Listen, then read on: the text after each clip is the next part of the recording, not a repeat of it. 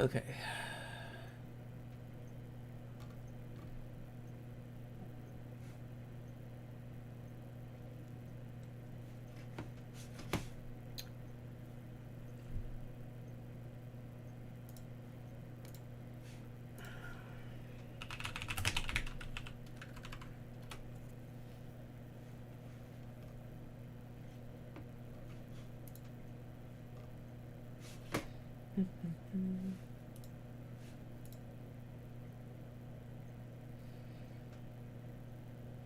Hello, everyone.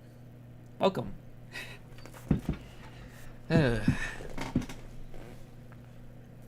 Welcome, welcome.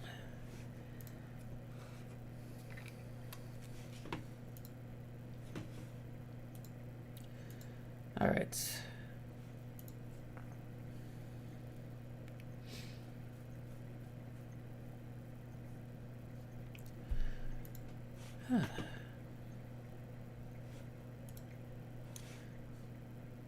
All right.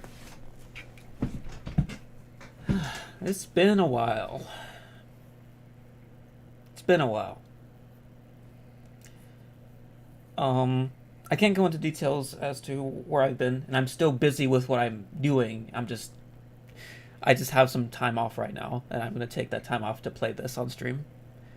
This game just came out, and I've missed doing streams, and I kind of just wanted to find an excuse to do a stream, even though I'm not gonna have time to work on stream yet, at least not for another couple months or so. So that's the deal. Can't really go into too much more detail though. So, let's see. Let me check something real quick.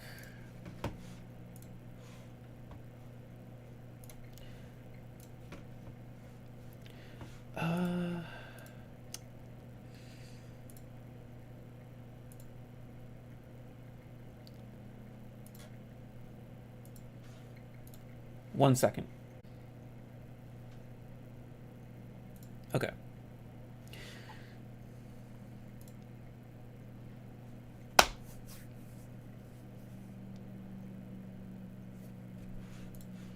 Still live? You guys can still hear me?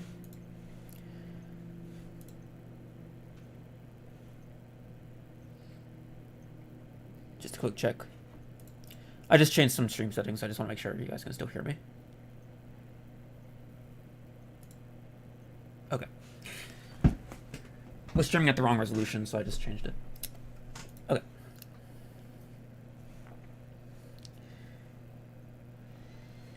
Anyway, so if there's any other further, like, questions you might have about where I've been and such, there's an FAQ in the description. It still has all my own FAQ stuff for my work, but also I've temporarily added stuff for, like, where I've been, just in case anyone else needs to know. It's not something I feel like I want to answer too much during the stream. I just want to relax and just play through a game. So, I guess without any further ado, let's download update. I probably should have done this beforehand, actually. I knew there was an update, a day one patch and stuff, but yeah. We'll give that a minute. Yeah,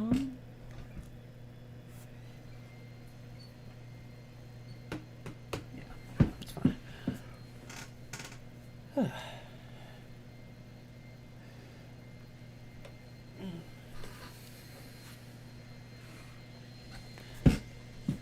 just gonna go ahead and shut the window. I'm not sure you guys can hear what's going on out there.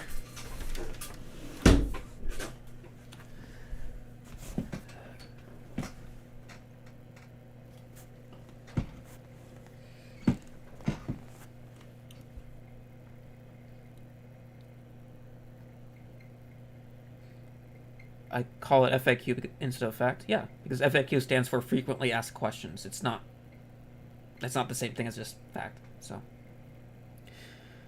VTuber model when? Nah, that's not for me. I don't want to put my models through an automated animation system. If I were to ever do that, I'd probably want to, like, program the entire system myself. not just the model, but like actual like how the face would like match to my expression or whatever. But that's not something I really want to do, so it's probably not gonna happen. Not really interested in it.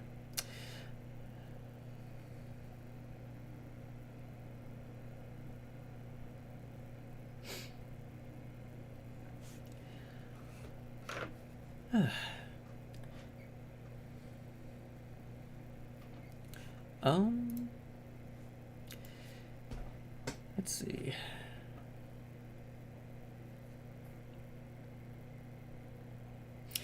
Oh yeah, I missed some questions. What start am I choosing? I'm gonna be choosing Piplup.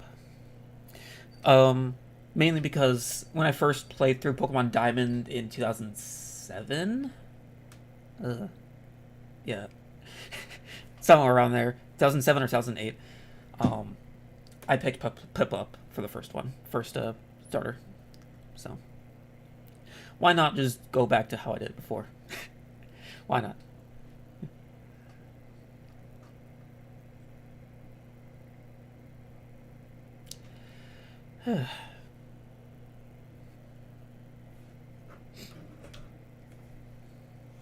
I think I'm gonna put on some background music while we wait, because it's kind of just awkward silence. Why not?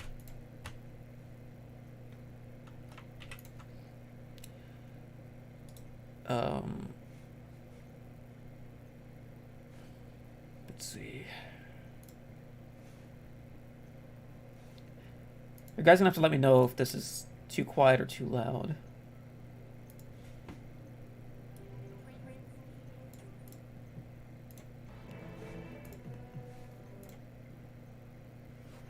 Sure. Okay, let's try that. Can you guys hear me just fine still? Or is it just too quiet? Who knows? I just need to know.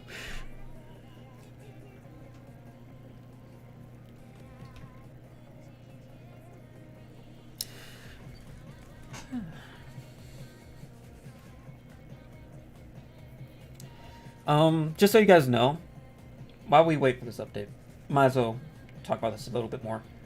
When I get back to doing work, let me go and turn on the music.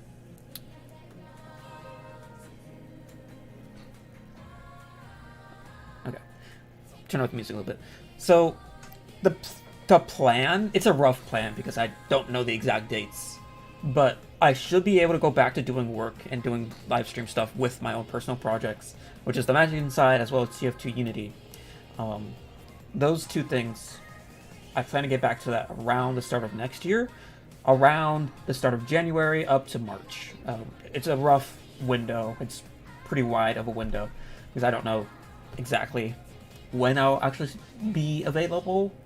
But once I am available, I will be available for a while. So that's the plan.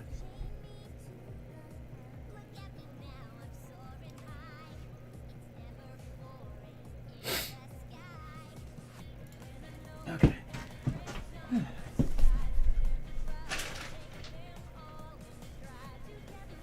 Kind of cold in here.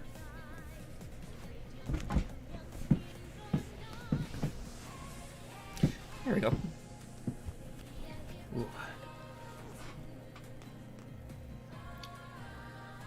We're almost there. Jeez. I should have done this beforehand. I didn't realize the update would take this long. Oh well.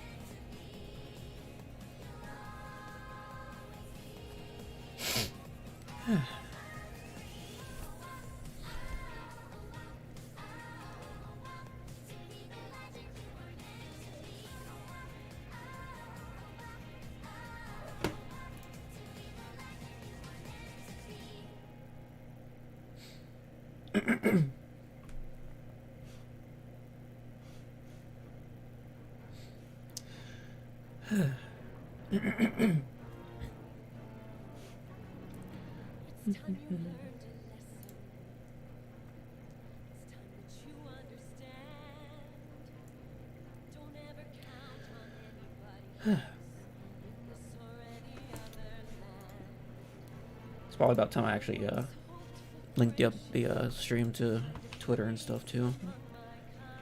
Right before we jump in with the update finishing.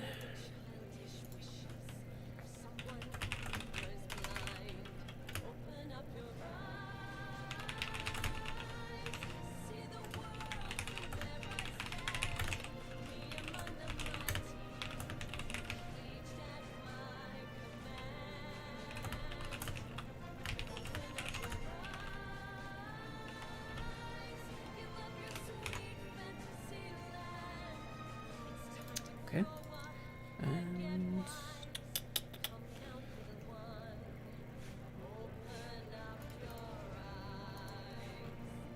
And let me get the short link. Yeah.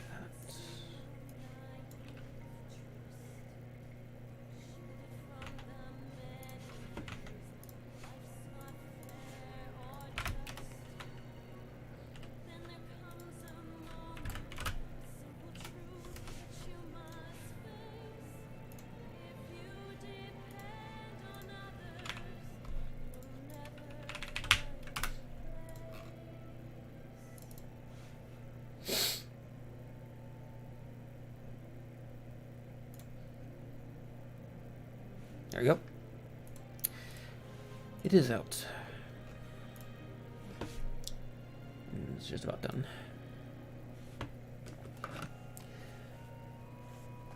All right. Oh, fun fact. I learned about this yesterday. But Pokemon Brilliant Diamond and Shining Pearl are built in the Unity engine. They aren't using the normal Pokemon engine that you'd see in like Sword and Shield. This is a Unity game on the Switch. That surprised me. Alright, you can turn off the music now. Boom. I'm doing good. Thanks for asking. Just excited to just relax on stream for once. Haven't been able to do streams in a long time, so I'm looking forward to it.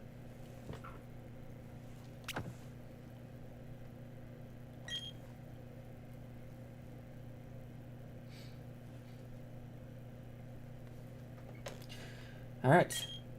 This is probably Ron. Yep.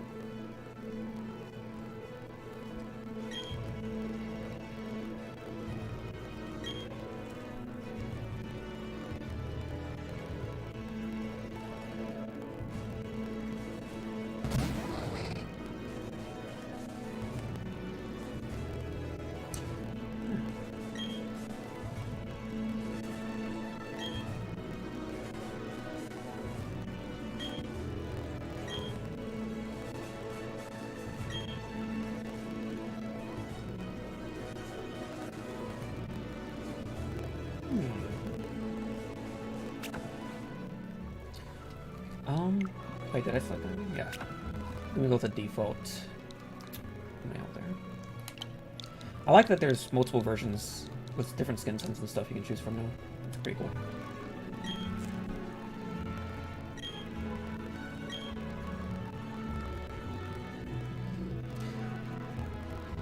No, Generation 4 of Pokemon is my favorite generation of Pokemon. Pokemon Diamond, Pearl, Platinum. They're my favorites. So, I definitely am looking forward to playing through this, but doesn't mean I'm not going to criticize it if I see like weird problems with it. And I know that there's already a couple I've seen that still bug me. That's present in other Pokemon, 3D Pokemon games.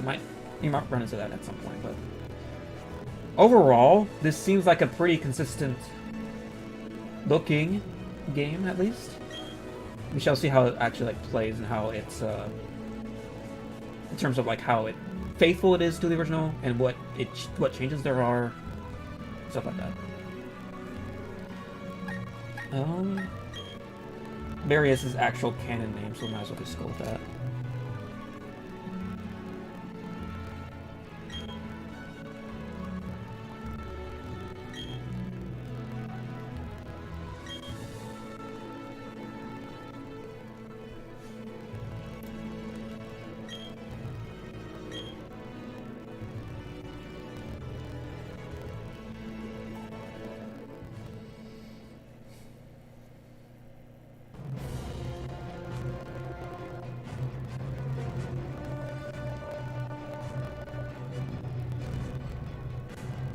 I never understood what the Red Gyarados reference here is meant to be about, other than, I guess, what's going on in Gold and Silver. But, like, why is it news here? I'm not sure.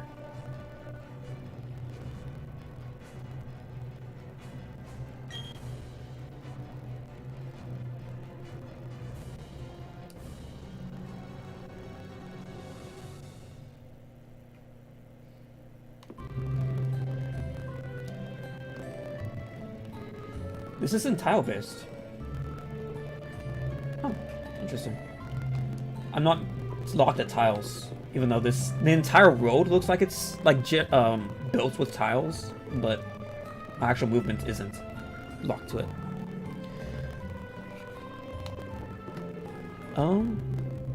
Game audio is crackly. Game audio is crackly. Thanks for letting me know. Hold on. Let me see if I can figure that out. Let me put on some headphones. I can look into that.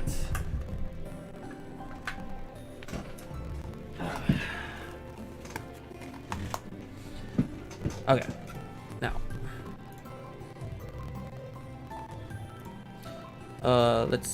What am I hearing on stream here? I'm gonna mute the capture card for now, and I'm gonna look back on the stream.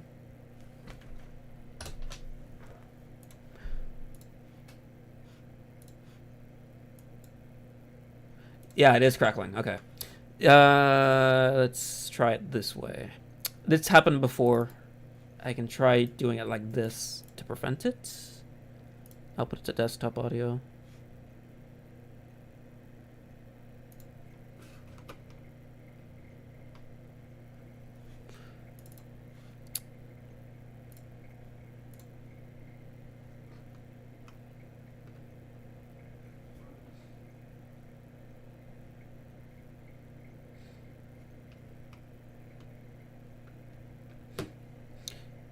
It's still crackling a little bit. Give me a minute. This wasn't happening the other day when I was doing tests, so let me try.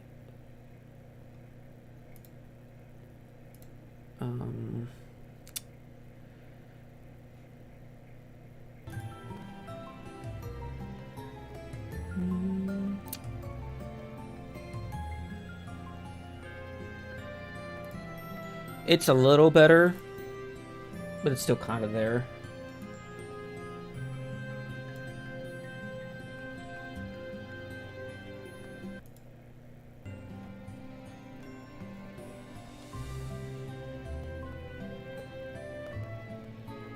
Yeah, it's still kind of there.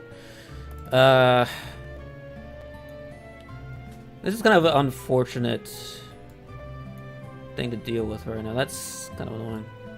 I could try restarting my computer, but I don't. It would end the stream, and it would also not a guarantee it would work.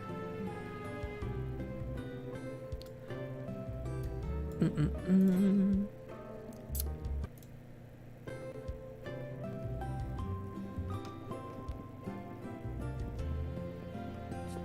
that fix it? I'm not hearing it anymore, at least.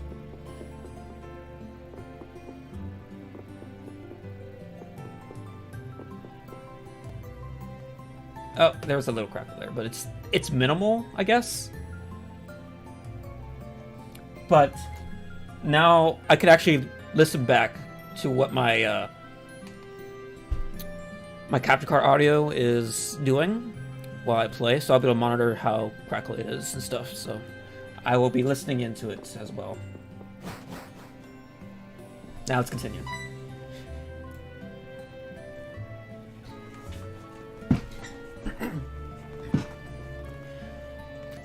Though, to be fair, my capture card is from, like, 2013. So, it is pretty old at this point, and I should probably get a new one. So, something to think about later.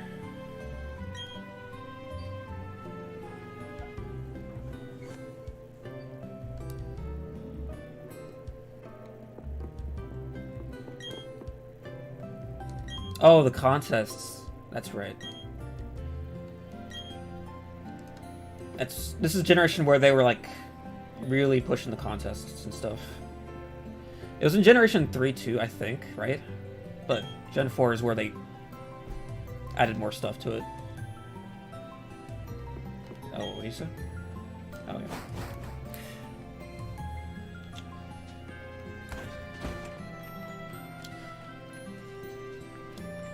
Go to Barry's place.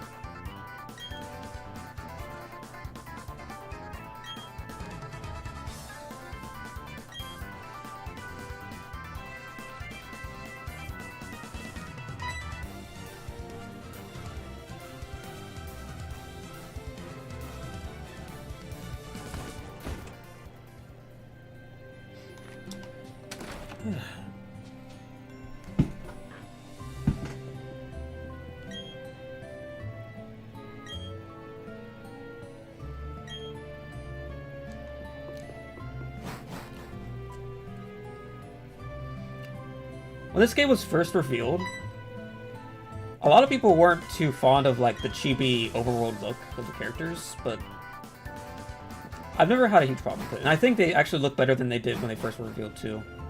It's looking a lot better. When the game was first revealed, there's a lot of problems with the shading. Oh, up here. Just a lot of things looked inconsistent. But ever since then, the game has like generally improved with consistency overall with how the game looks. I don't think Barry mentioned Red Gyarados here before.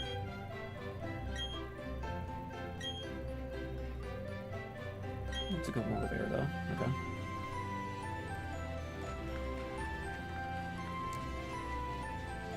I don't have running shoes. I don't think running shoes were a thing for a while, wasn't it? Like, you just had access to running right off the bat since, was it Omega Ruby Alpha Sapphire? You just had running shoes off the bat? Or was it like a later game? I forget.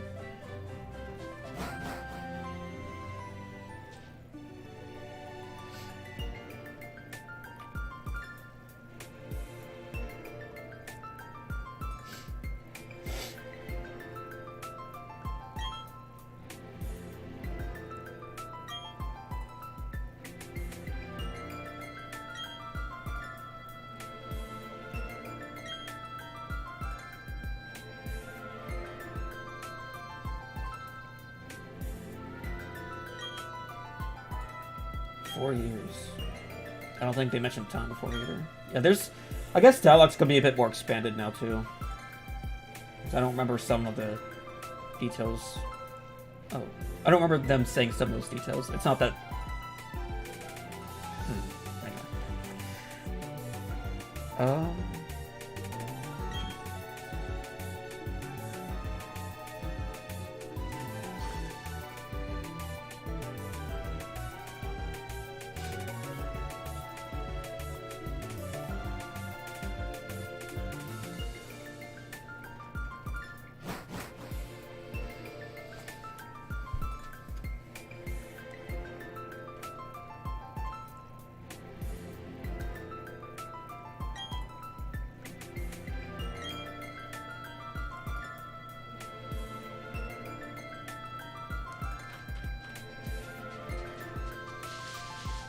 The cutscene movement is lock to tiles. That's funny.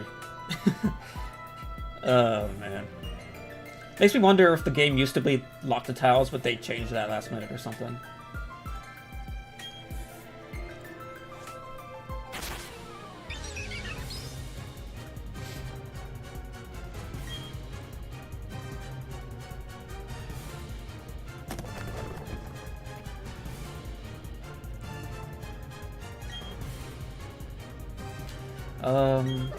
Strictly. Pick up this last one.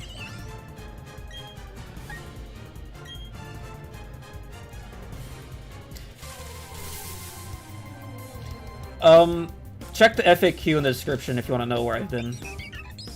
I went over that a little bit in the start of the stream, but I want to try to make sure I'm not constantly answering that question, so. Even the UI elements in battling look kind of like how the DS bottom screen UI looked for battles too. Kind of neat. I like it.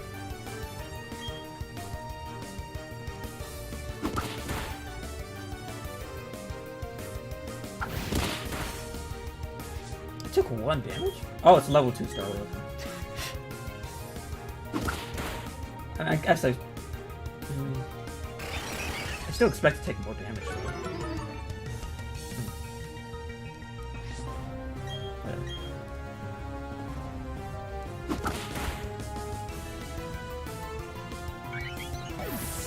Yeah, no worries. The FAQ's there for a reason, so.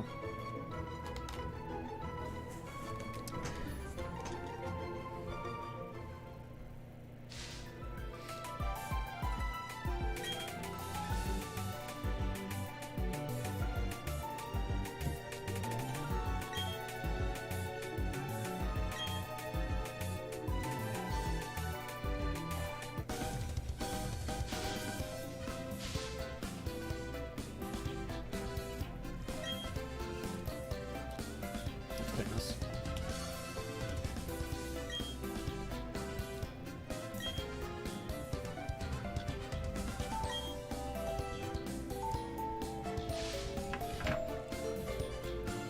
Oh, my glasses here.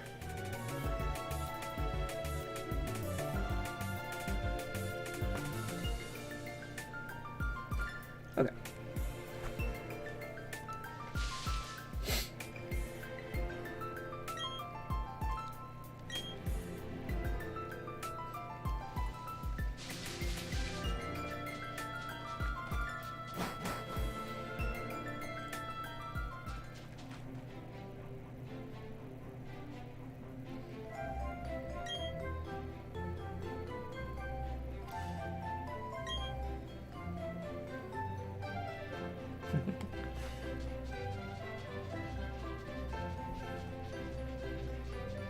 Yeah, they definitely changed a lot of the dialogue. Barry's tone's a lot different here. He didn't mention, like, want to spend more time with the Pokemon. He just wanted to keep going before.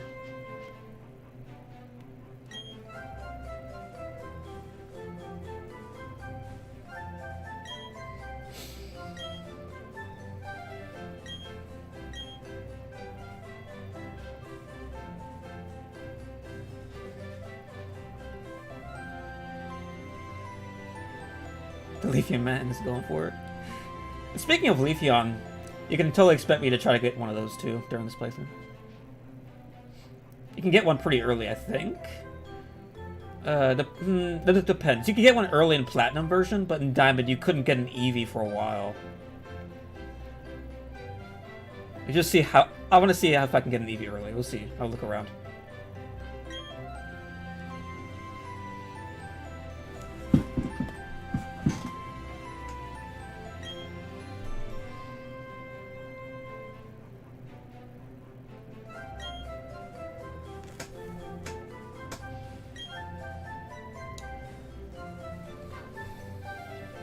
Am I gonna beat it today? I mean, I'm not sure. It could happen, but I'm not a speedrunner. But for Pokemon, at least, I do speedrun other games, but not for this. But I'm also very familiar with at least the general like order of things you need to do from the original Gen 4 games. So I'm not. It's not like I'm gonna get lost. If I want to progress, I can progress pretty far quickly if I need to, I suppose. But I'm probably gonna take my time, and this might take 2 or 3 streams to finish, probably. Maybe.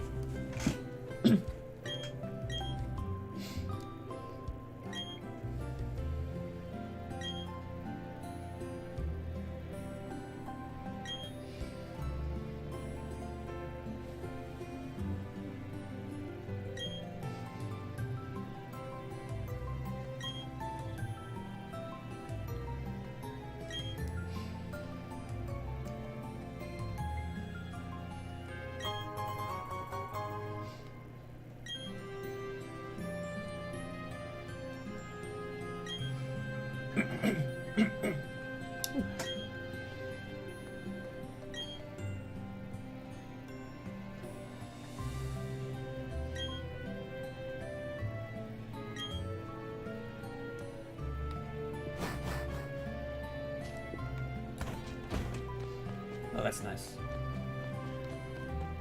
Good run. Oh, I don't even have to hold B. I was holding B, but no, I was wrong the whole time. Okay. I guess it's kind of cool. You don't have to hold a button to run.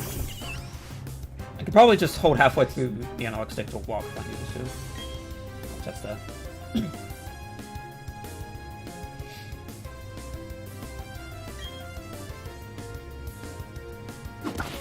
The way it cuts to wild encounters. I actually wasn't paying attention to the transition. I'll look into that next time I run to encounter.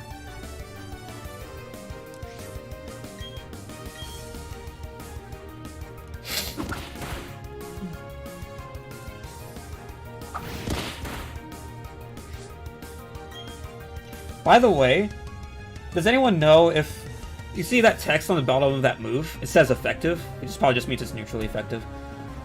Was that added to Pokemon before this game? Like, was it in Sword and Shield too? I didn't play Sword and Shield, so I don't know.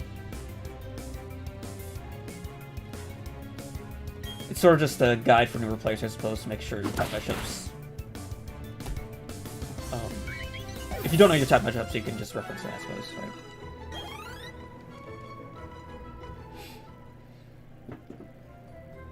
It was in Sword and Shield? Okay, yeah. Yeah, I can just hold halfway the analog stick to walk. Okay. In Diamond Pearl, you could walk through grass to decrease encounter rates.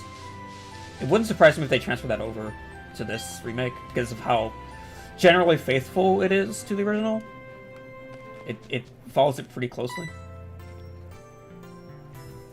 Was it in Sun and Moon too? I played Sun and Moon, but I don't remember that being there. Huh.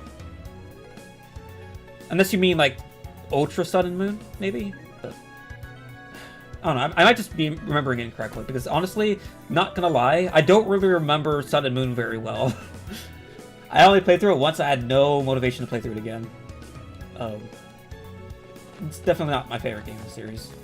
It wasn't horrible by any means, I suppose, story-wise, but it was hard to get into for me.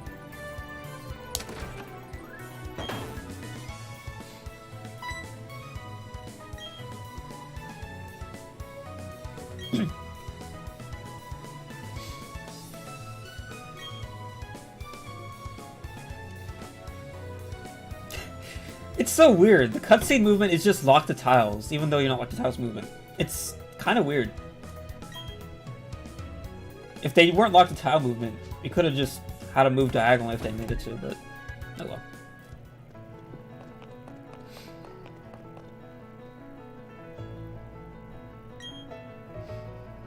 Wow, look at that anisotropic filtering on the texture there. The left eyebrow on Ron is like extremely unfiltered, while the one more facing towards the camera is like way more clean. I'm not sure why, but most Switch games just don't have great anisotropic filtering for when textures are like at extreme angles, so it just looks kind of weird. It's not a specific problem to this game, just a lot of Switch games are like that.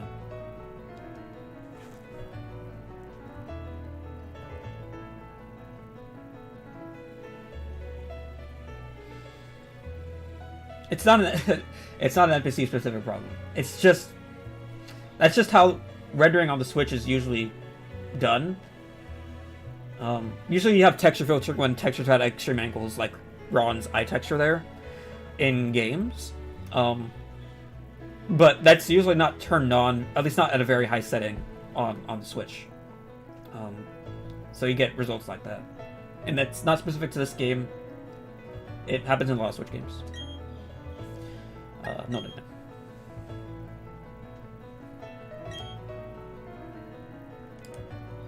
Battled very well by just pressing on move, yep.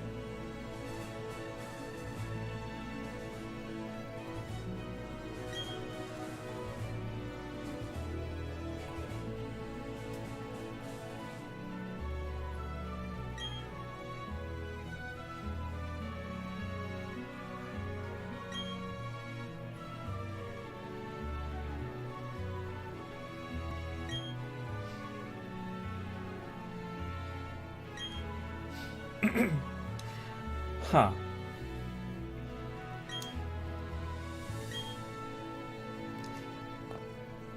It's kind of amusing. They go for extreme close-ups with the overworld models. I didn't think they'd do that for cutscenes. Especially when during battles you have a full-size like normal like anime proportion character. I don't know. It's kind of weird.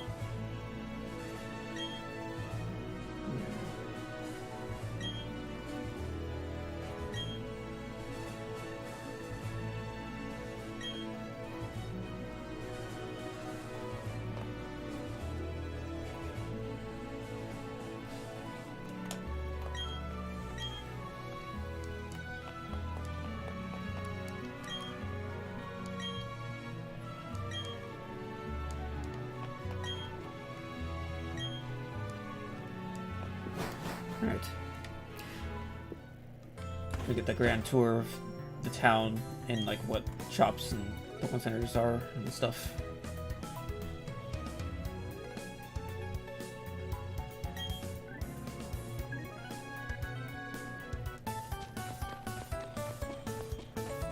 Lack of nose on the older characters? Huh. I didn't notice that.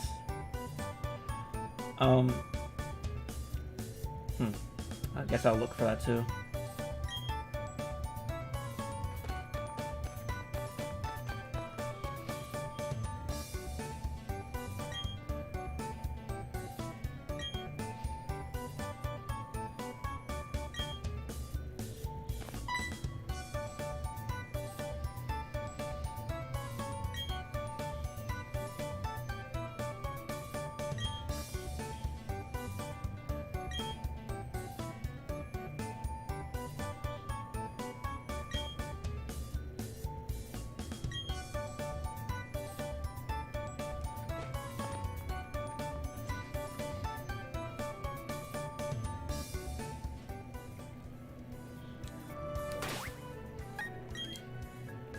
Yeah, my Pokemon's not healed up yet. It's only 3 HP though. Yeah, that's fine. Might as well do.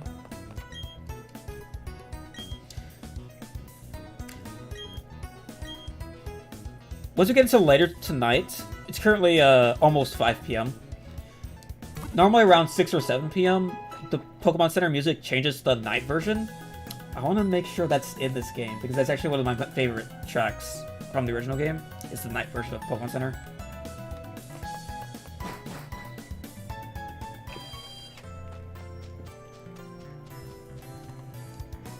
Yeah. I don't think there's anything for me here yet.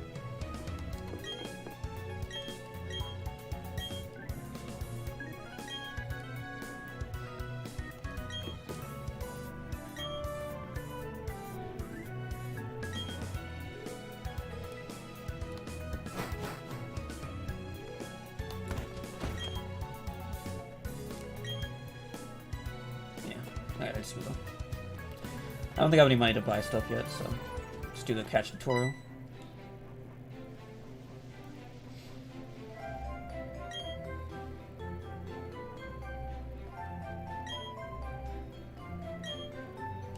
Oh, yeah, duh. I have to go back. Forgot about that little detail.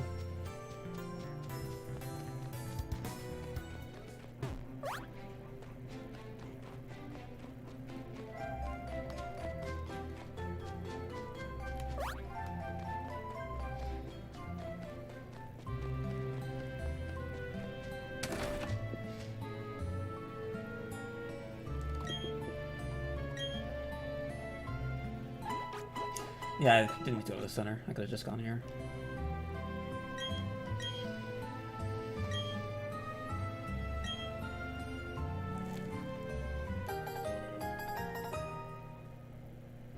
Guidebook.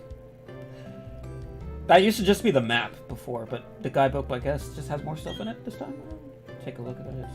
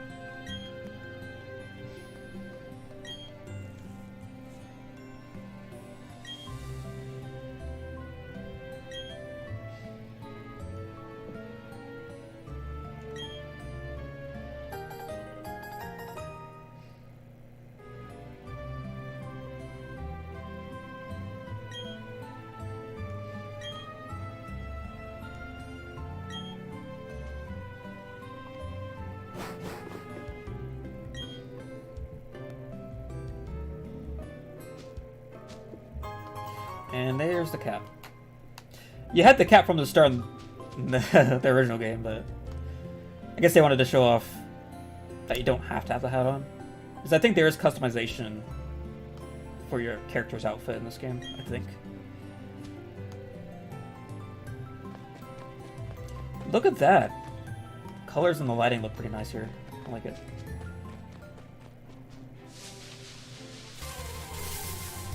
Oh yeah, I see what the drawing transition. I kind of see that. Yeah, it's sort of just an instant flash of the grass animation there.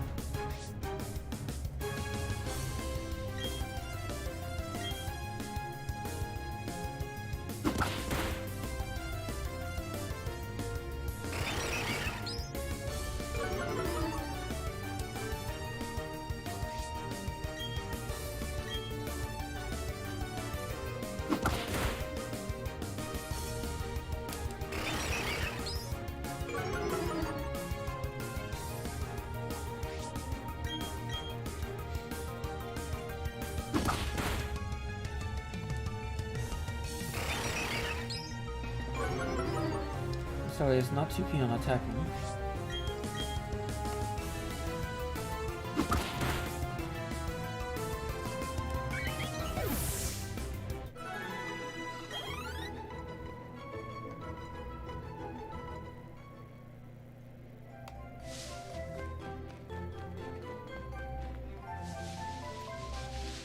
It's kind of hard to walk, actually. Sometimes I just keep accidentally running. Is there a walk button? Oh, you know what? Options. Check options. Let's head down fast. Set.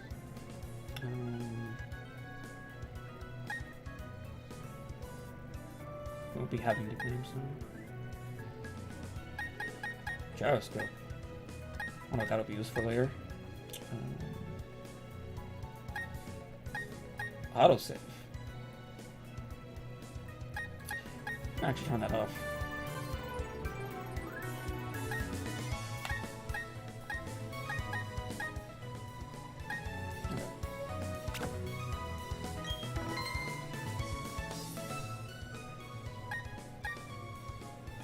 Cool.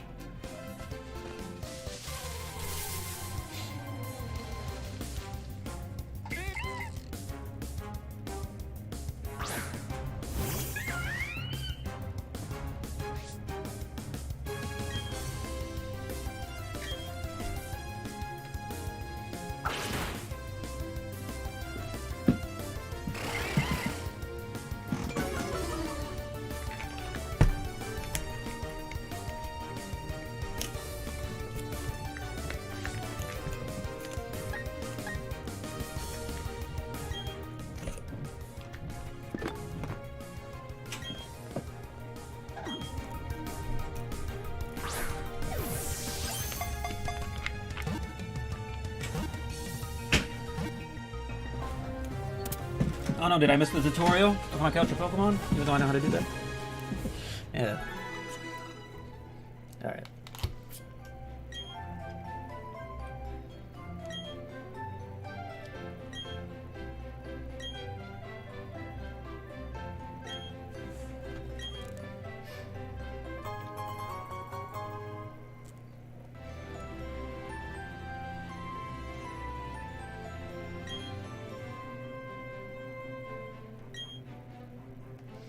Alright.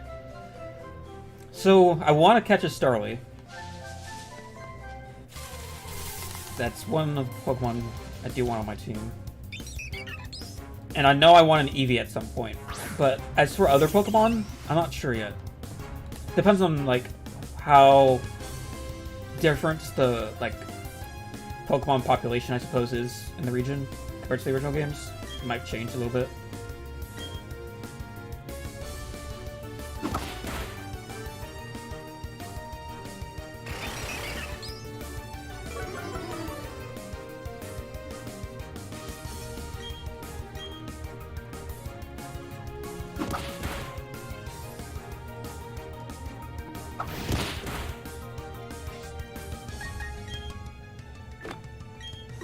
Oh, they gave me 20.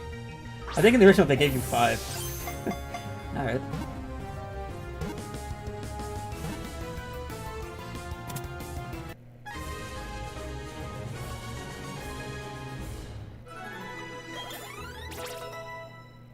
Oh, okay, yeah, that's right, that's right.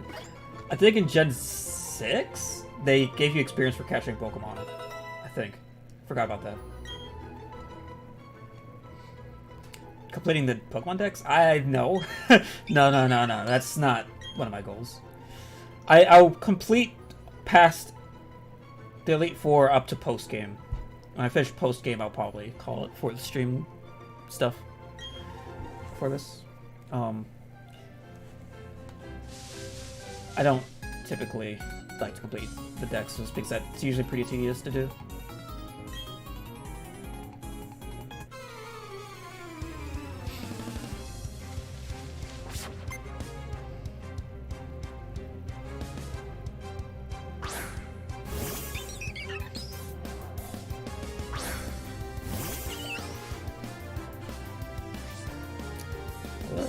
First time I'm hearing the trainer battle theme.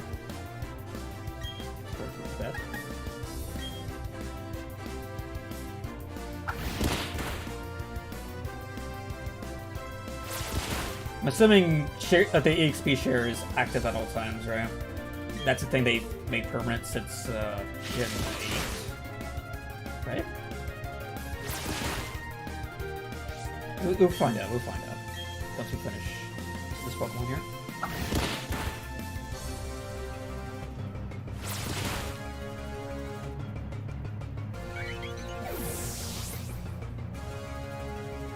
Yeah. The Pokemon that battle gets a bit more, though.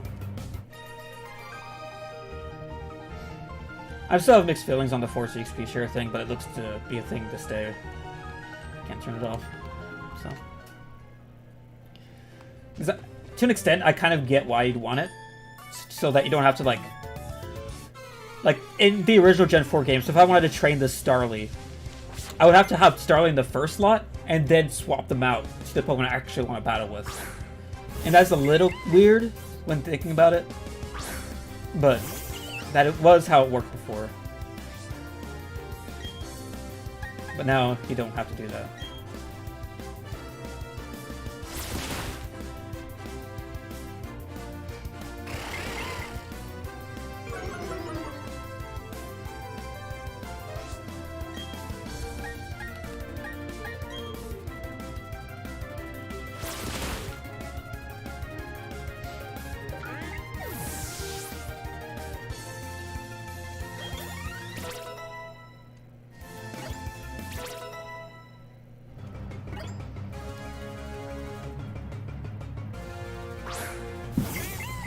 I have to get my water in a bit here.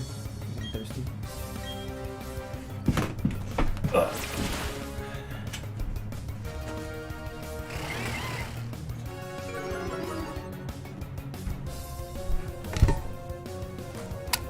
Okay.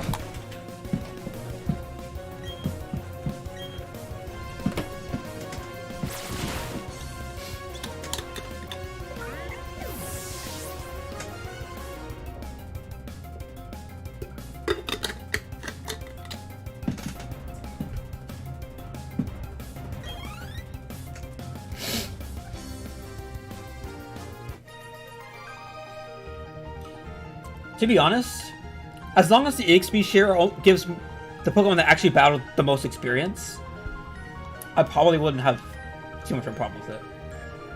Because the thing I'm worried about with the shared EXP share when it comes to like how you play the game is you just battle with one Pokemon most of the time until you don't want to use that Pokemon for a certain matchup or whatever.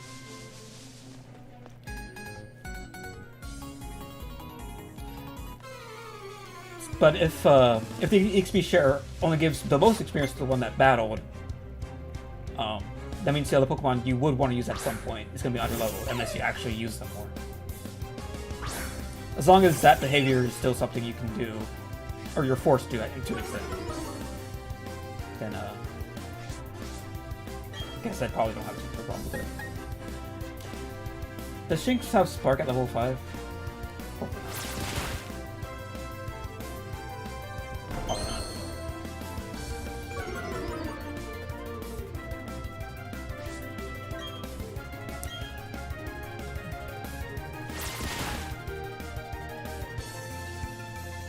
Ah, it's Thundershock though. Okay. It did not learn Thundershock before. I don't even think that was in its move pool before, so that's new. Good to know.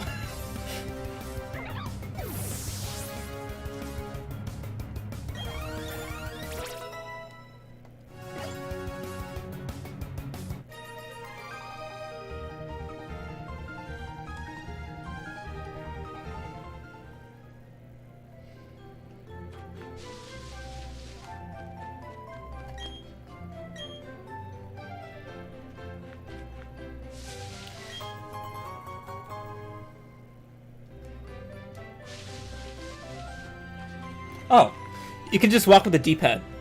I don't have to like hold halfway on the analog stick. I can just walk with the D-pad. That's actually way easier. Though you're locked to tile movements on D-pad, which is similar to Gen 6, right? In Gen 6, if you use D-pad on the 3DS, you'd be locked to tiles, but with analog stick you wouldn't be. Huh. Interesting. Interesting.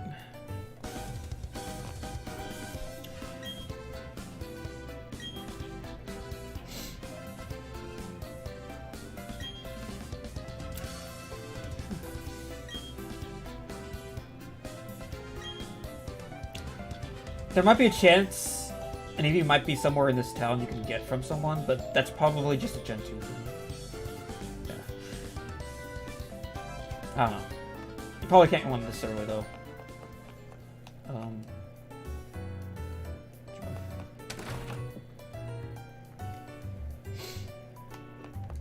I'll just look around for a bit.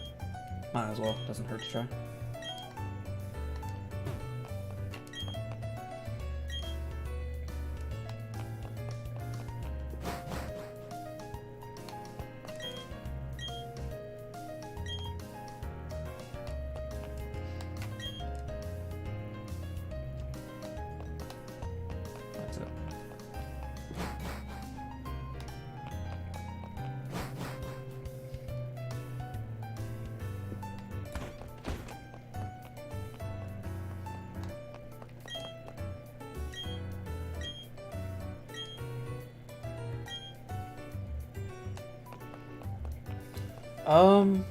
There's probably some things I can do in that trader school, but I don't need to.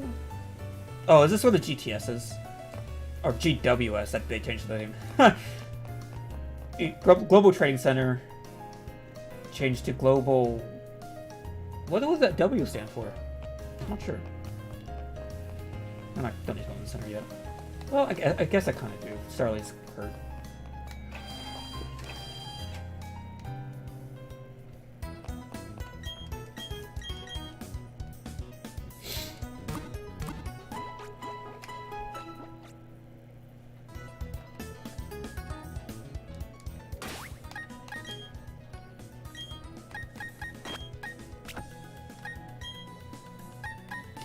We should actually check what our Pokemons are like right now. Relaxed? So that's plus defense minus speed, I think. Yep. What's Piplup? That's plus special defense minus... I might be wrong. No, that's minus special defense and plus defense. It could be better natures, but it's not unworkable. I'm just gonna have a little Staraptor, which I could probably deal with that.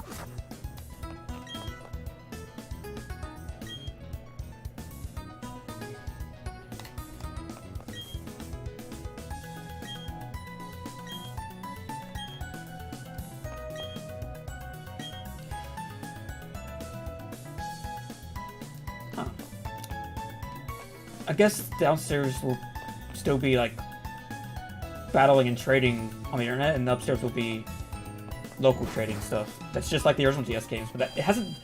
Pokemon hasn't done that in a long time. They put all that in one place since Generation 5 or 6, I think.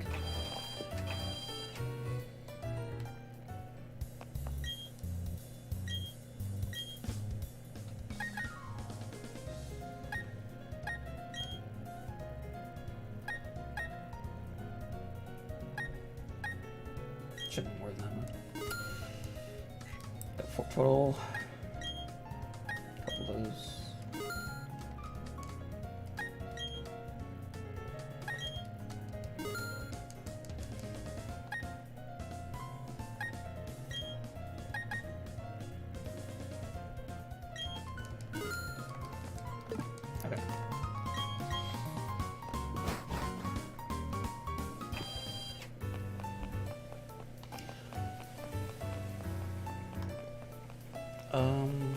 Where's that Poketch guy?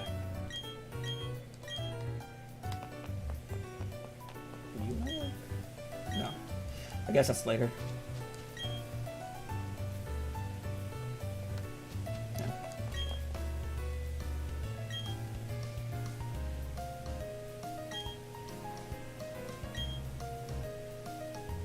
This is new. What is this about? Enemy local room. You'll be able to join a group.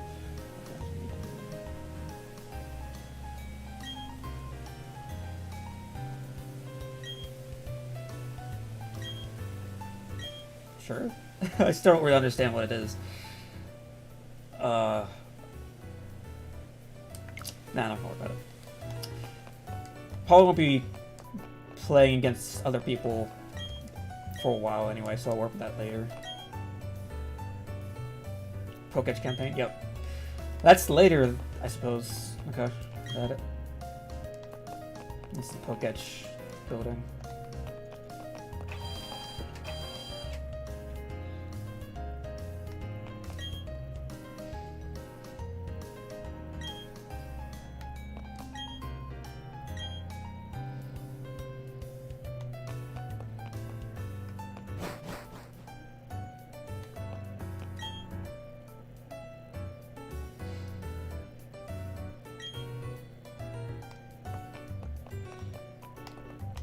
Might be an item here? No. Okay. Usually spots like that have hidden items there.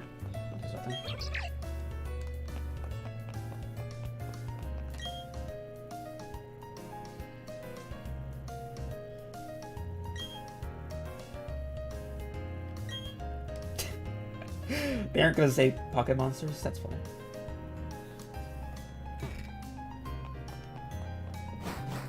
You can still run with the D-pad by holding B too.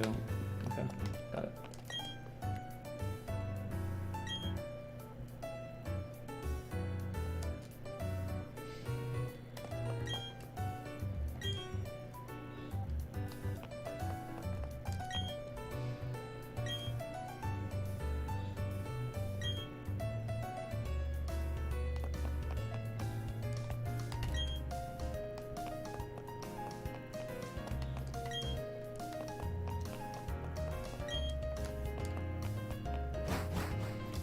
Can't remember if there's like a hidden item in those trash cans at some point. I'll always keep checking them throughout the game. Yeah. Okay.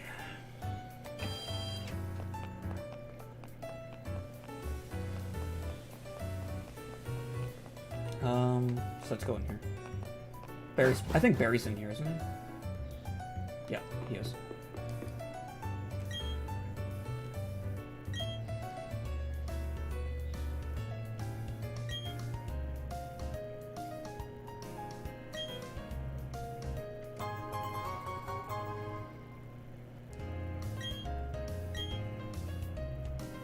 Oh.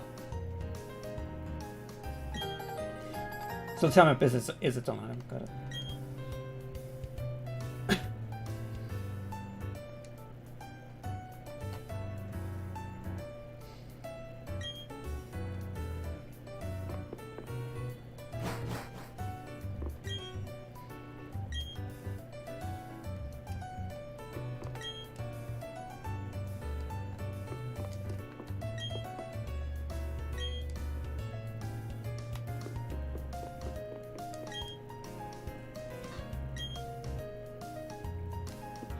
These are battles.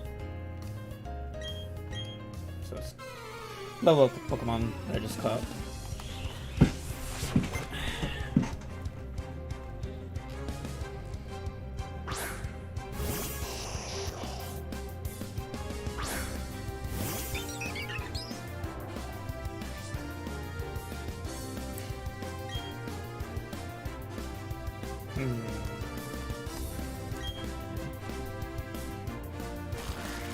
Charge Beam! Oh no. Both of my Pokemon are weak to that type. I don't remember us ever having that move here. Let's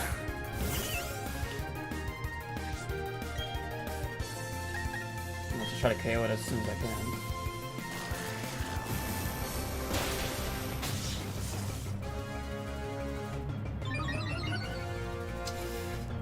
Oh no.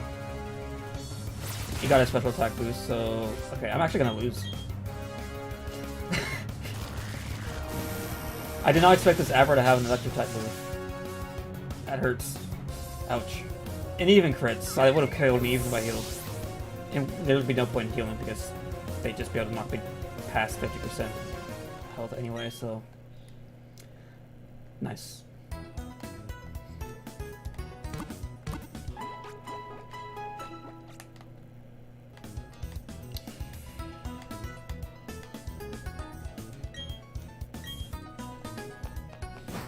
Okay. I guess we'll go back to that later. We need to find a Pokemon that isn't weak to Electric. I might have Shakes on my team at some point, I think. It's a shame Luxray isn't amazing as a Pokemon, but I still like the Pokemon, despite that.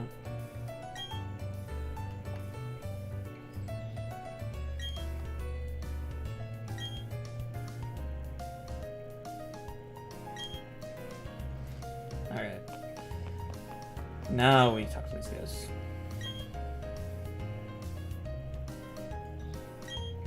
Yeah?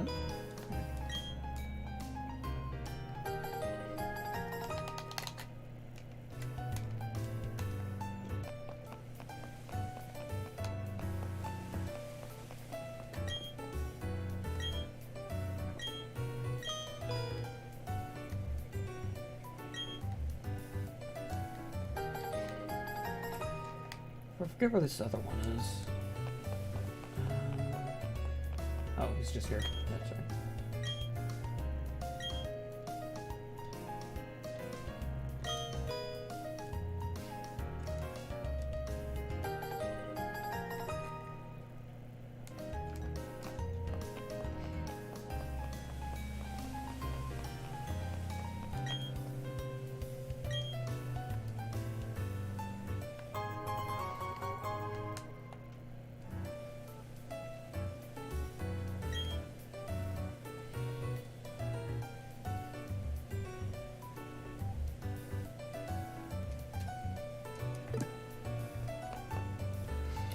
So, given the Switch is a dockable console, you don't always have access to the touchscreen.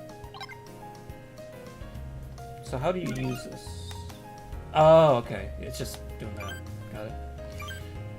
It's pretty cool though. Like, I saw this before, but the Poketch apps are actually really similar to how they look in the original games,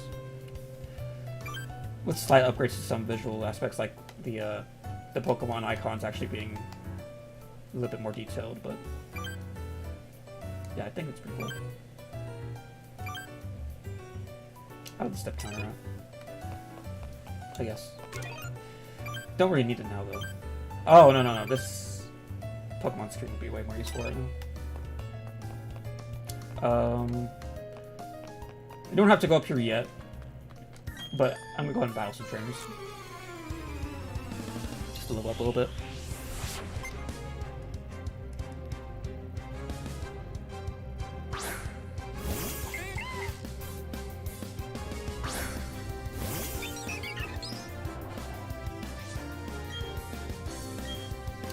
Level 4 versus level 7. This is... Maybe I should just swap out. Starly needs to grow a little bit more than this. Yeah... It's gonna be too slow.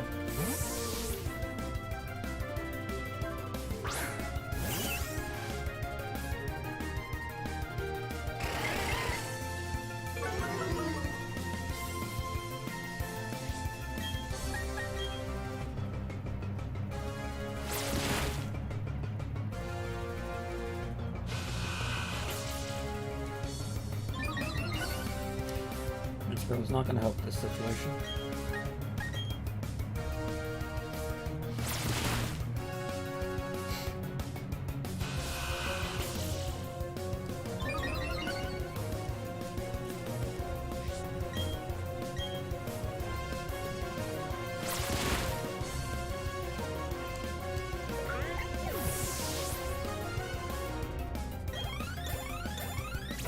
Oh, dang. 2 levels for Starly there.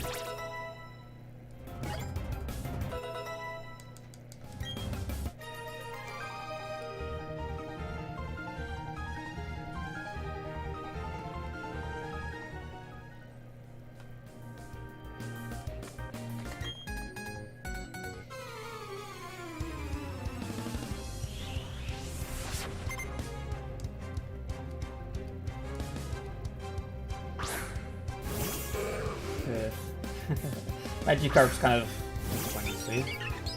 They don't get very much experience to defeat, so it's kind of a waste of time.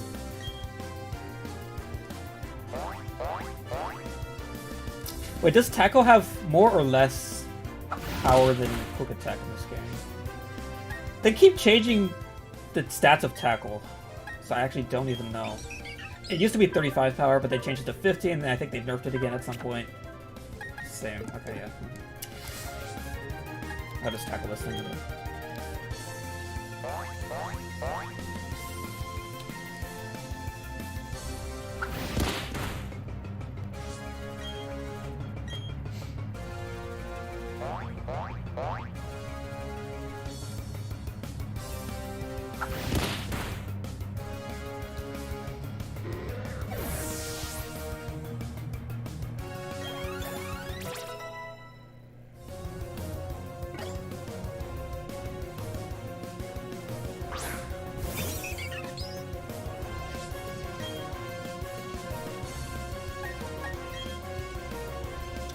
Yeah, this Starly is so slow. It's 2 levels above this other Starly, and it's...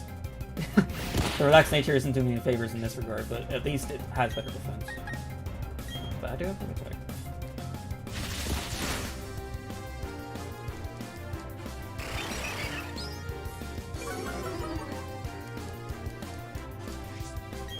And better defense is going to be more beneficial with Intimidate when it evolves, too. So, I guess it's going to be sort of a physical tank. Well, kinda. I mean, only if Intimidate gets to go off, you can do that decently well.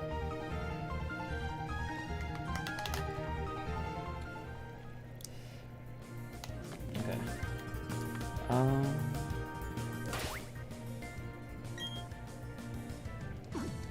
keep that in.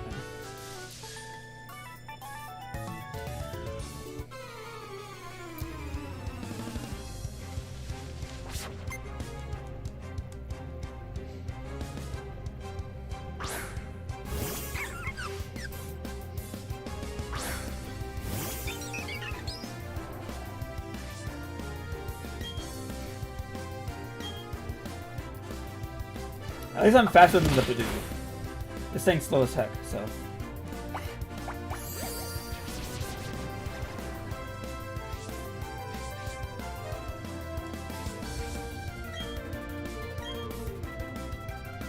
Oh, it's a speed type. Okay. So it's just random who goes first.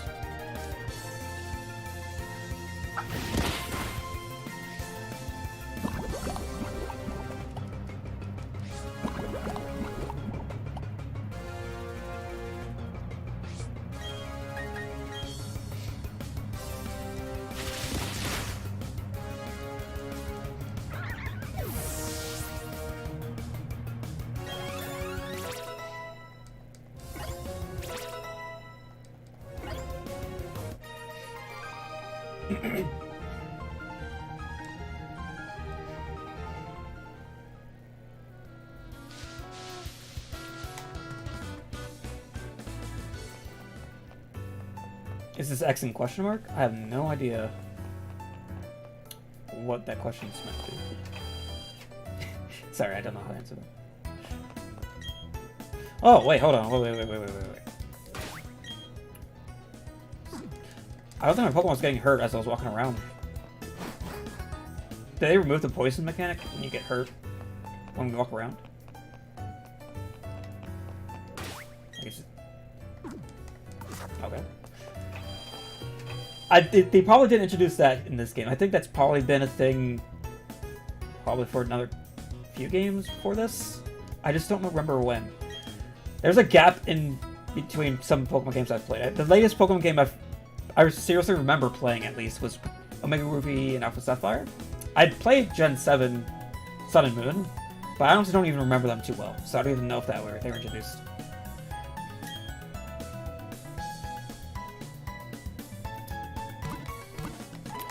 Oh well. Oh, X and Y. No, this is a way newer game than that. Well, kinda. Half true, actually. This is a remake of a Gen 4 game that came out in 2007, but this game just came out today, the remake. So,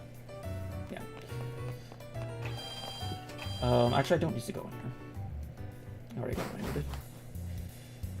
I think there's another trainer or two up here to get experience from, and then I'll move on.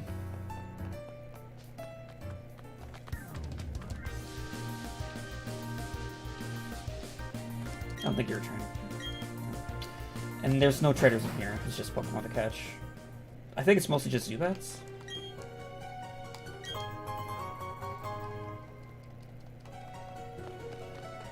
Not gonna worry about them.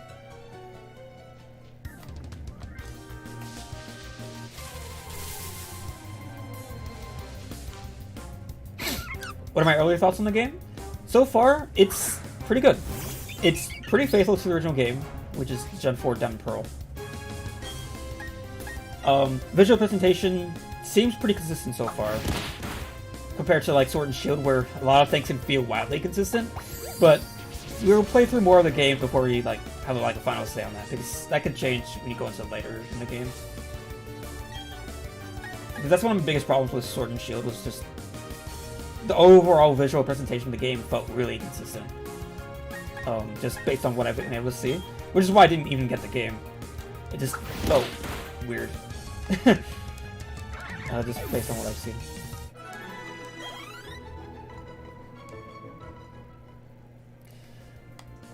But I don't have anything too specific to say just yet. But I definitely don't have any, like, glaring issues with the game I have. Like, I don't have any glaring issues yet. At least from what we've encountered so far. No, I already healed. I'm autopiloting. I need to go right over here to the routes. Right side, over here. Yep. Where are you?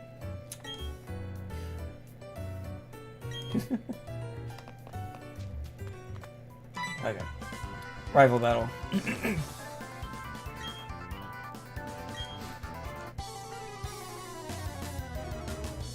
Yeah, the game had a rough first reveal, but I think the game's visual style works and it's consistent. It looks good.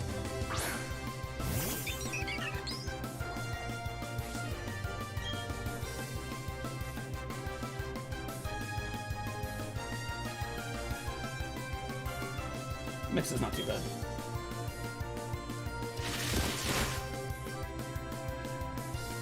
I've listened to a lot of remixes, like fan remixes of a lot of Gen 4 music, and I think I still prefer some of the fan remixes, but this is still pretty good.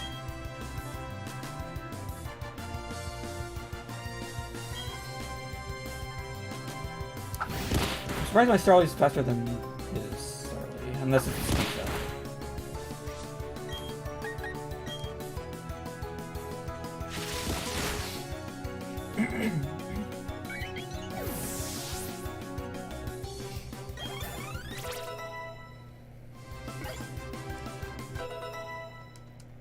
Starter stab move.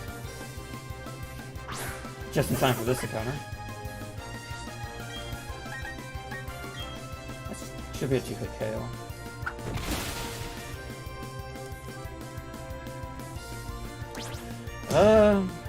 Will this not make it a 2-hit? I feel like that should be good. That should be able to.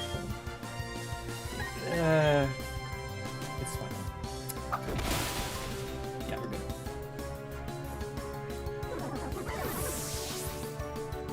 Oh, yeah. I fully expect mods of this game to be fairly common, because I mentioned this in the start of the stream, but of course, new people come and join.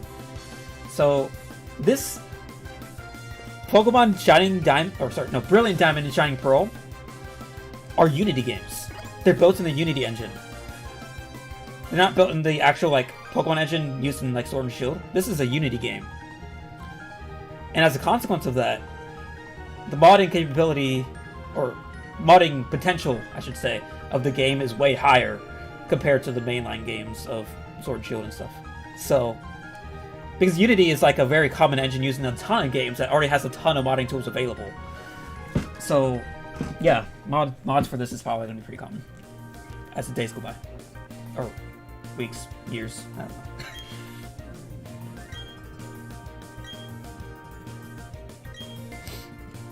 I learned about the Unity thing yesterday. It was a surprise to me too.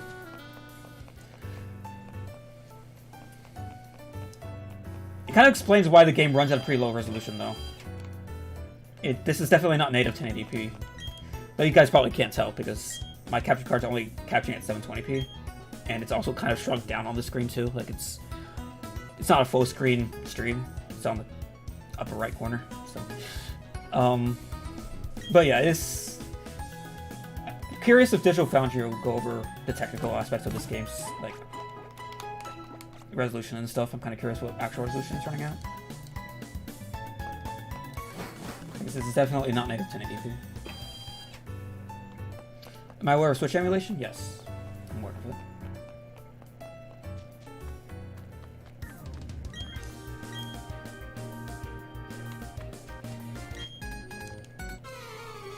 You can still talk to trainers in this game and get faster, faster transition to battles.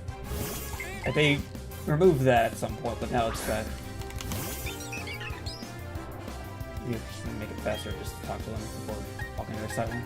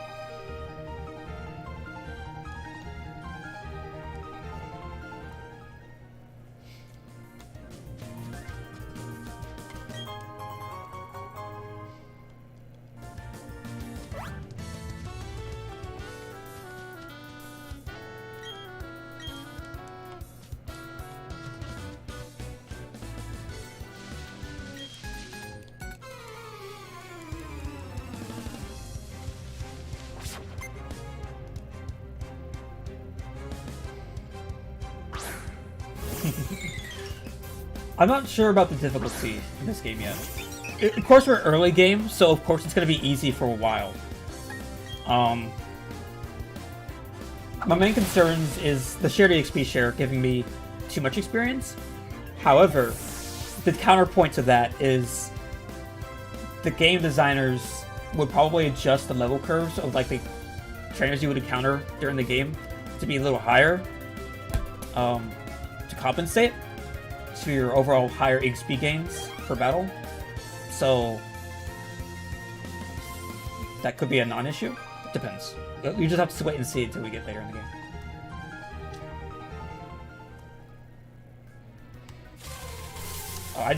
Oh, okay, that was like not even a step.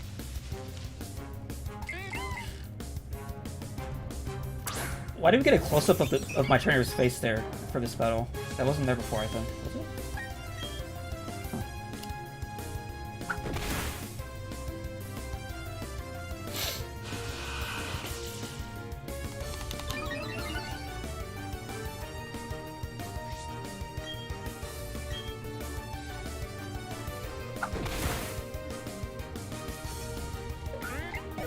Was Starly evolving at 14 or 16? I forget. I don't remember. We'll swap to Piplup right now.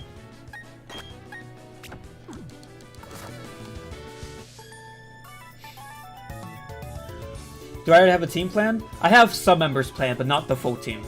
I'll probably get a Shinx at some point for Luxray, and I want to get an Eevee for Leafeon.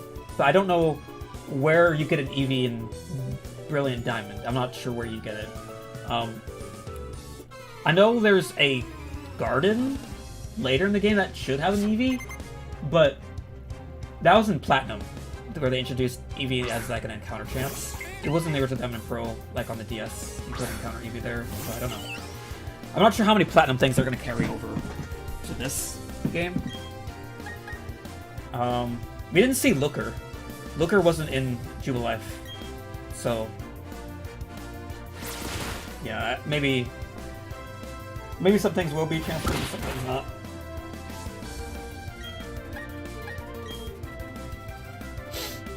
Star Wars at 14, yeah.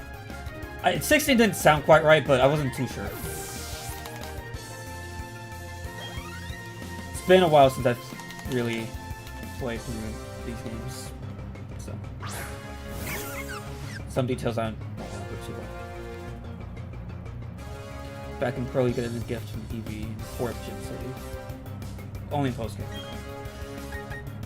I will do my best to try to find one before we get too far in the game. At least we probably won't get them before like the 2nd or 3rd gym or something, but hopefully around that area we'll find a way to get it left.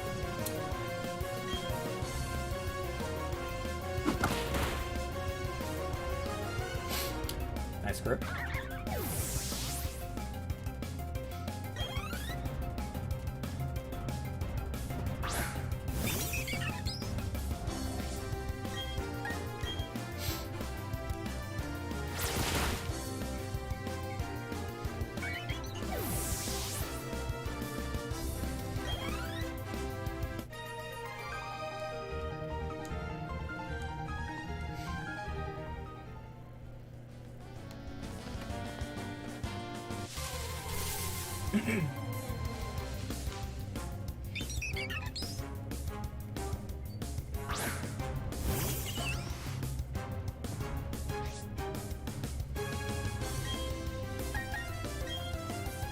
Am I taking a break from the Maximum Side project? Kind of. That's because I am doing freelance work, like an actual job that's taking up all of my time that I would normally be spending on other personal project stuff. So it's been on hold until the freelance job I'm on is over, and that will be over in like a couple months at most. So once that job is done, I'll be back doing Magic Inside stuff. Because I know it's been a while. It's been a while.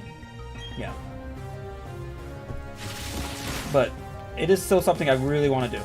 It's not canceled by any means, as well as my other personal project being TF2 Unity and stuff. Like, I want to get into that stuff again. I just haven't had the time.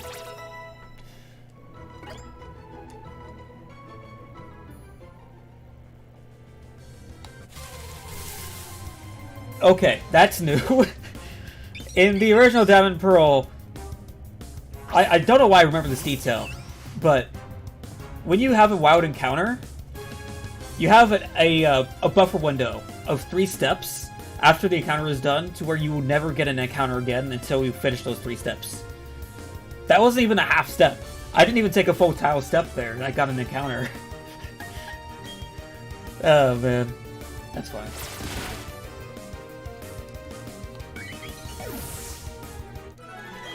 I guess I'm just gonna walk. I'm not sure if that reduces your counter rate, though, in this version of the game. It does in the original, but I don't know if it does in this game. Make an animation studio in the future? How will I know? I don't know. I have no plans. I just want to do my own personal project and see where it takes me. That's kind of just what my plan is. Nothing too specific.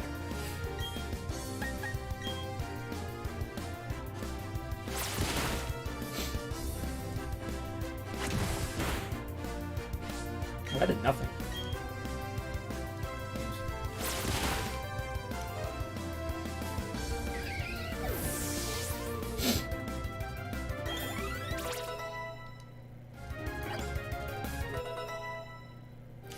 I don't think I've ever learned Charm before. That's new. That is new to me. It's not really that useful for me, though. I think it just lowers attack, right? Just, it's like a slightly better growl, right? Yeah. So this growl move is now completely redundant, but Charm could be useful since it takes it down 2 stages. Might be useful for the Cranidos fight later. That could be rough, maybe. No. The thing is, I have Piplup. That's probably just a 2k on Cranidos. Especially at this level, it should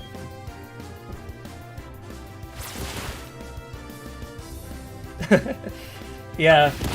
The shiny colors for Starlight isn't this much that different when in this kind of lighting. It looks like a shiny Starlight because of the orange.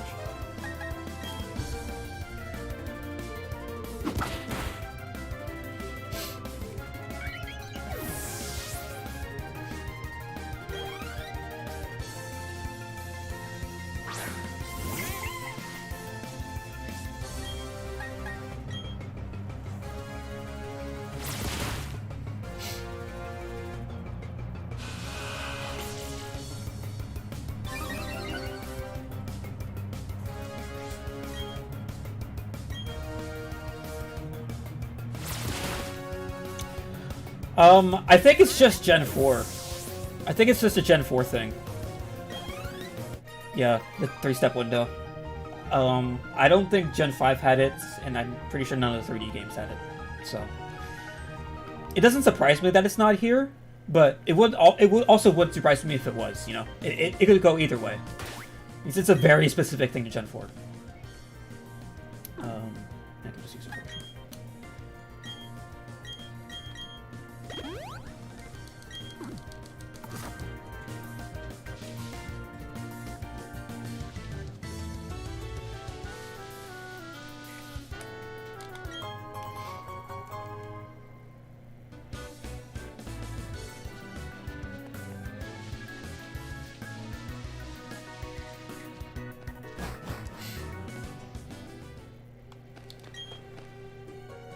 Oh, something close up.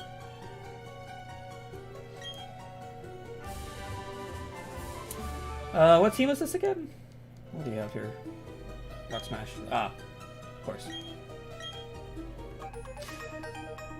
Hidden Moves app. Okay, that's that's new. I don't know what that is.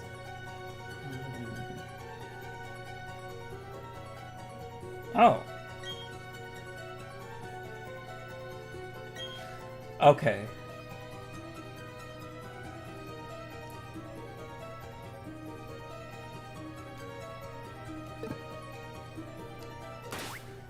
So that's the replacement to like HM slaves. Before you'd want a Pokemon on your team to actually learn the HM. Rock Smash? It was an HM in Diamond Pearl, but now it's a TM. So now there's a Poketch app that will summon a wild Pokemon, I guess? Yeah, okay, I shouldn't have talked to you again. You just have access to your HMs right here. Huh.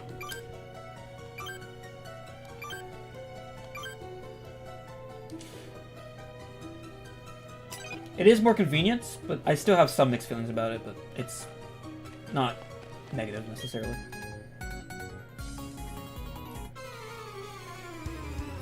Are you planning on do the EV in this game? I think you just mean if I'm going to get an EV. Yes, I do want to get an EV at some point. Hopefully not too far into the game. I want to get it as soon as I can. I just don't know where you can get it yet. I'm not going to look up a guide to find out. I'm just gonna go off some of the information I know from the actual original Gen 4 games and see if they're applicable here. I know there's the garden area where you could get an Eevee as well as a bunch of other special Pokemon. I just don't know if that was just a Platinum thing though, Pokemon Platinum, and I don't know if that's gonna be a thing in this version. So, yeah, let's take this out as soon as I can. This thing has Thunder Shock now. Didn't use Thunder Shock. Okay. They use Oat Sprites for the watch. For the most part, yes, just not for the Pokemon icons. But like the actual Poketch apps, like the clock calculator, stuff like that, looks to be pretty much how it was laid out in the original, which is pretty cool.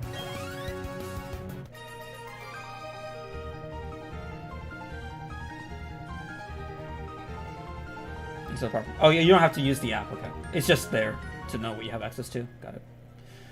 Makes sense. You could just, yeah. Makes sense.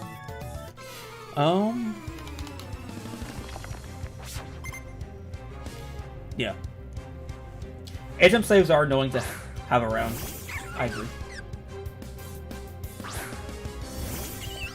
It is a tough problem to solve because to an extent, it is nice. It is a nice feeling to know that Pokemon that you have on your team is helping you across your journey. But it's also a consequence to where sometimes HM moves are pretty useless in battle, and you're just forced to have this useless move on your team somewhere. And it's usually best to have that on a Pokemon that you don't normally use for battling, which is just your HM slave, like a Bidoof or something.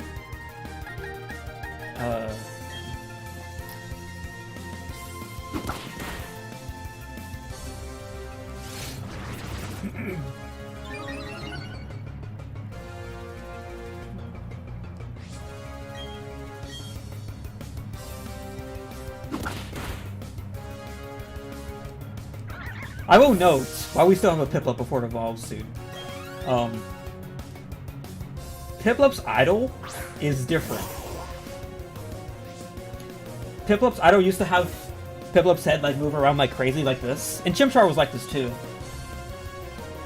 It was just constantly waving the head back and forth. It's no longer like that in this game. I'm not sure if that was changed in Sword and Shield or not, but... Or maybe that... No. Piplup's not even in Sword and Shield, what am I talking about? But I guess Gen 7 didn't have that change, so I guess that's... See, no, Leaf... What are you talking about? Leafeon's on the corner over there. Check the corner.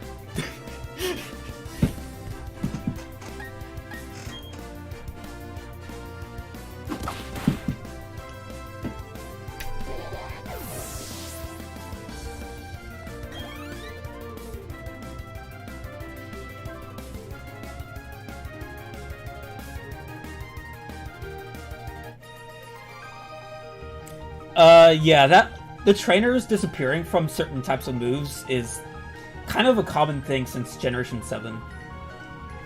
So, it's definitely a problem I have with the visual presentation just overall with the 3D Pokemon games. It's not as big an issue as some other problems I have with the battle presentation in the 3D games. Some of them are still present in this game, but we haven't seen it quite yet. But I'm pretty sure we're going to run into it at some point. And it's pretty ridiculous. It's an easy problem to solve, I would think, but we'll get to it when we get to it.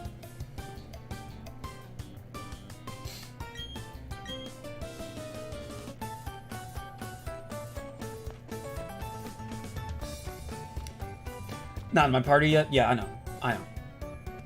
I want to get an EV as soon as I can, but I don't have access to anywhere I can get an EV yet.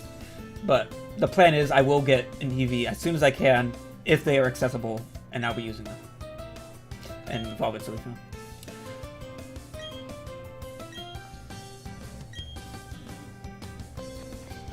Okay. I don't think there's anything particularly special for me to do in this town yet, other than just go down here. Should be items hidden over here somewhere. No. I remember there being an item pickup somewhere around here. The big. You know, those are things they can change around a little bit too, right? It doesn't have to have the same exact spots for the items.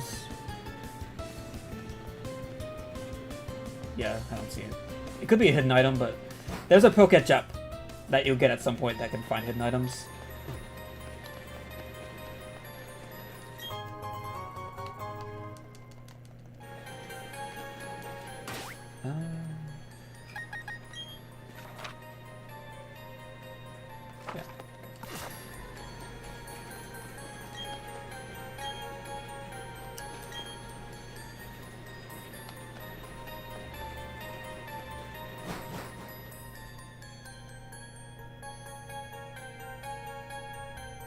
Oh yeah, the movement in cutscenes is weird.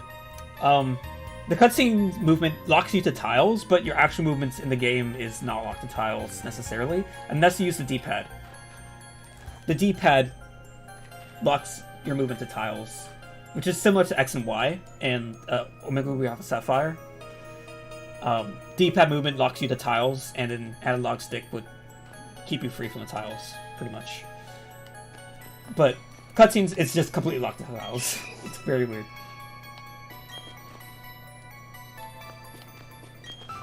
I don't know if I would view that as a huge downside. It's just kind of a weird oddity.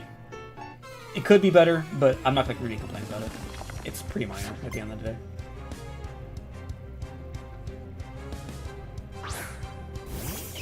Yeah, when we get the item finder app, we'll look around, if I remember. But it's probably not going to be too useful if you get it like super late in the game, maybe. No, we'll see.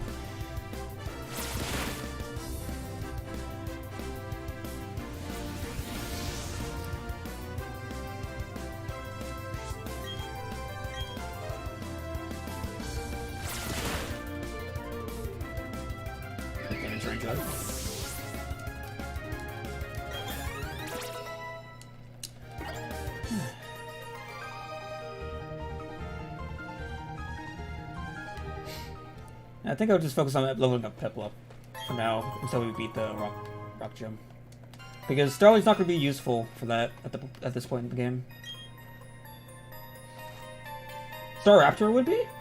If, you know, the Rock-type gym was, like, later on and we had a higher level Pokemon, but, like... Starly is going to learn any fighting-type moves. Not until Staraptor.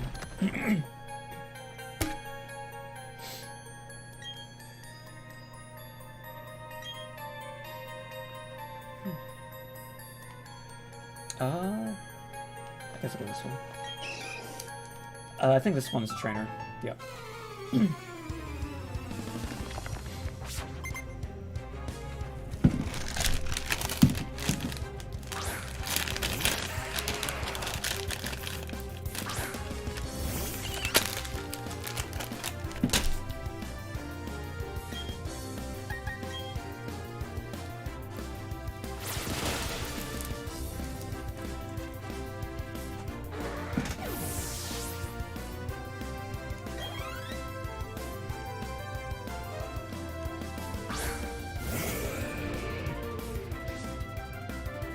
Okay, we're here now.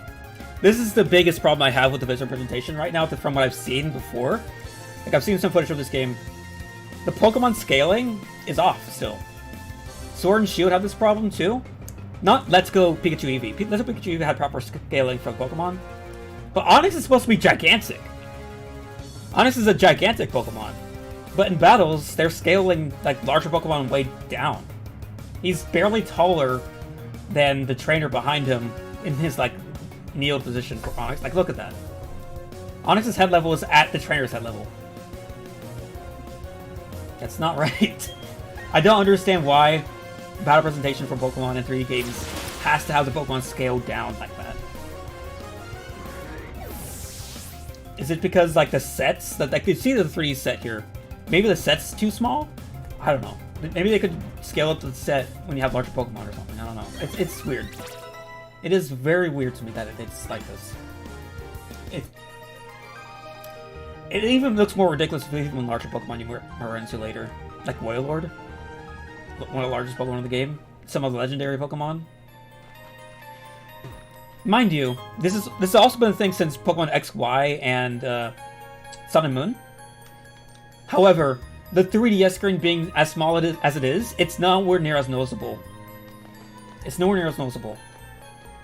But when you have a full-size screen, like my monitor here, or your TV, it looks really weird. To have like a really, really small Wailord on your screen, or small Onix, or Steelix, or Dialga, Palkia, whatever. It's weird. I really, really would like Pokemon to make that issue no longer an issue. I guess, I don't know. Maybe it's a baby. Well, to be fair, these are low-level Pokemon, but it's a universal issue regardless of the level of the Pokemon. It's always going to be smaller scale Pokemon. Like, I wonder if the Pokédex is going to have this information. Let's go where Onix would be.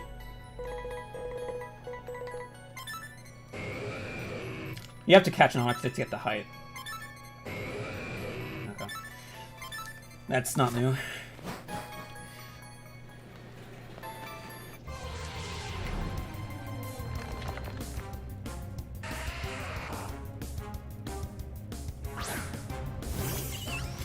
Oh, keep in mind, this remake, Pokemon Brilliant Diamond and Shining Pearl, is not a Game Freak game. Game Freak did not develop this remake. This is the first like mainline Pokemon game that was not developed by Game Freak. It is remaking a Game Freak game, sure, but this remake itself is not a Game Freak game, which is why this is also a game built in Unity. This is a Unity game as well, which is just so weird. But it's honestly, so far, other than like the Pokemon scaling issue, I haven't had too much of an issue with like the visual presentation. It looks good. So, yeah. Mods can fix that. I mean, there are things you have to consider for Pokemon scaling. Like I mentioned before, the actual like set, do you see this 3D background here? If you scale a Pokemon up to be their actual size, the set might be too small for that. So you'd also probably have to like find the the set model itself and scale that up as well if you do that in the mod, so that they all fit. And you also might have issues in like double battles, perhaps, where Pokemon are side by side. If a Pokemon's too big, they might start clipping through each other. You know, there are issues to be solved with that, yes. For sure. Which is probably why they just opted to scale them down, just so it's easier to deal with that. But it's not an impossible problem to solve. It's not. You can do it. It's doable.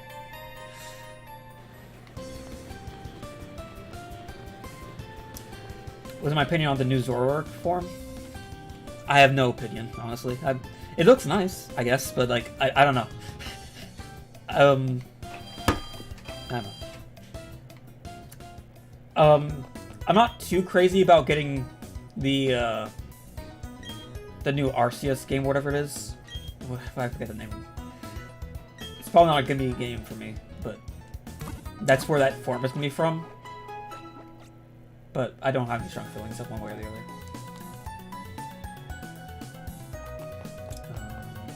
Town maps right here. I don't think they. I know at some point, usually there are like trainers that are standing right here that you could talk to battle every once in a while in Pokemon Centers. I think that was a platinum feature, but that's also I think a thing they did like later on in the game, not necessarily like early game. So we'll see if that's in there at some point. We'll see.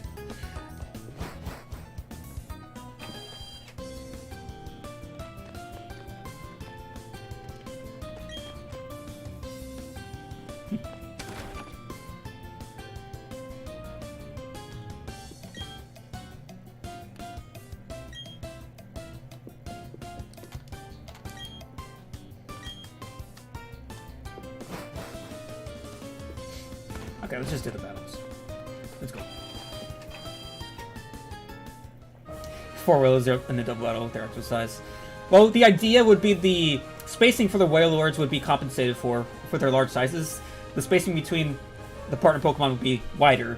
And also the idea would to have the camera for the actual like battles to be pulled out further away so that you wouldn't be so close and having it take up all that screen space.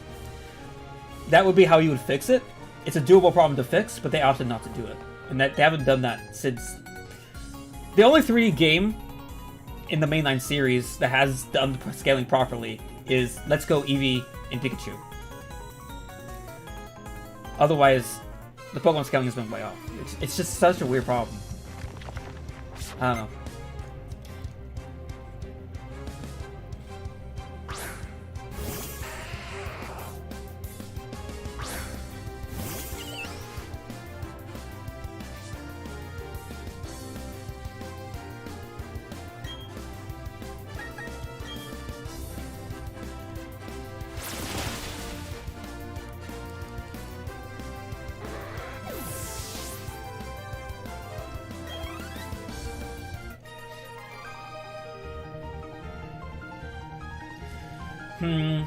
I don't know if...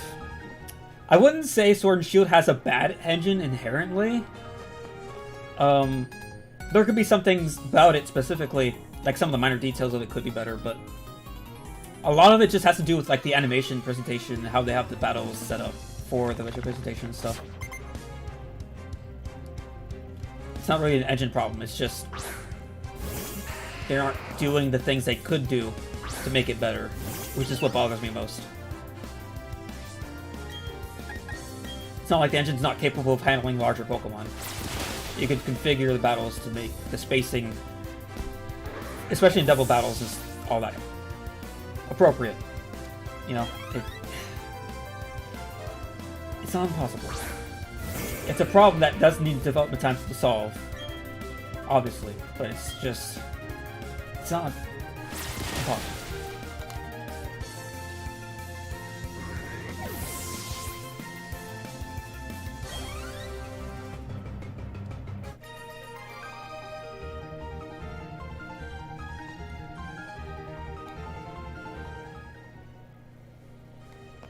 Okay. Oh, saves on its own button. Gotta remember autosave was off, which is what I'm used to for Pokemon games anyway, so that's fine.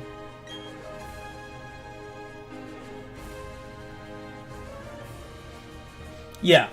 That's the upside of this game being a Unity game. Unlike Sword and Shield, which is its own proprietary thing, which has its upsides, being a proprietary inbuilt engine. It's usually engines you build specifically for a platform is going to run better than a Unity game on the Switch. So that's an inherent benefit, usually. It's not like Unity games can't run well on Switch, but like it's way harder to do so because there's a lot of overhead when using the Unity engine. But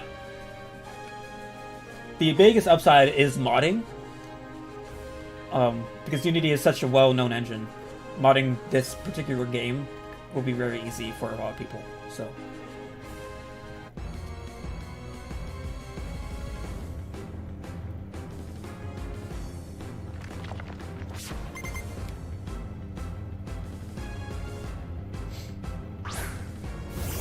that's a cool animation.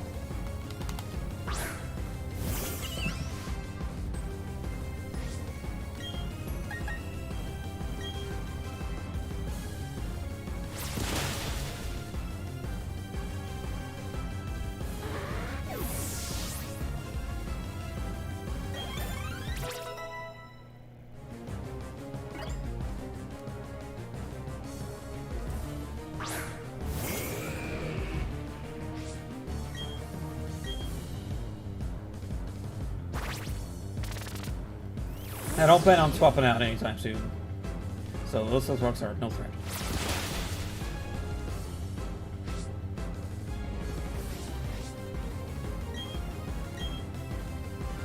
Yeah, big use potion.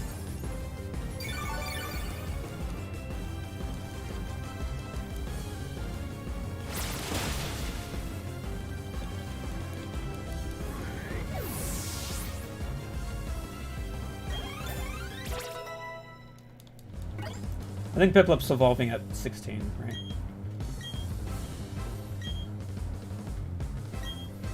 Nah.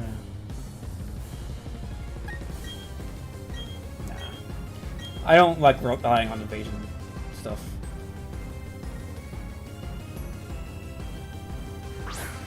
Alright, there's Granados.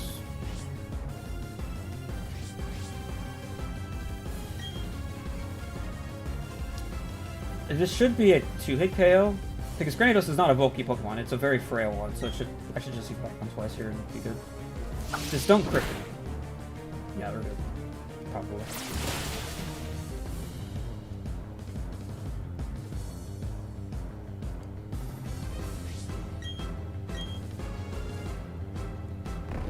Why would he use Leer? Oh no, Rourke. There's supposed to be a gym leader. You go for the crit headbutt. That's how you win. You don't Leer on your last possible move. Anyway. It's early game, I know.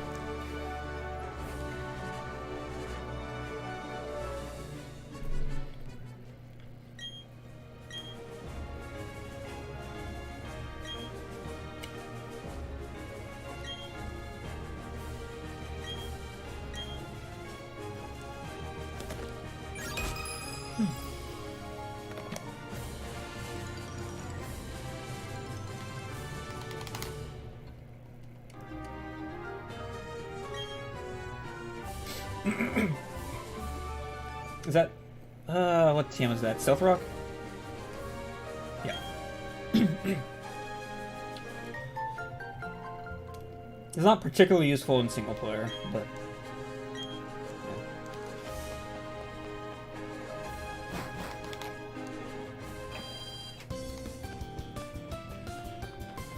Yeah. Alright, heal up and let's move on. Go back to Jubilife and head north.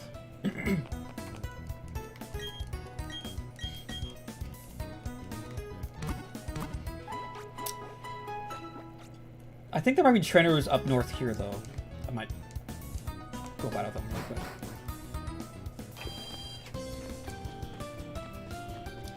I think. I know there's a grass patch. You are not a trainer. Nope. There's an item up here.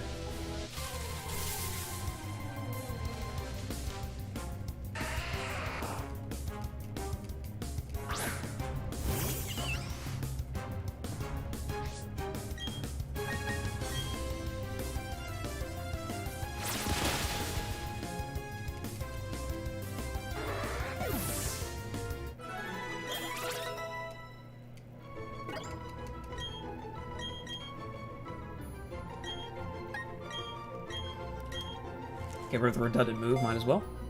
Hey, is game good? It's not too bad. I like it so far. There are some minor issues with like the visitor presentation that are, you know, sort of common with the other 3D Pokemon games. But honestly, so far it's pretty good. I'm enjoying myself. Let's walk back out.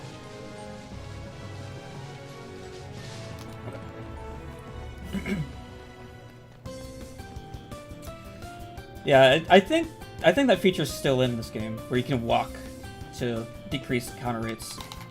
It's hard to know for sure, but it does feel like I'm not getting counters as much when I walk.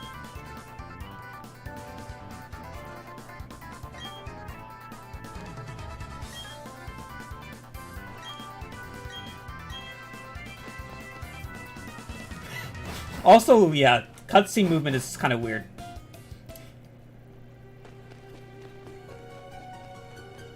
In the original Diamond Pearl, Barry, when he ran like that, he didn't take any time to turn. He just turned instantly and just ran where he needed to go. So, yeah. There's only like a few visual oddities I would complain about, but otherwise, I really do like how the game looks.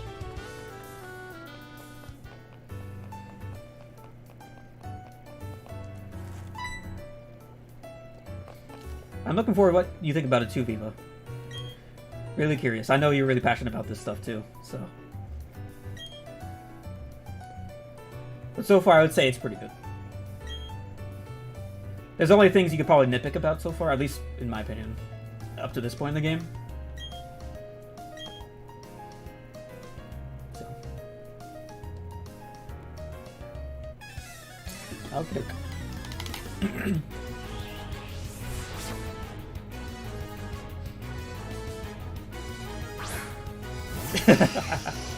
Oh yeah, I know. I know that.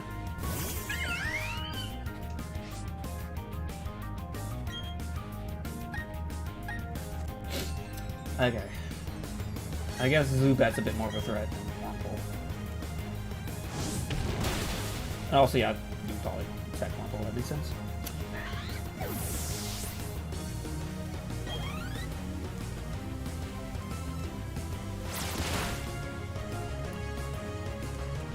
Where'd this Team Galactic set come from anyway? I thought we were in Jubilife, but now we're in this like galaxy world or whatever.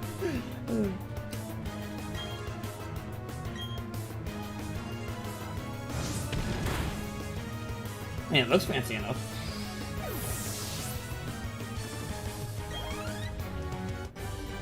I'm gonna swap to Starly as my lead here.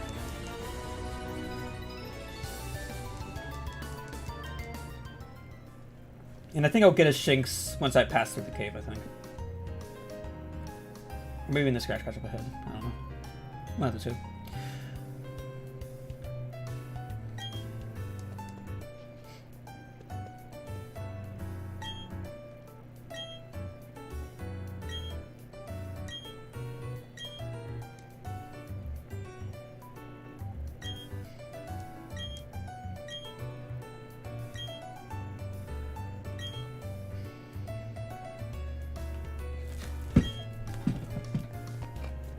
I'm gonna open my window again.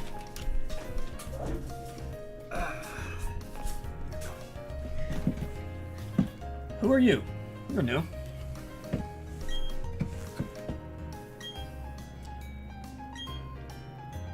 Oh!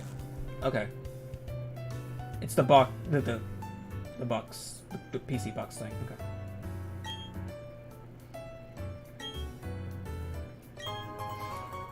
Right, ball capsules are brought back too.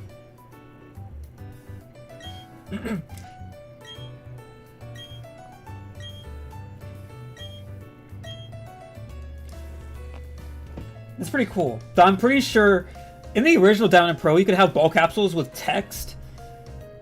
They're probably not going to do that this time. Because you could do things with text. You know? You could do creative things with text. I don't need to go up here.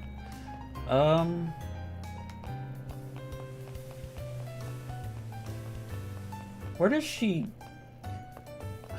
It must be at the GTS area. Is that area unlocked for me now? Or is that later? Yeah, it's later. Okay. So I can't go there yet.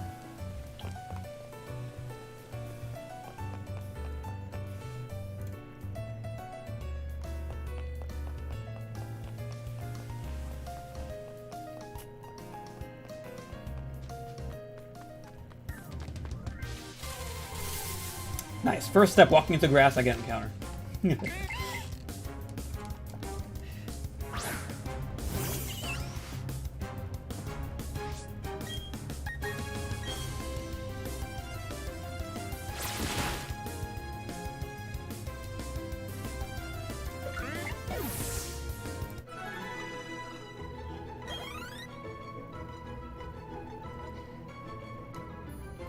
Give Child their voice back? Wait. Are you referring to the feature that lets you record a voice through the like the DS mic or something? That's probably not a thing since, you know, the Switch doesn't really have a built-in mic, but You're gonna have to let me know what you exactly meant there.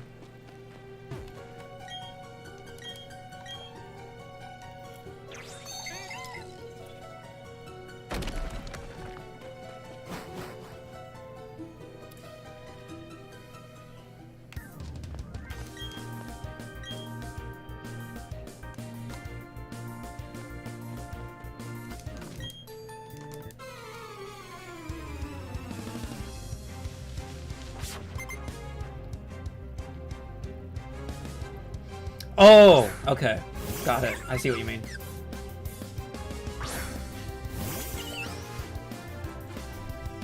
Because, yeah, the 3DS and DS had mics, so fair enough.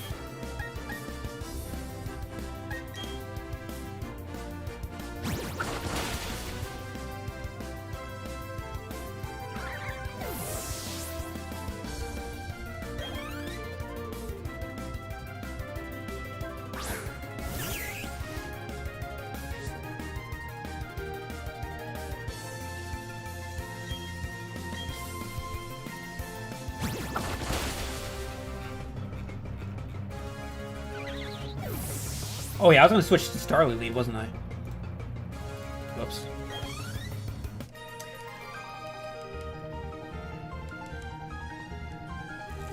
Let's do that now, before I forget again. Yeah.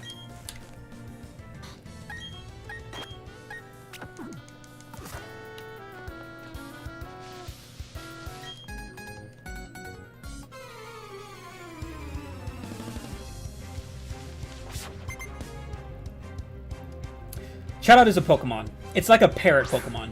In Diamond, Pearl, Platinum, and I guess Heart Gold, Soul Silver too, since it's also just for. There was a feature where you could use the DS mic to give Shoutout its own unique cry because of the move Chatter. That was only a Gen 4 thing, though. But yeah, that's what we were talking about.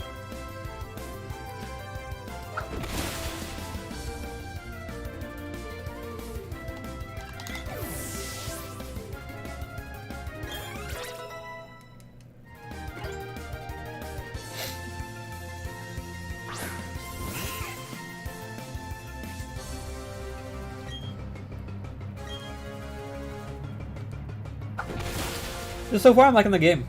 It's pretty good so far. I'm still early game, though. So we'll see later on. It's making sure everything still holds up as we move on, but the only problems I have with the game are nitpicks. They aren't super major problems. The biggest nitpick I have is, like, Pokemon scaling in battles. It's not specific to this game, but a lot of 3D Pokemon games are like this, like that are mainline, where, like, large Pokemon are scaled down heavily in battles, and it looks really, really weird, especially since trainers are standing behind the Pokemon. You can see exactly how weird their scaling is. Earlier we had an Onix that was about head height to the trainer. Maybe a little taller than that, but it's about head height to the trainer. It's weird. Onix is supposed to be pretty big, but not in this game in battles. It's strange.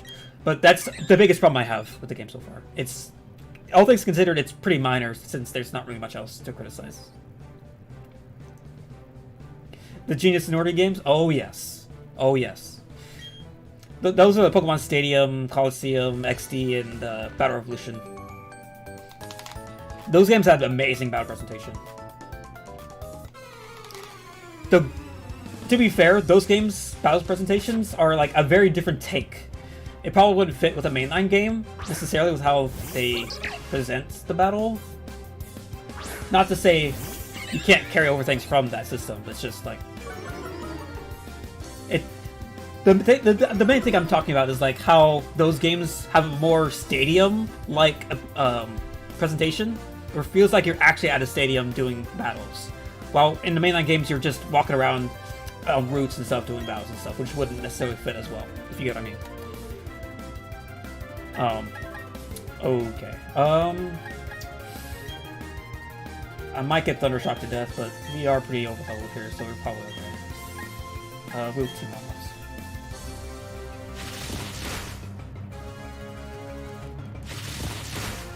Okay, these guys are just quick attacking. Got it. Now the threat. You're good.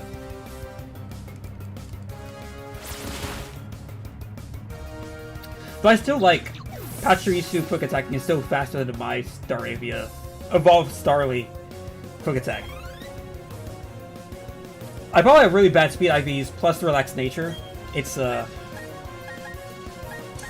no, I tackled. Never mind. I tackled. I didn't quick attack. Okay, I'm still fast. Okay, never mind. But this Staravia is still pretty slow, regardless.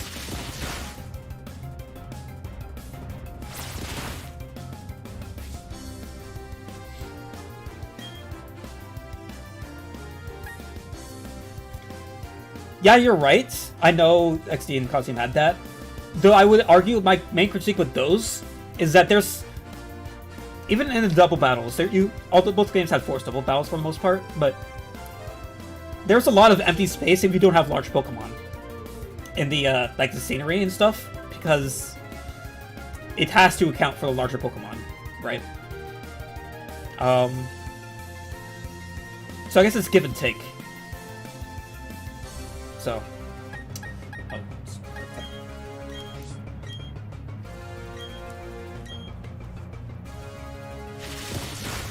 yeah, exactly. Though I would say, it might be worth, just an idea coming to my head, and it might be worth, if I was a developer and I had like the authority and permission to develop a system for this, it would be, I think it would be worth developing a system where you could have a set scale in size depending on the Pokemon that's on the team of either party. Like if you have a large Pokemon, this set could dynamically change scale, like how much floor space it has if you have a large Pokemon with you, maybe? And they can shrink that down if you don't have a large Pokemon.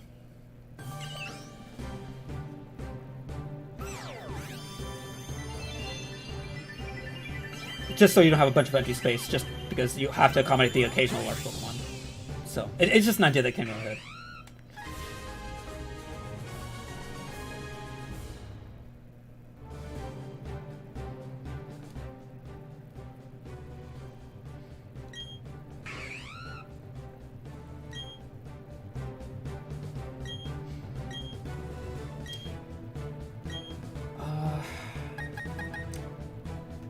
Claw is still kind of a bad move. I don't even get stab on until way later. It's still better than Pound, I guess, for the most part, other than it can miss sometimes. Have I ever thought of doing 3 anime? Not really. Anime is not really my thing in the first place, but my animation style wouldn't necessarily fit.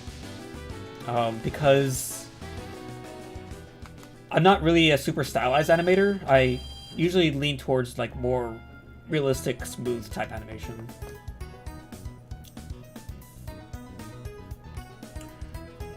I don't really need to heal, but I'll do it anyway.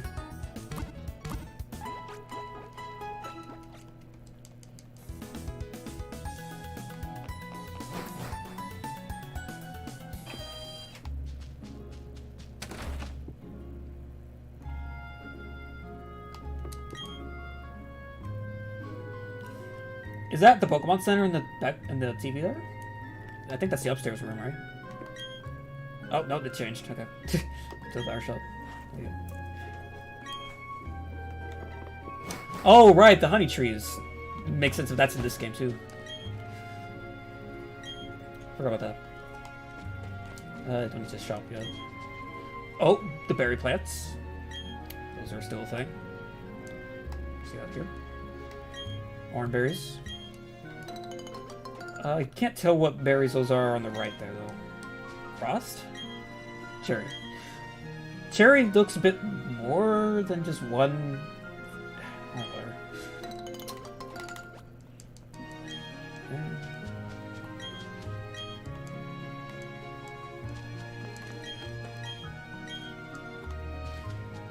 That just...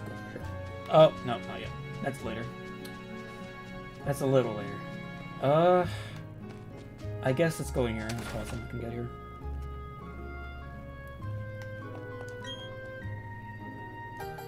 There you go. Yep. Now, a thing about the original Diamond Pearl Platinum games with the berries is that I often find myself, if I try to plant a berry, I often end up forgetting about it, or especially if I'm still playing through the game and not finished with the game yet, I might end up not being able to go back to get it in like a convenient way before the plant dies and fiddles away and stuff like that. I don't know if they might improve accessibility to that or not. Guess we'll find out.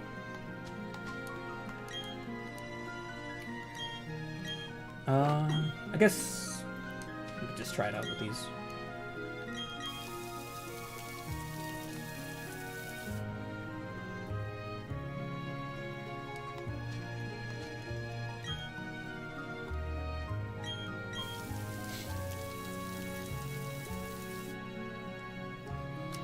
I think the soundtrack is sort of doing a similar thing it did with the Pokemon Mystery Dungeon remake, the DX version. Where that soundtrack had a mix of the original synthesized sounds as well as like real instruments. It was a mix of both.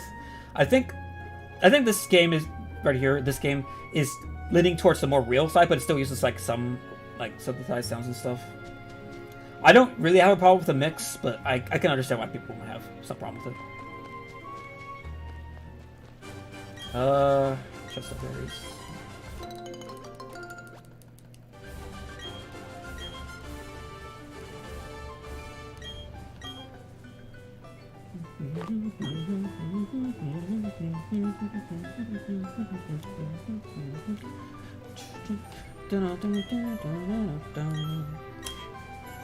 Yeah, I know it probably hurts at this point.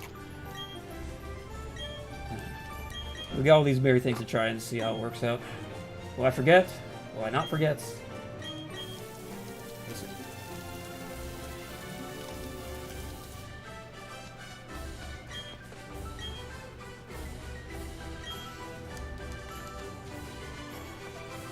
Alright.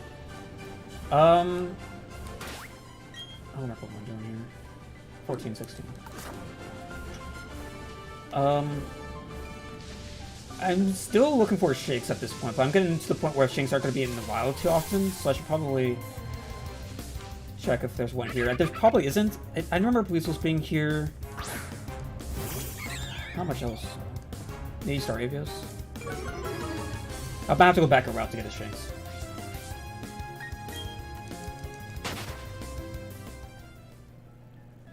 I'm going to do that real quick, actually. Might as well before I do a bunch of galactic battles.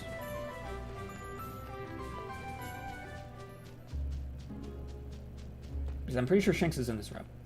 I think.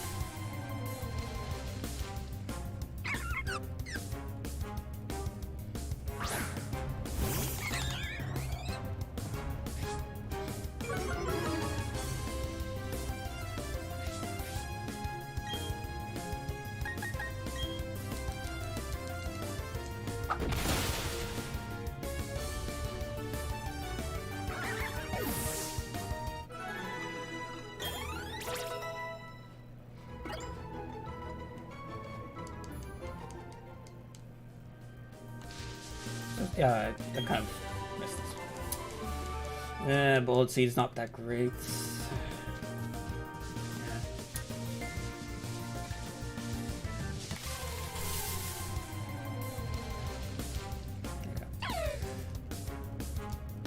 So, I'm not gonna get it if it has rivalry. It has to intimidate me, otherwise I'm not gonna catch it. Okay. That's my intimidate, that's not Jinx's. Okay, it's rivalry, I might not catch it. Rivalry is not an amazing ability. It can help, but it can also majorly hurt you too. So it's not worth getting rivalry in my opinion.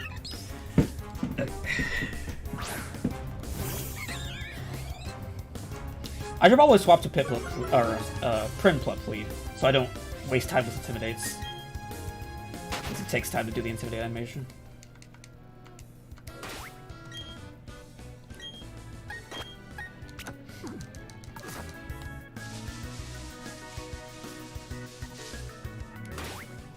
Wait.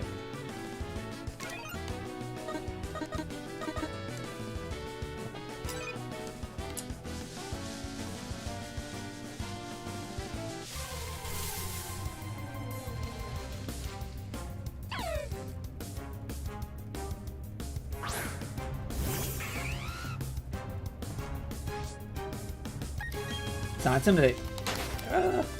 Give me an Intimidate, Jinx, please.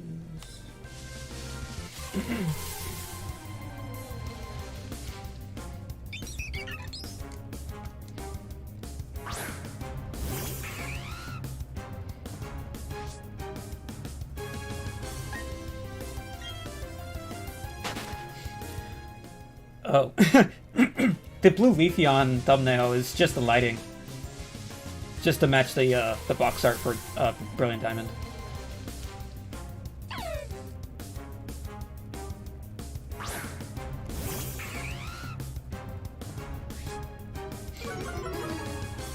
Got it. That Intimidate animation wasn't that slow. It's about the same as Diamond Pro, if I had to guess. Though it might be worth doing a side-by-side at some point, if you're really curious about that. I don't think I have a good way to weaken it. Well, no, I just got Intimidated, and I have Peck, which is a weak move, and it's not super effective. It's actually not very effective. Okay. Never mind. I have good before.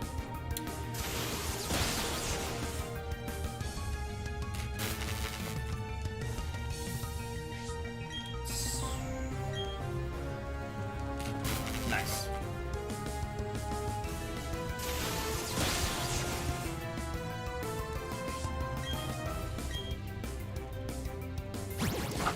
Paralysis only halves your speed now, right? It used to be a quarter, but I think they nerfed that in Gen 7, right? Peck one more time.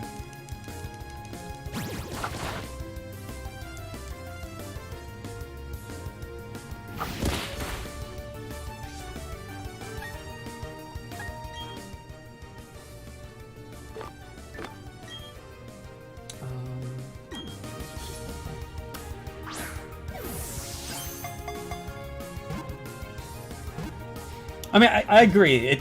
There shouldn't be as much like downtime. If there's nothing happening and you can't like skip the text, that is a problem. It just makes things slower for no real reason. Yeah, it just adds up over time. Doesn't matter how small amount of time it is. If it's like a quarter of a second, and you have to do like 1,000 Pokemon battles, that's still 250 seconds wasted of your time.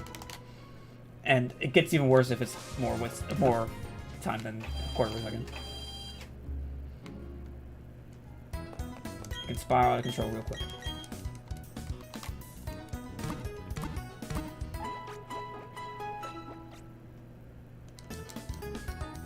Okay. Jinx will be in the back gaining experience before I start battling with it. I'll bring Staravia back to lead.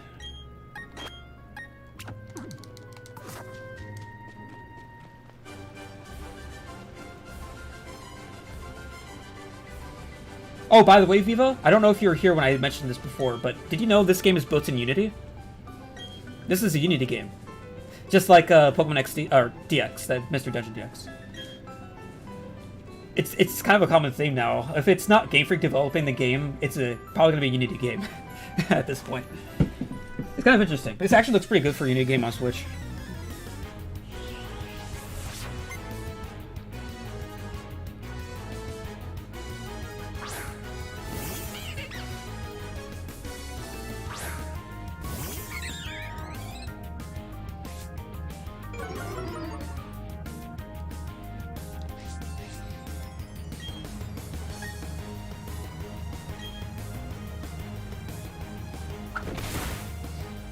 Oh, just straight up KOs.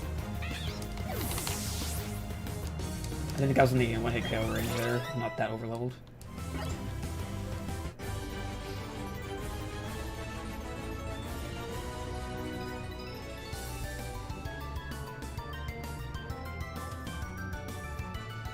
Yeah, Legends Arceus is a weird case. It is a Game Freak game, but I don't know if I don't know if there's even enough information out there to even know the answer to this, but is it even a mainline game? It's obviously a very different game, fundamentally, in terms of like how you play it, but like, would you consider it mainline because it's a Game Freak game? I don't know. I don't know much about it. So.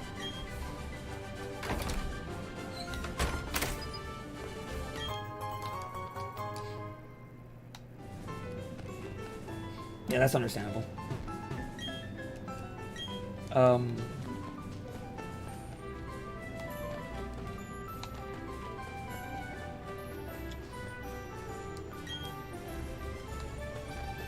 thought the trainer dropped the key, right?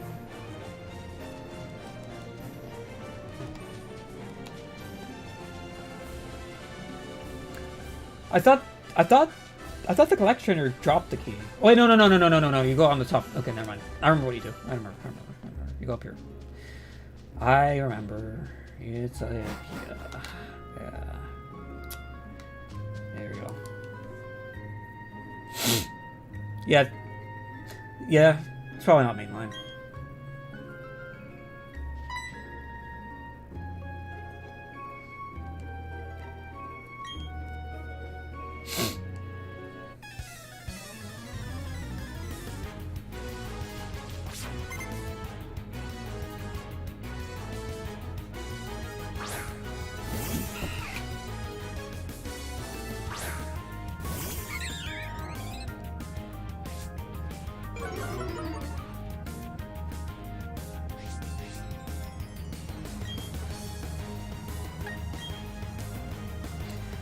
Probably don't even need something effective when I KO this thing, but it's fine. I got plenty of PP here.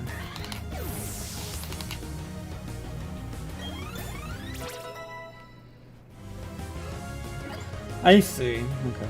So the EXP share thing levels up like your really low level Pokemon a lot quicker, which I guess it's not too big of a deal. But once they start catching up, it slows down a lot. Again, it just prevents me. It's sorry, not prevent, but it's to make sure that I don't have to have Shinx as my lead, then swap out to a different Pokemon to battle with, because that is a little weird to do. I still wish they gave you the option to turn off the XP share thing, but how it's implemented doesn't seem too bad. Because the Pokemon that is not doing the battles, they typically don't get a lot of experience unless they're super underleveled. So.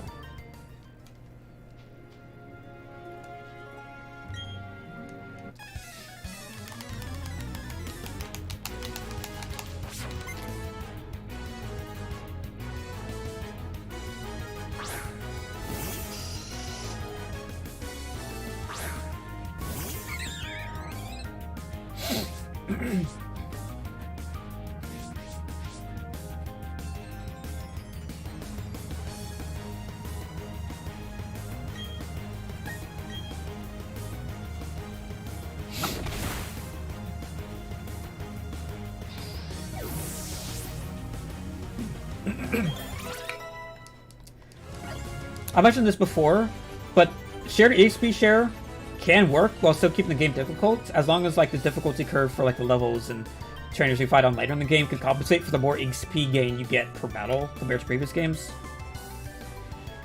As well as the fact that the EXP share does in fact reward your Pokemon that actually did participate in the battle more than Pokemon that did not. So you still want to swap around Pokemon that you want to battle with to make sure their levels aren't like super separated. So it still motivates the right kind of behavior, in my opinion. It's just like less tedious. So there is that. I'm not sure if that XP share behavior was like that in Sword and Shield as well. Probably was, but I didn't play the game, so I wouldn't know.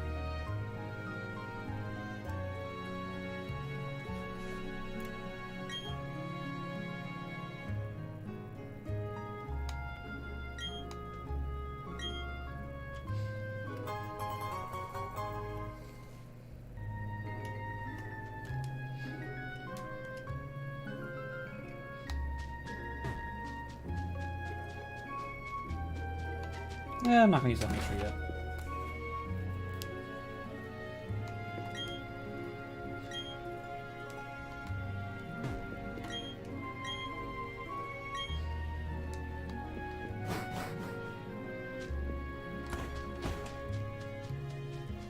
Yeah, that's the main issue. I think the option should be there for people that want the extra difficulty and want to spend the extra time to train their individual Pokemon without an HP share system taking that over.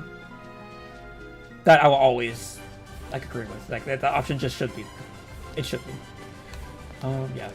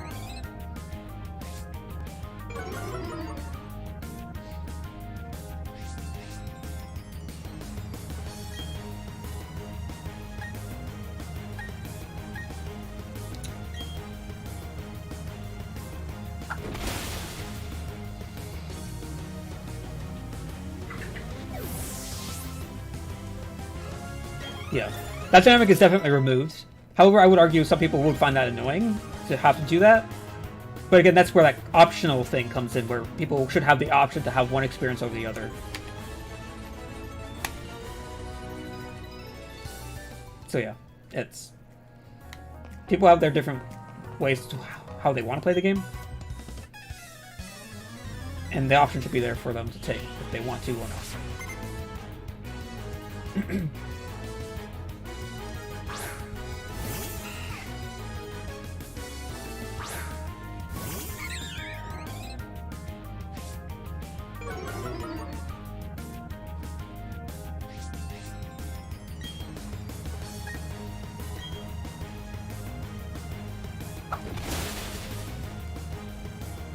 Have I ever thought about animating for video games? Technically, I already do. I worked with Unity before and done animation for it, so... technically, I already do.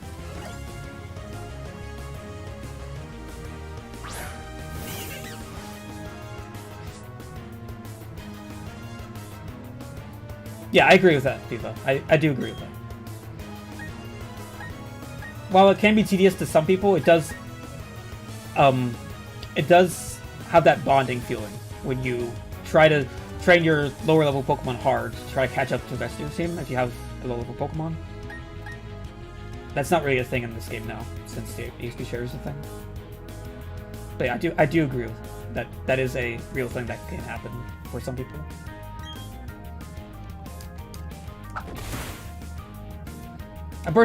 Personally, I actually don't mind either way at this point. I have this Shinx that I just caught not too long ago. Sit in the back doing nothing, just get them experience as I battle, or I could do the swap thing. I'm comfortable with doing both, it's not a big deal. But that's of course just me.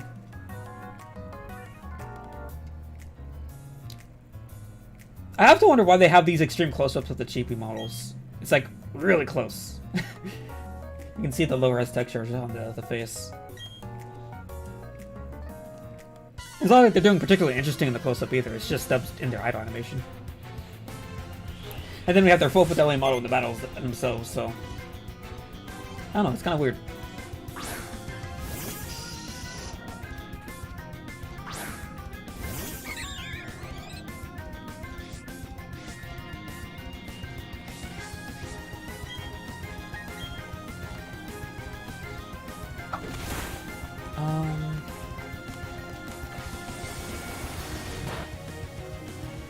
What level is your Pregley again? Well, they might have changed levels around, but... I'm kind of tempted to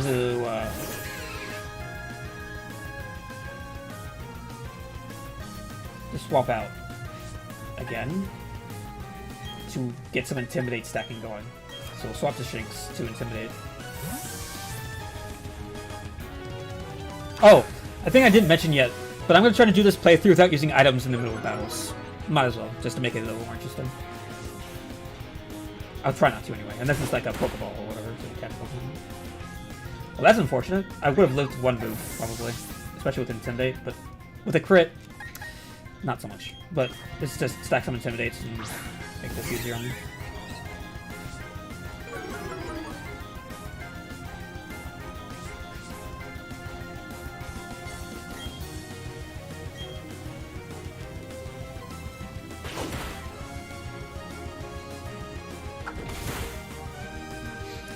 Do you faint a Pokemon gain experience with the XP share thing?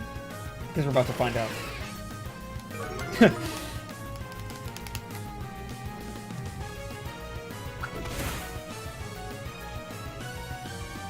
Yeah.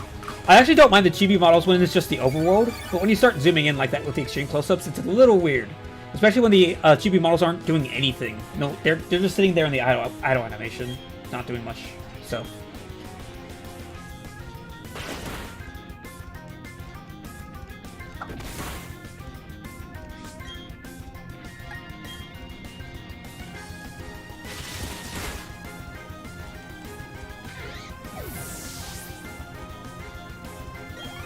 No, they don't get experience.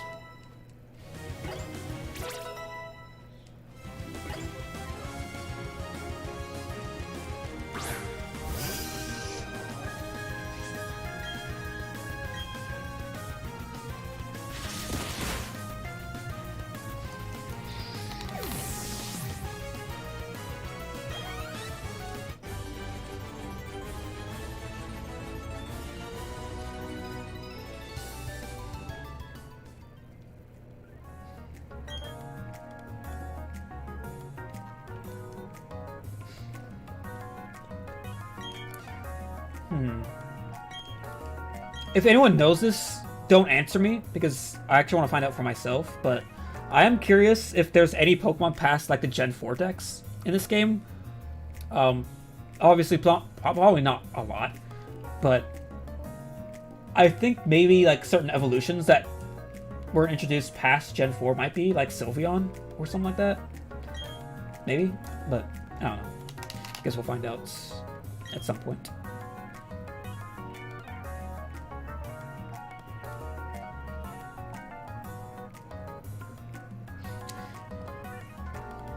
Yeah, I think that the chibi faces work just fine in this perspective, but when it's a close-up, like what we had before, it's kind of weird. That's my view on that.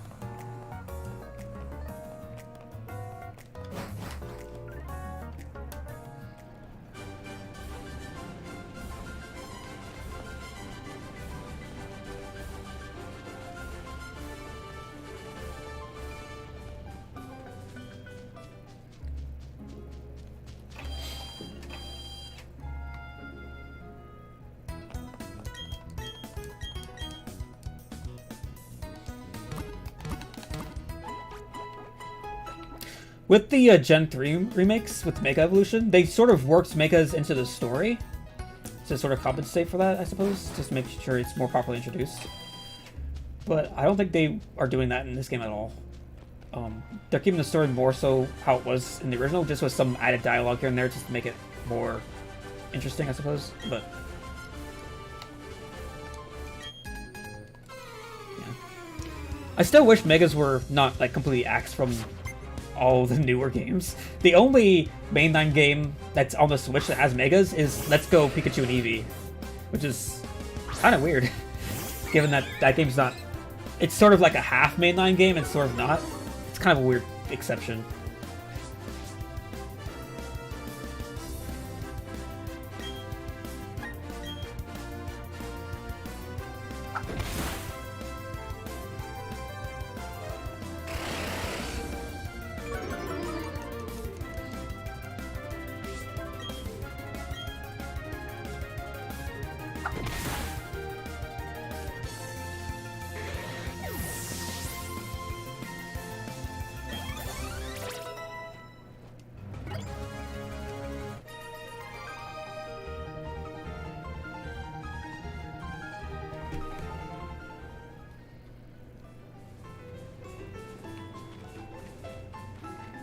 grass.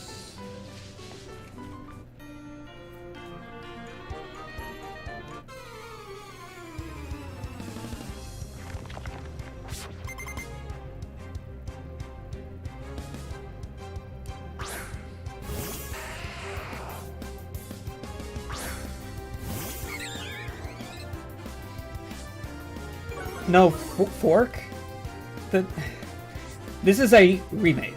It's a remake. A remaster is more of when they take the original game and its engine and then enhance its graphics while still keeping the core engine intact.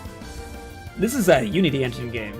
Remaking the original DS games, which is on their own proprietary engine running on the DS.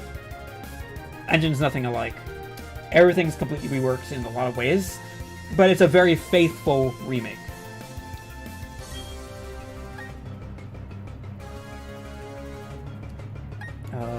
This is not a favorable matchup, but I'm also pretty overleveled here. Should be fine. 40 KO, I think. Yeah, this could get buried. I wouldn't like to finish this like right now.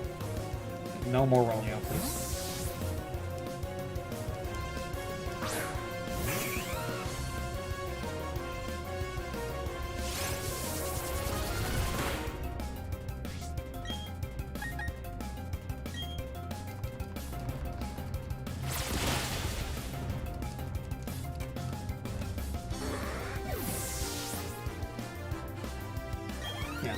Whether or not it's too faithful to the original or not isn't necessarily relevant to whether or not it's a remake or remaster. Because that's mostly a technical term. Remaster is just remastering an existing engine with just like overhauled graphics. But still like the core engine is still intact. Remake is like reworking the game from the ground up. Regardless of how similar it is at the end, if it's still different to its core, it's a remake. That's just how I see it.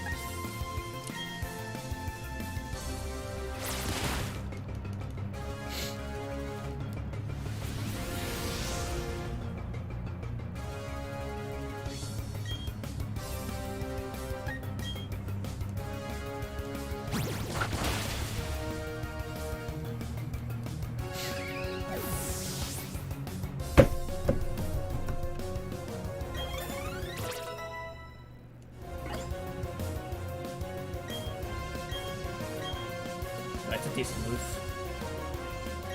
What's that?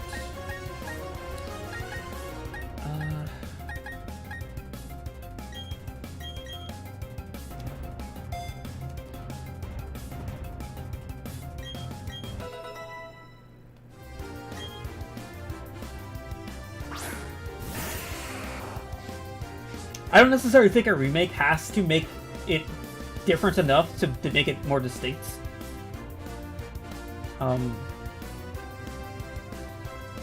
At least in terms of like its story and stuff like that. Obviously, it's completely reworked in terms of how it's visually presented. The DS and the Switch hardware are very different and are capable of very different things and all that, but the gameplay doesn't have to be that different, in my opinion. It doesn't need to be for a game like this. But of course, it's all subjective. It's based on what you think, so it is what it is.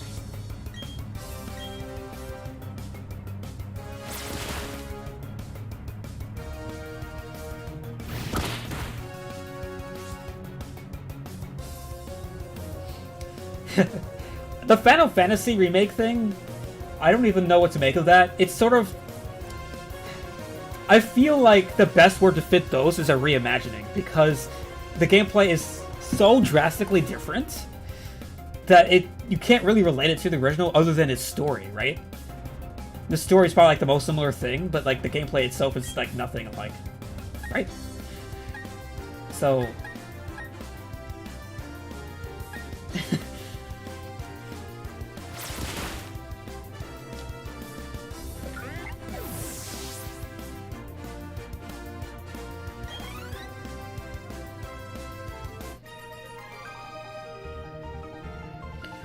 Nah, I don't care what they call it. They're just using the term wrong. That's how I'm gonna put it. It's not a remake.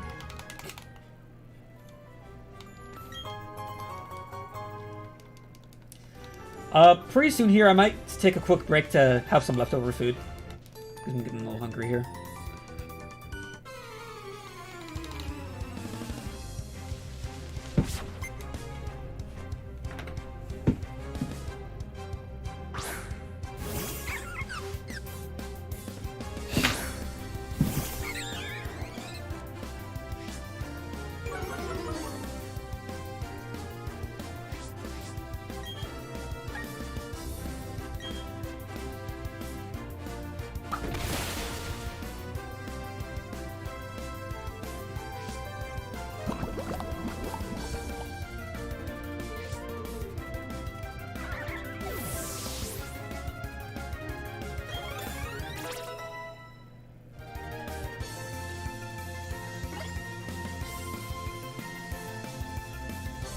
Spyro remakes?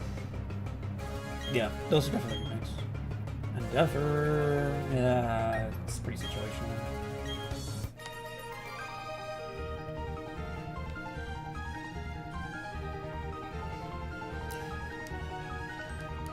I'm not really much of a music person, so I can't really criticize the music too much, and I don't necessarily have too much an issue with how it sounds, but I won't say you're wrong by any means. I'm inclined to agree.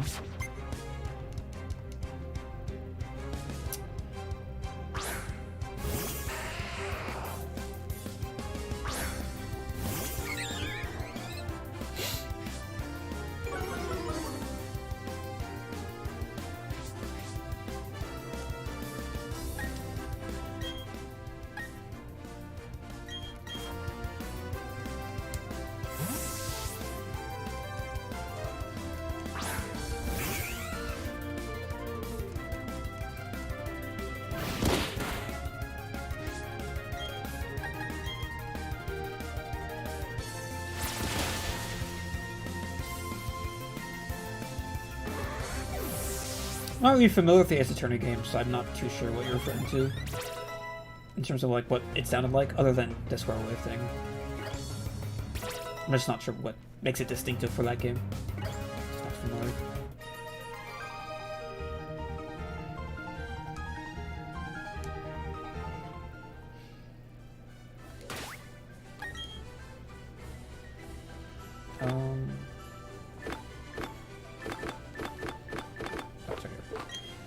Trying to get used to this bag.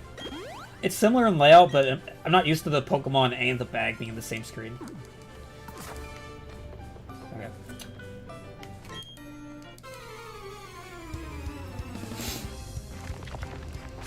I think once you get past the forest and reach the next town, I will make heat up some leftovers and have some food real quick, just so I'm not hungry.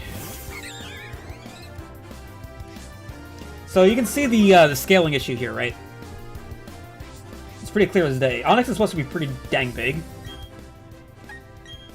but well, you can see that's not so much the case right now.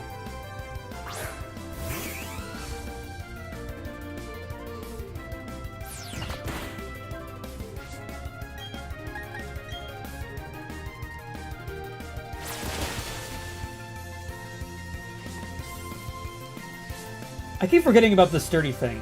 Sturdy tip used to prevent you from getting killed or KO'd from full health.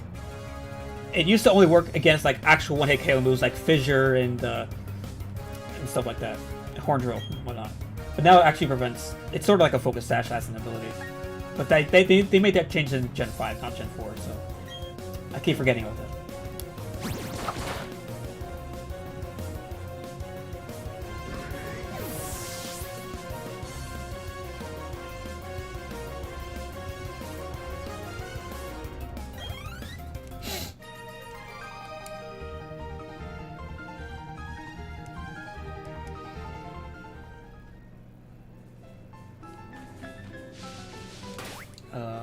Yeah, I already did poison.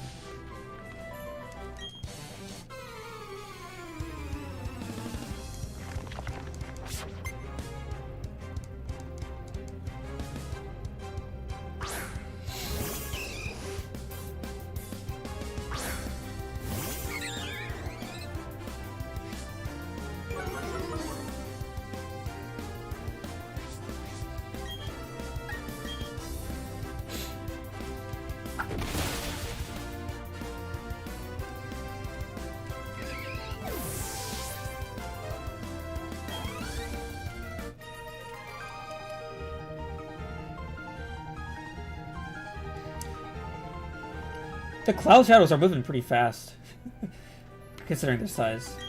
Not maybe that much of a footprint.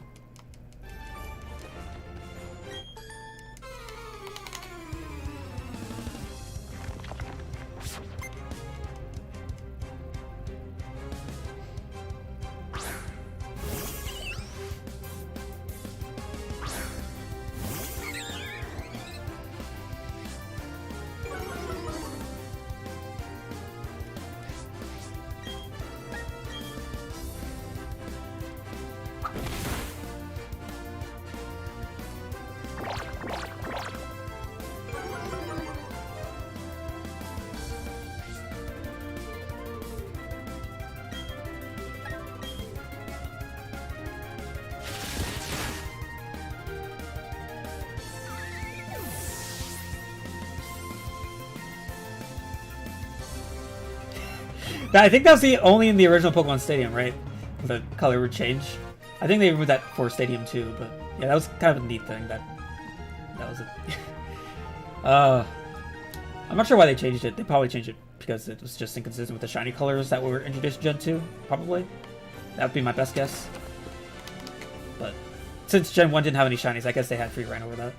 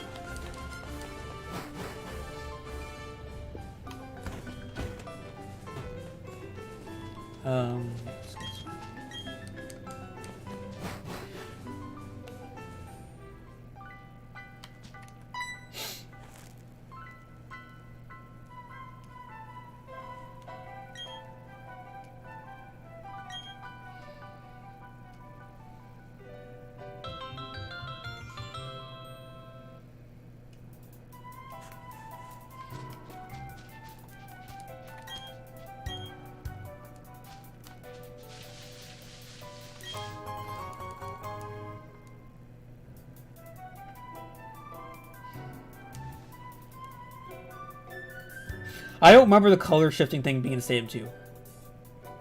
I have both. I have both stadiums. I haven't played them in a while, mind you, but like I have them both. I've played them both for a while back in the day. I feel like it was removed just because shiny Pokemon were introduced, and they didn't want that confused with the different color palettes based on nicknames and stuff. That was in Stadium 1. Also, there's that rock for Leafeon. That's gonna be for later though, because I don't have an EV yet. You have to level up Eevee in the forest with that rock.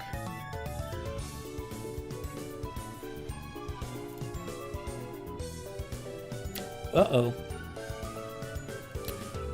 Looks like I'm dropping frames. It's just now started to happen. That's annoying.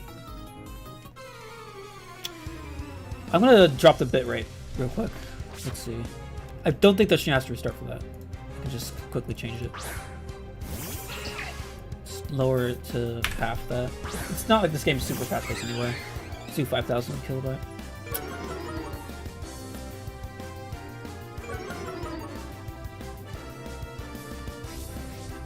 Yeah, it's still dropping quite a bit.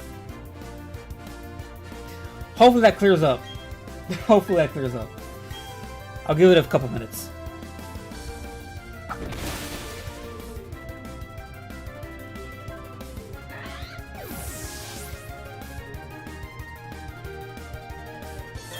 I have no idea what you're referring to for, in terms of what, like, the AKA thing is.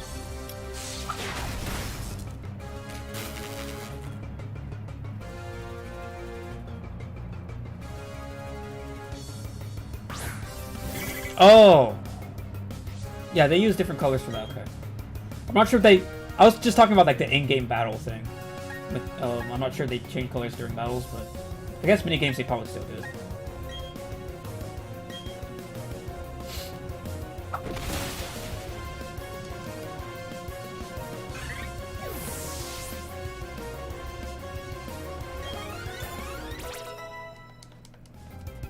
A lot of XP getting.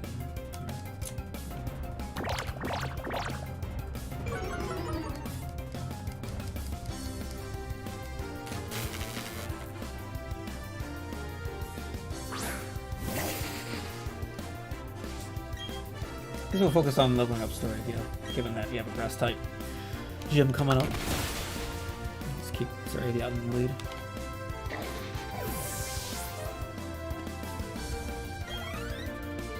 It looks like we're back in the green for jump frames.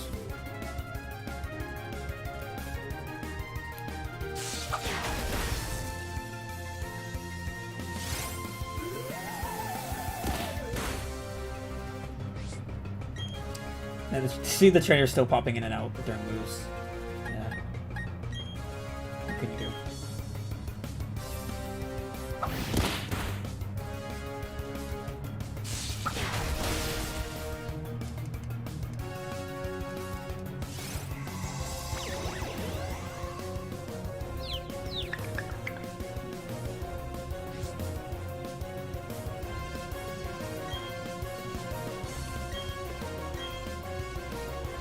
I guess citation will have to be needed for that. I feel pretty confident battles didn't have changing colors, but I don't know about the minigames. I don't really remember the minigames too well. I just remember battles.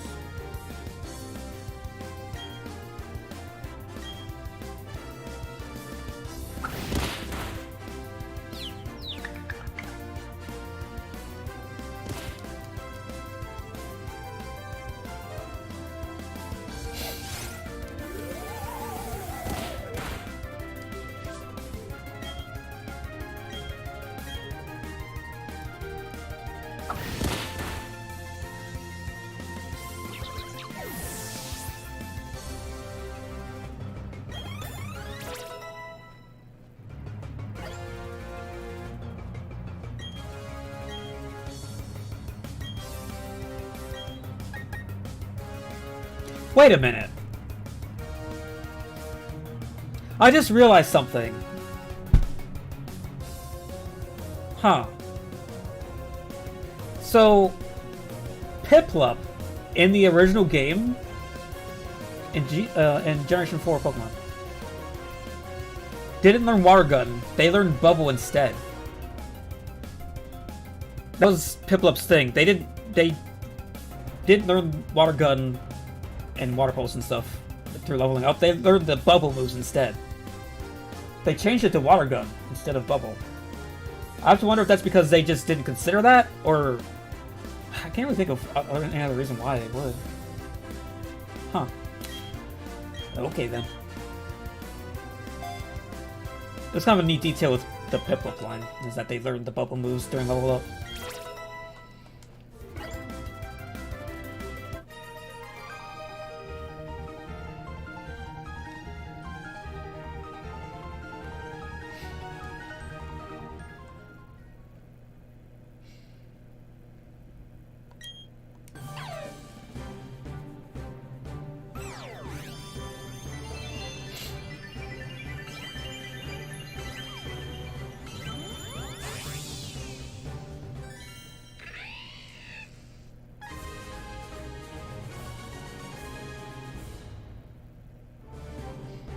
Was Bubble Piplup's signature move? No. But it was a move that Piplup learned prominently during level up instead of like Water Gun and Water Pulse and whatnot. It was just Bubble and Bubble Beam instead. Are you saying Bubble's actually not in the game? I guess that wouldn't be too surprising since all the moves were probably had to be ported over from the other games. It's a Unity game, and it's not like they can just transfer it to one-to-one.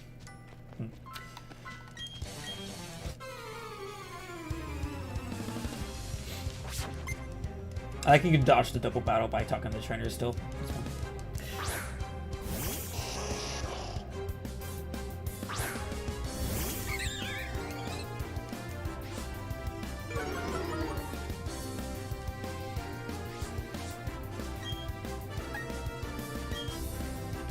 Are the moves that were removed in Sword and Shield also still removed in this game too? Like, I remember Pursuit was one of them. One of like the most like important moves, like in a competitive context, that was removed. I wonder if that's in this game.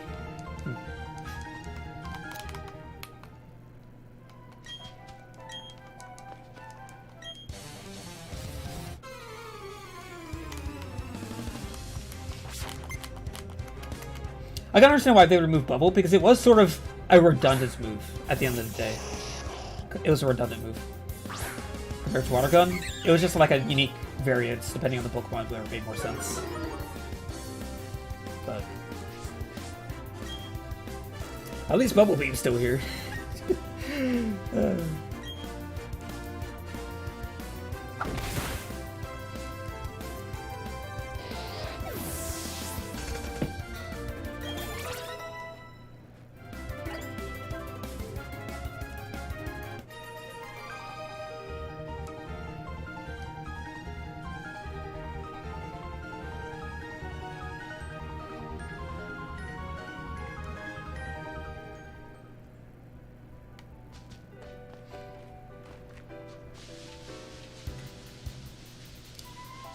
Let's go. Try and battle again.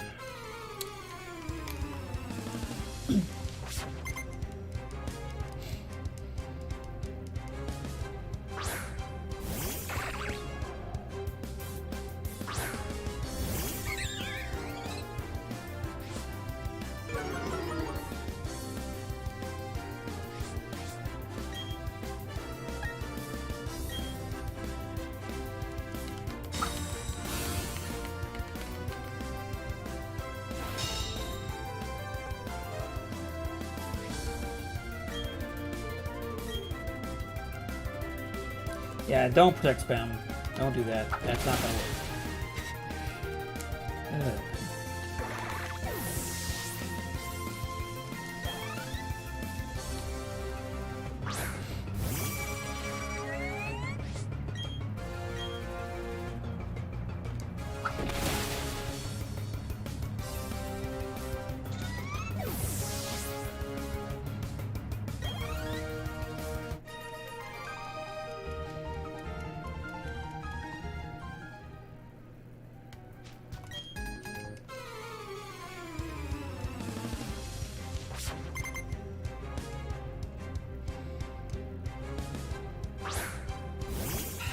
Return is back? Cool. Oh yeah, that's another important move that got removed. Return and Frustration. Those are important. Hidden Power. Hidden Power. That too. Pursuit, Hidden Power, and like the Return and Frustration pair moves. Those are like one of the some of the more important moves that got removed in Sword and Shield.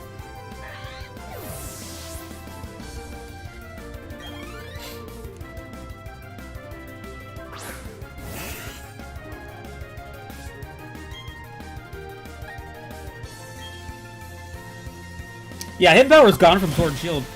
It's just not there.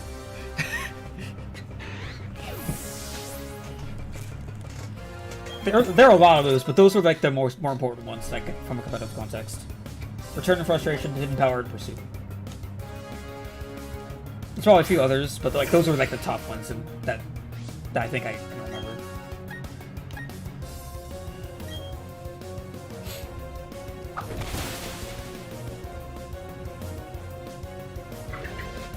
Hidden Power is based on your Pokemon's IVs.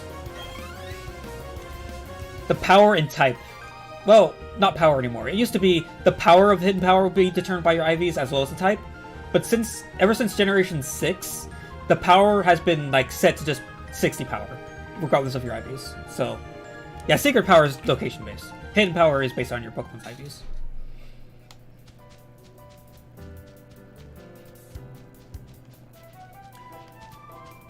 Look at the light shafts. This game looks really nice in Overworld, honestly. The art direction is really solid compared to Sword and Shield. Sword and Shield has very consistent, like, visual styling and art direction and stuff. But the only time the Overworld feels weird is when there's like extreme close-ups of the chibi characters for like the cutscene stuff. But otherwise, Overworld is really good. I really like how it looks.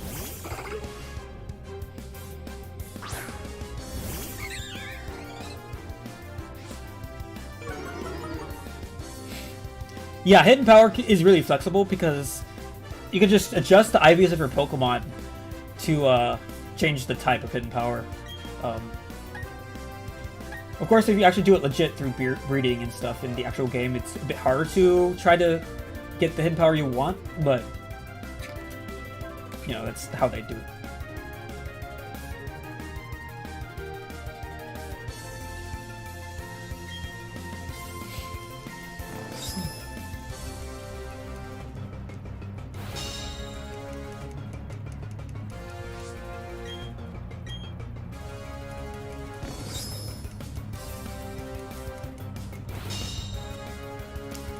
What is with the traders in this forest protect spamming?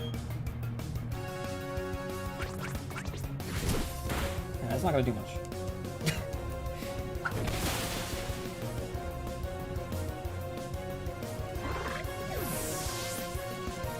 Yeah, Sword and Shield is just inconsistent visually. It has a lot of weird quirks with it. Some parts look pretty good, and then there's a lot of stuff that look extremely jarring.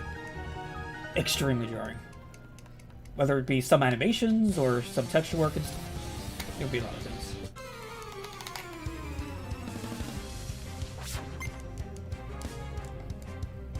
But this game overall is really consistent in terms of visual style.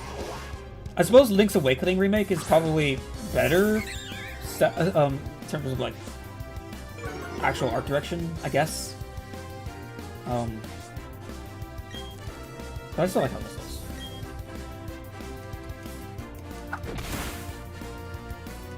And it's important to note that this is still a Unity game built on the Switch. And Unity, if you're using Unity's default tools and stuff, which most people using Unity are probably going to, there's going to be a lot of performance overhead in a lot of places that you can't get rid of.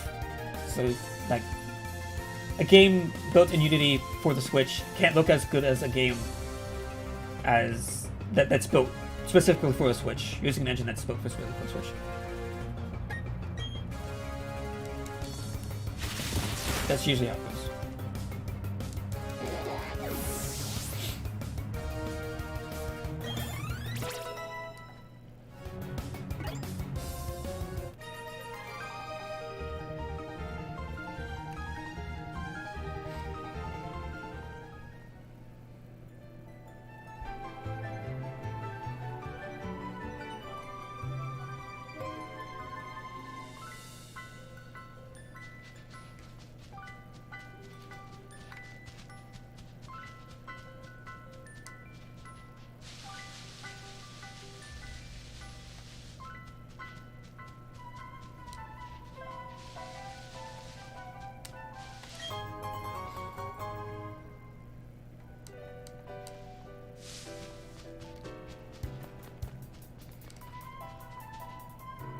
I guess that's it for trainers. I forgot how short this area was, actually. Alright, move on.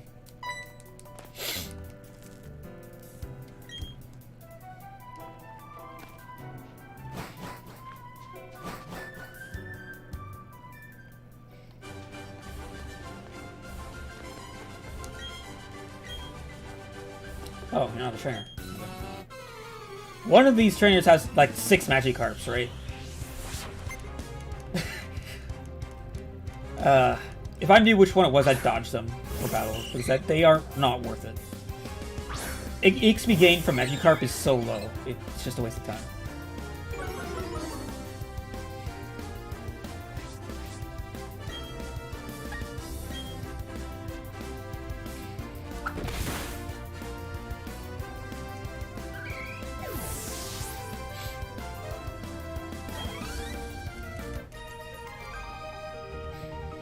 It's also worth noting that Pokemon Snap is inherently a much simpler game compared to a Pokemon game that you have to have all these mechanics and you have to build an entire overworld that you can travel freely. When Pokemon Snap is a on rails, literally on rails kind of game, right? It's way easier to optimize for in that kind of setting.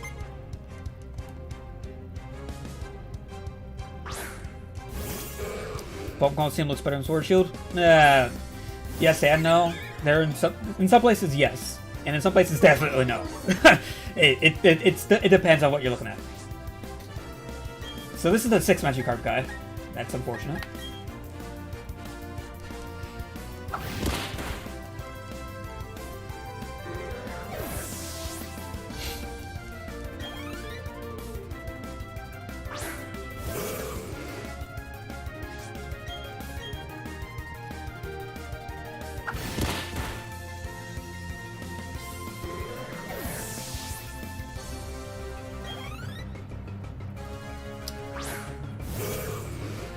I would say it does feel like it looks better because it's overall more consistent. And its battle presentation is actually top-notch, especially for the time. Compared to Sword and Shield, which is all over the place. It's all over the place.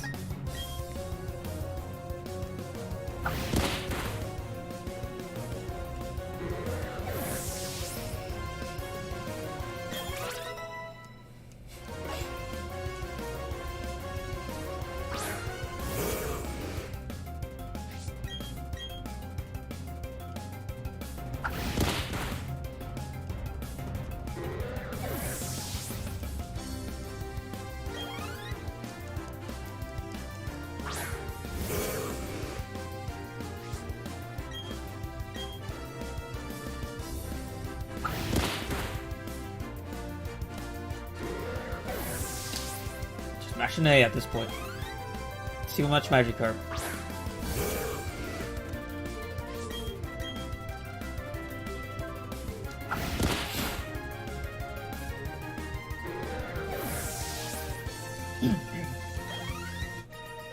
I should honestly play through Coliseum and XD again soon. It's been a long time.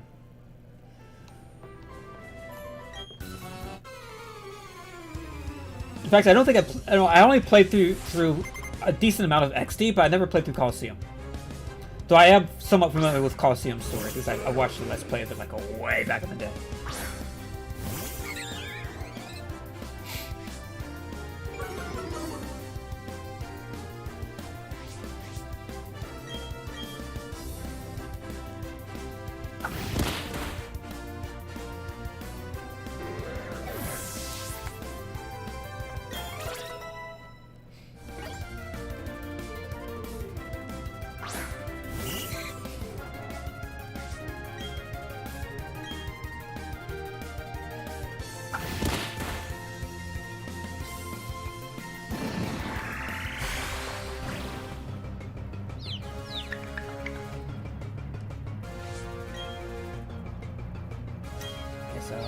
Look it up. Made it through our first confusion. I remember sometimes I just end up on like a 4 or 5 move streak where I just hit myself with confusion. I don't want to go through that again.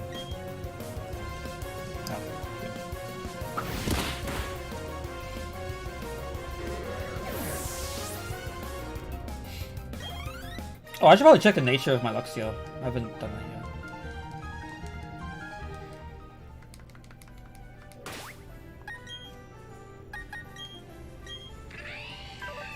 Bold. Crap. That's a, okay. I mean, plus defense isn't bad, but losing on attack is not great. Yeah.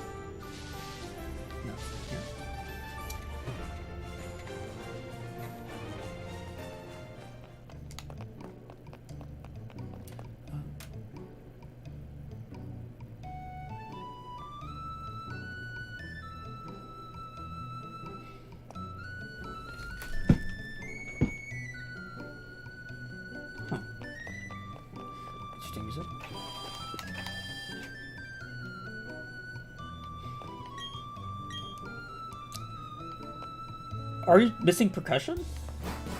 Oh, there it is. Okay. I was like, hold on. I feel like we're missing something. Now it makes a bit more sense. Oh, hello. You're totally not the champion or anything. We don't know who you are.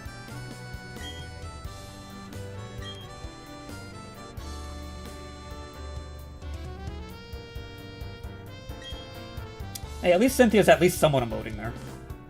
But it's only closing the eyes, so it's not much.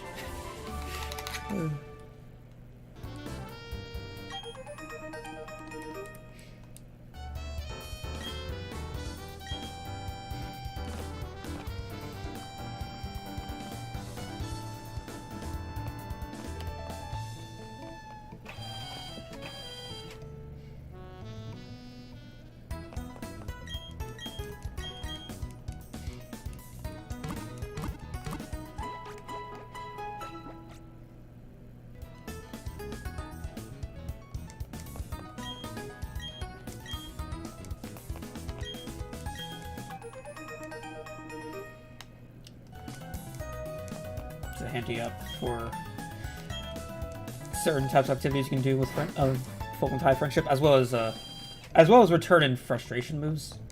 Whether or not they're in this game or not, I'm not sure yet. Which move? What? Oh, the underground, right. I actually want to try this. I'm gonna try the underground.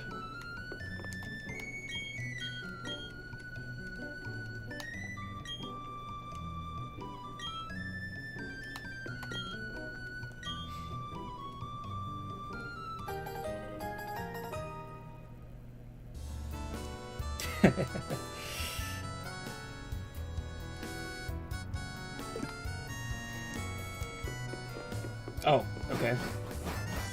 This, I don't think this was here before. They didn't show me how to use it like this.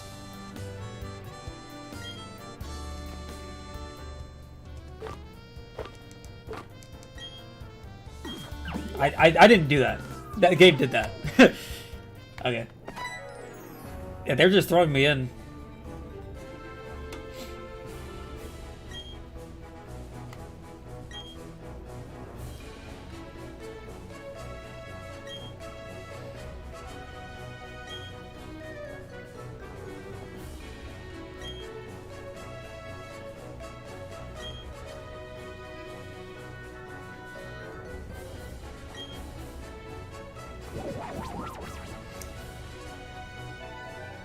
Well, I guess I did want to go down here, so I'm gonna figure out what the new stuff is all about. It's very faithful to the original, but I think they changed the map entirely. Actually no. No, wait, no, this is actually pretty similar. Never mind.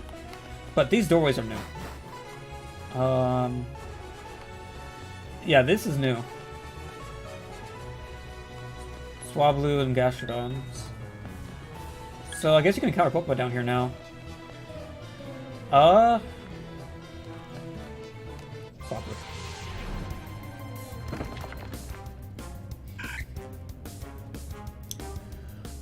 I can't remember which generation it was, but I think it was Gen 5. I think Gen 5 had a New Game Plus mode. I think, but don't quote me on that. I think Gen 5 had a New Game Plus, but I think that's the only generation that had some sort of difficulty option. The map might have different paths, but I think like the islands they had access to is the same. I think like the general shape of the islands, quote unquote.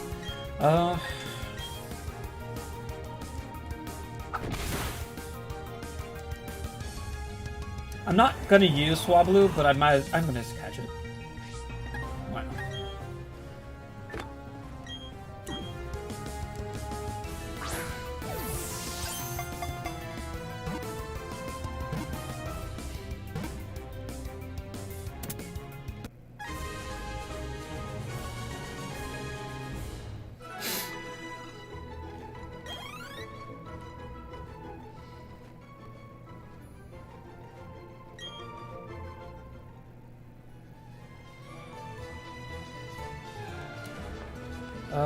So it's just a Swablu and just a bunch of Gastrodons.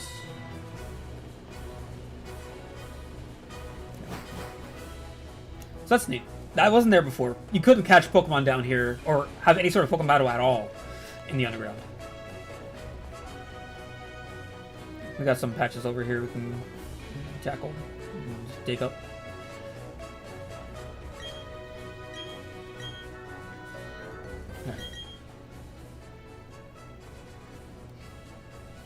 Oh, they don't... Is there no secret bases? Honestly, I'm not gonna lie to you. I didn't use the secret bases too much. It wasn't really a thing for me. But, of course, it did have a lot of stuff you can do with. So... But at least the digging looks pretty dang similar. It's like, same tools, same exact, like, grid format and all that stuff. It's pretty dang faithful. Okay. Wait a minute. The tool is nerfed. Wait. Maybe not. Oh no, I just hit a rock. Okay. When you hit rocks, you don't actually dig up more. Okay. Looks like you can still see through those cracks too. The crack here that I have selected, you can usually tell what's below it if it's at this stage at that point. Makes it easier to dig through. Don't dig there.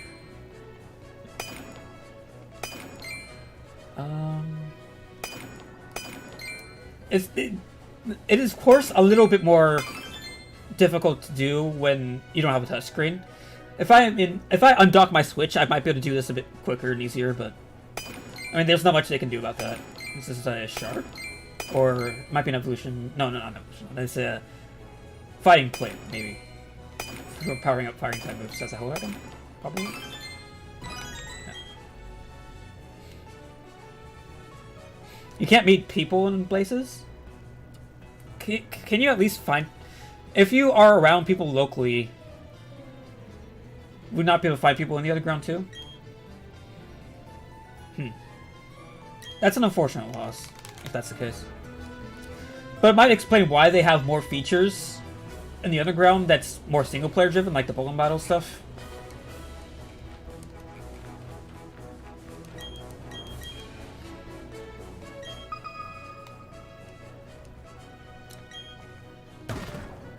I guess I have to hit spoilers. Don't hit there.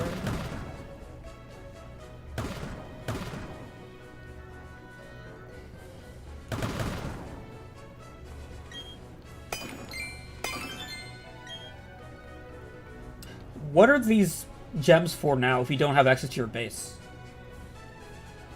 They usually bought stuff for your base with these things, right? Guess we'll find out.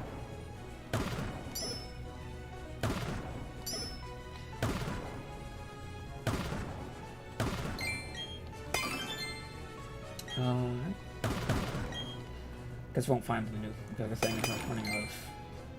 What the heck is that thing?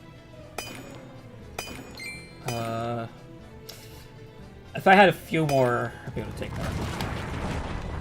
Yeah, collapse.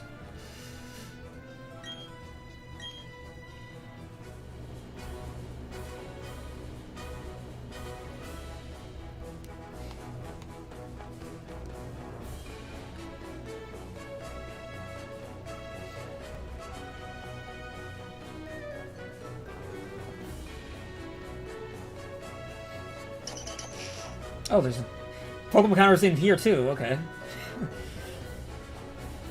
Yeah. They fleshed this out more for single player, it looks like. I still don't know if there's actually any sort of multiplayer interaction here, but there it is.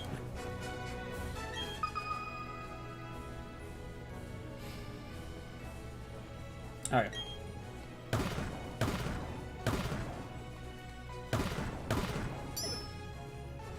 I hate these rocks.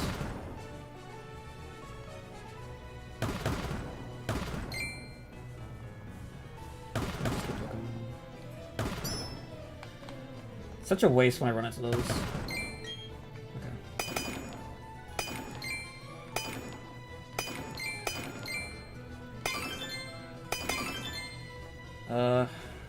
Strike up here.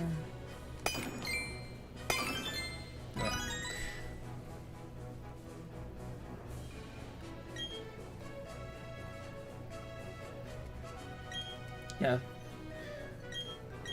I guess I still don't know for sure, but it is at least more interesting to come down here alone when you don't have anyone with you.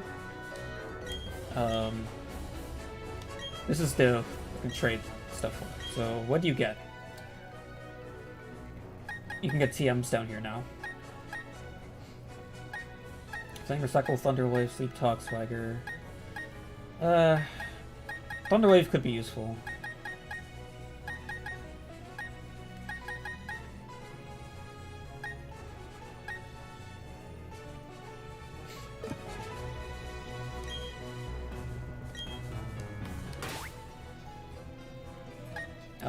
Are these things kept in my bag now?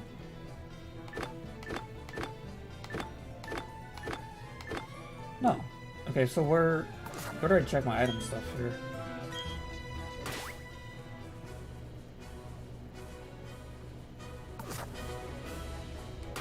If it's not in my... It wasn't in the bag before. It had its own unique thing. I guess open the Explore Kit, maybe. No. I can't check what kind of spheres I have. There might be a way, I just don't know how.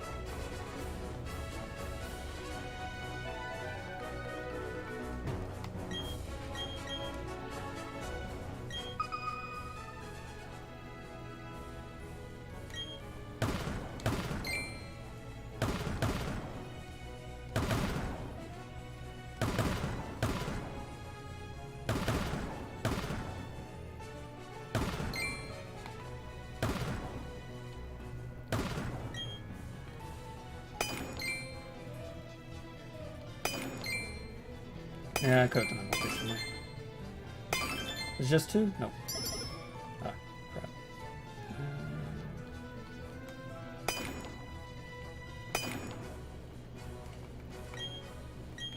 You can't afford to hang around.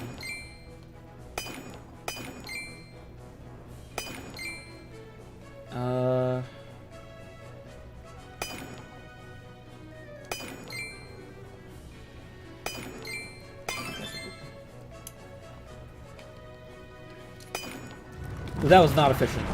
I could have done that all better.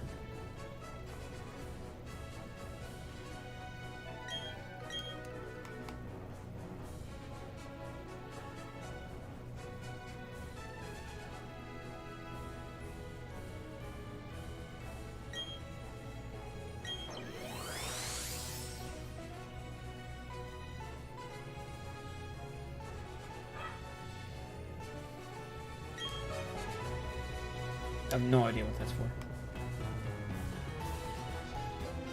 Alright.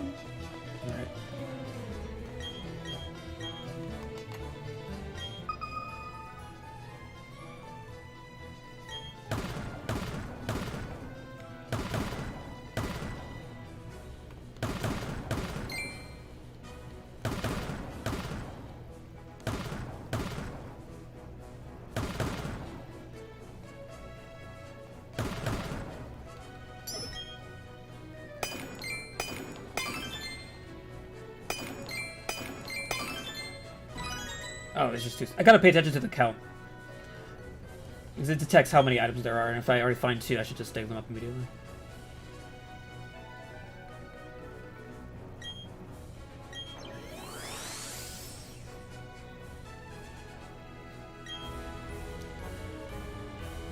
Okay, so I guess those are just things you can decorate your secret base with, I guess.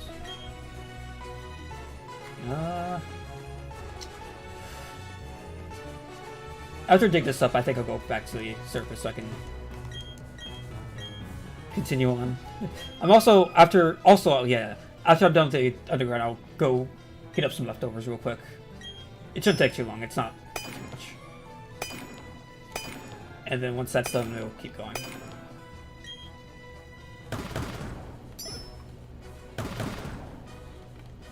I forgot what the count was for this.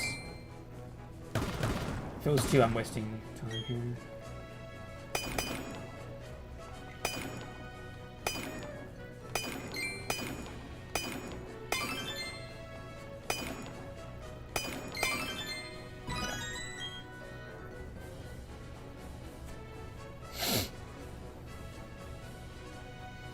Oh, I see. So it's to manipulate the encounters. Got it. Okay.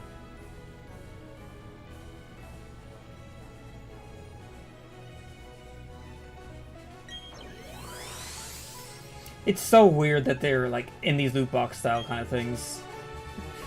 That was definitely not in the original game. Hey, at least you're not paying for it.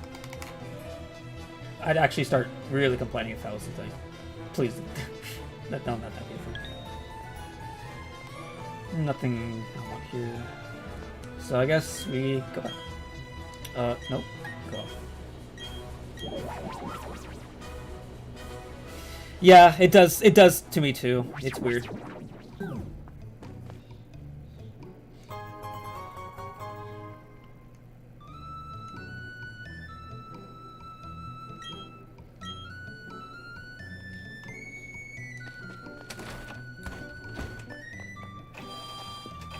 It's not nighttime just yet in game. So yeah, it's still daytime music. Once it starts turning night, I would love to see if the nighttime music for Pokemon Center is in. Alright. Now, I'm gonna get some food.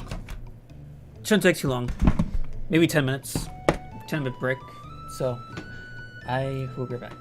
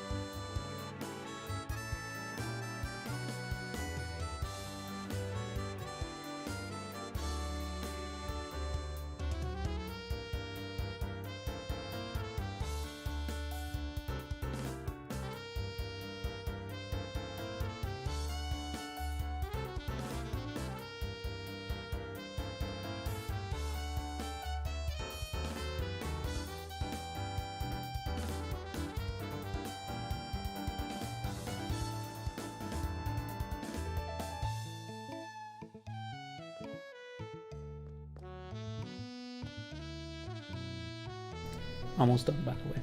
Almost there.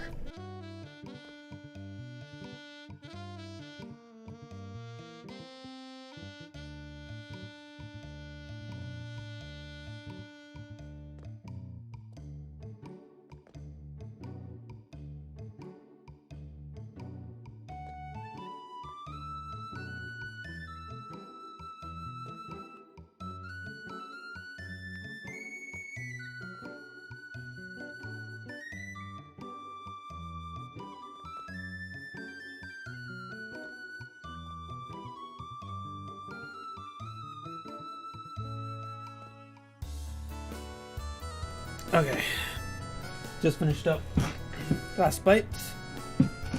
I'm ready to get back into this.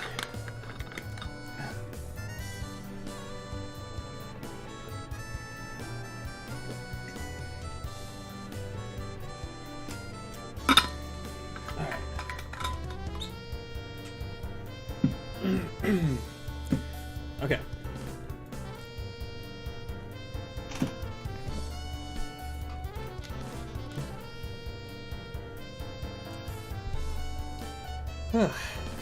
Alright. Do I enjoy doing my freelance work? Yeah, of course I can't get into details, but yes and no. There's some things I really do enjoy, and some things I definitely do not. So, but I can't go into detail. That's just not going to happen right now. So the time of day just shifted a lot here.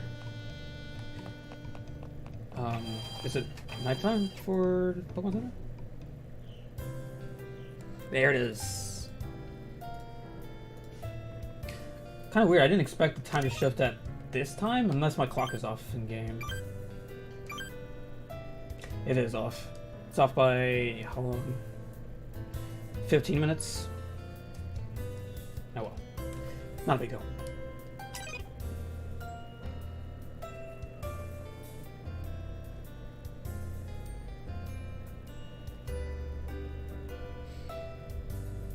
Yeah, I think they did a good job here. I'm just happy that they brought in the nighttime version of the Pokemon Center. It was such an iconic thing for Generation 4 of Pokemon for me. Because I don't think any other Pokemon game had a different song based on time of day when you go into the Pokemon Center itself. I don't think so, anyway. I know Gen 5 had a lot of variations on music, but I don't think it was based on time of day. It was based on season. So, yeah.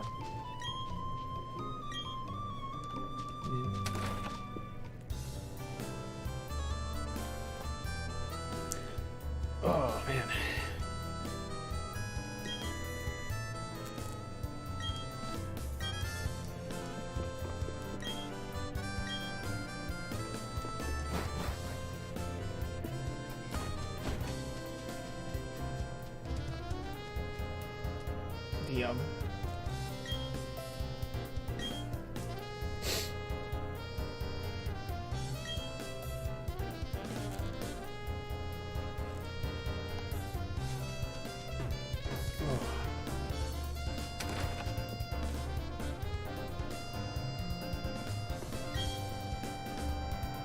Oh, this is the herb shop, okay. That's right.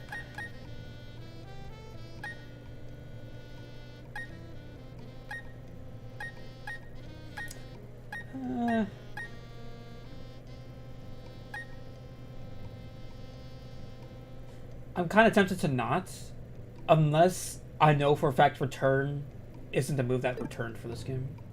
If return doesn't return, then I guess it's not a big deal. Because if you use those items on your Pokemon, the friendship level with them will be lower every time you use it. So, yeah.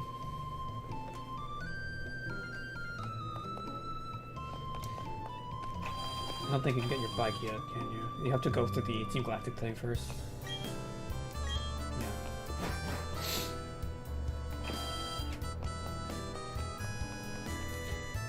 More Pokemon healthy?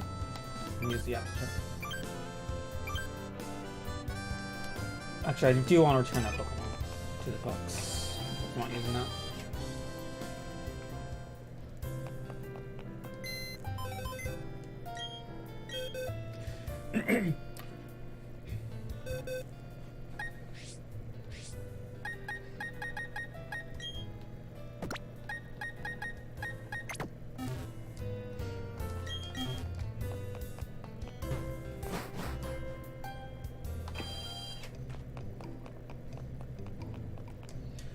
So I need to beat the gym first in order to go in there too, so that's just where I have to go next.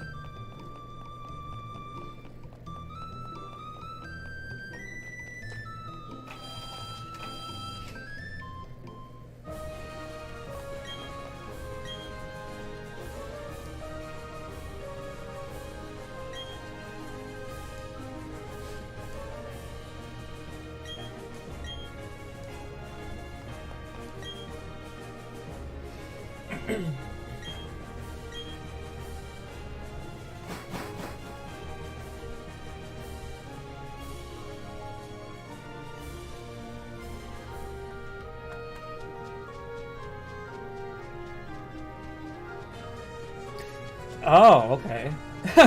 This is the Diamond and Pearl version of the gym. They changed this gym significantly for Platinum, but this is Diamond and Pearl version where you just have to basically find the trainers, their shoes, behind the trees. In Platinum, it was basically there's a gigantic clock in the center that you had to walk across the handles, like the handles of the clock. That's weird.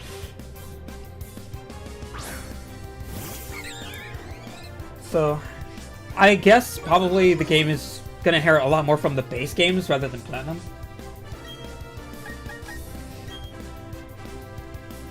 I still feel like some Platinum things will carry over, but it's leaning more towards Diamond and Pearl specifically.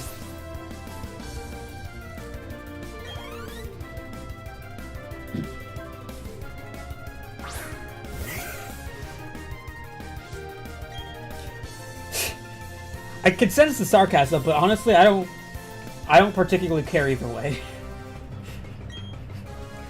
It's just a gym maze, regardless. Like it's whatever.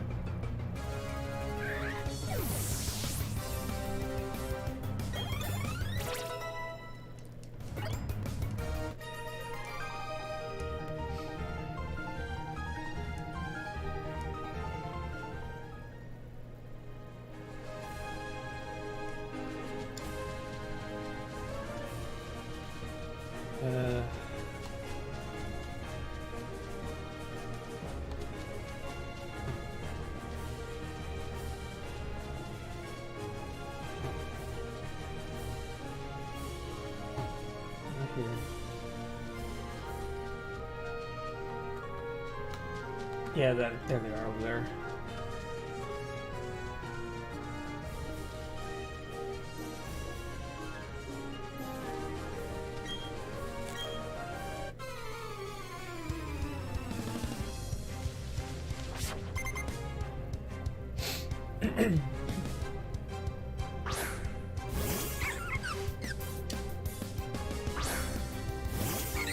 We don't know. Do we even know?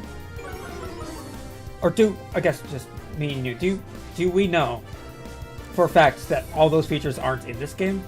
All I said was they'll probably inherit more from Diamond Pearl than Platinum, but I didn't say everything. Maybe it's a sign, I guess, but like the gym leader layout, the gym room layout is not one of those things I would say is objectively better. It's just different in Platinum versus Diamond Pearl, which is what I thought you were talking about, but I guess it's just more general.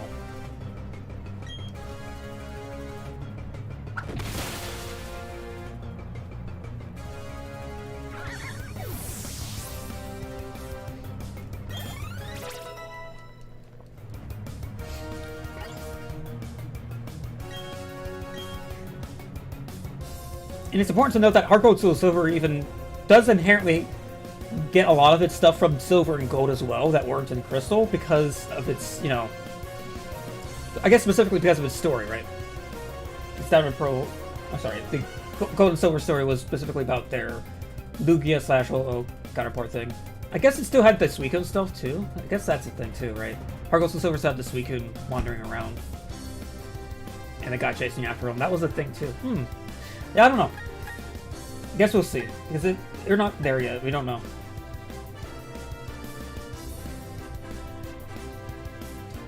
Spark is good.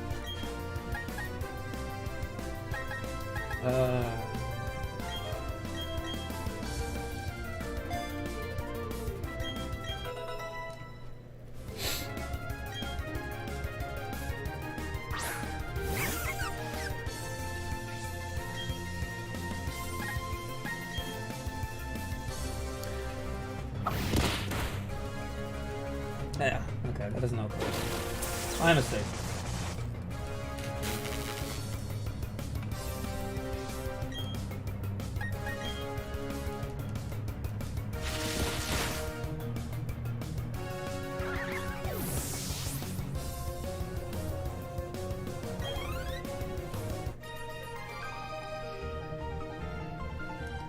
I'm not going to bother complaining about something if I'm not sure about it. That's just my attitude towards that for now.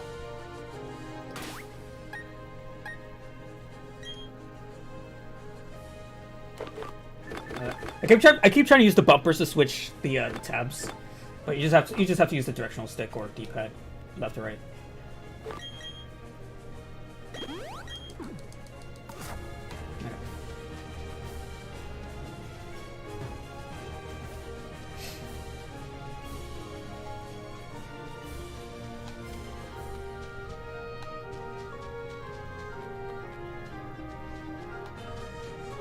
Oh, there we are. I see it. It's up here.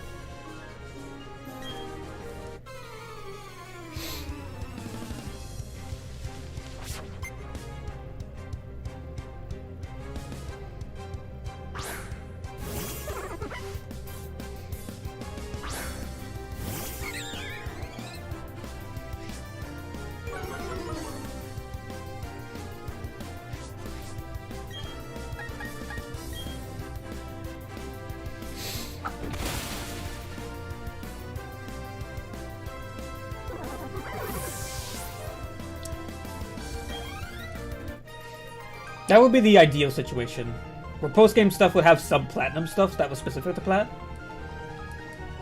So maybe might have Distortion World, maybe not, I don't know. That might be a stretch to assume it's Distortion World, but I would at least hope Battle Frontier is like as fleshed out as it was back in Platinum, in Heart Gold Soul Silver as well.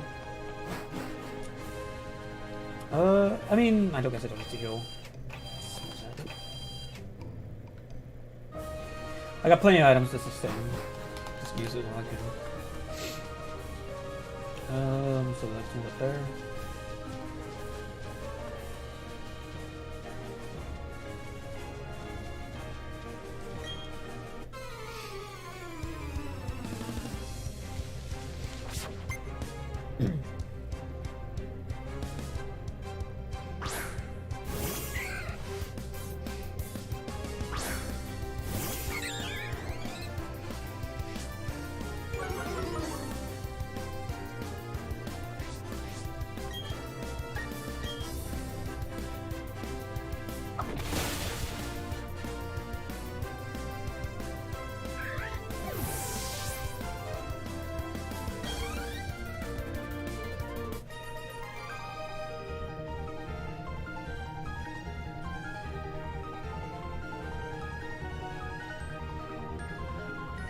We have every right to be salty about the Aura situation, especially. Because they were... Battle Frontier stuff was definitely in Gen 3. Wasn't as good as Platinum's, of course. But they outright removed it in Auras, which is just absolutely insane. Especially given that was a Game Freak game. I'm not gonna lie, I am a little bit more lenient towards this game, given this is not a Game Freak game. So... I don't know if that's entirely fair, though, but... I do at least hope the Battle Frontier is here. At least in sound capacity.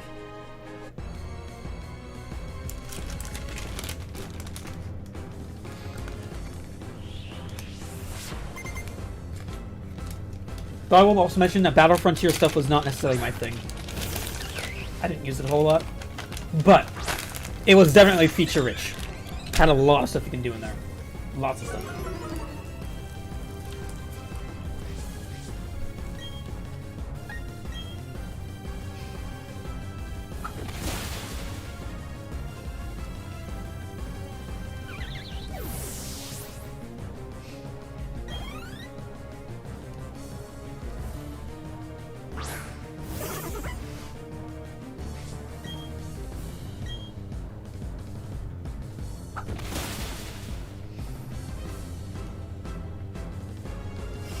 Actually, lose.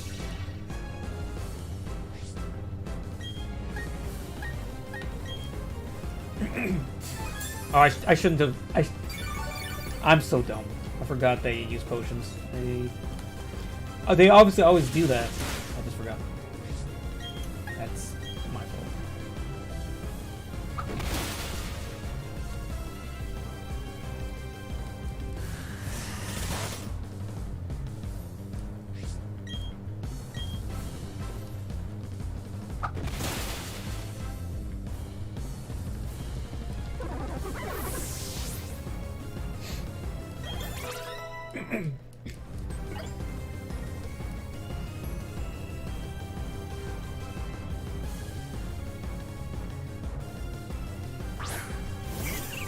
Now the fact that Reflect is up is going to make this a little annoying, but this might still be a 2-hit KO. Rosalia doesn't necessarily have great defense. Please don't be paralyzed. Thank you. Oh, no. Never mind.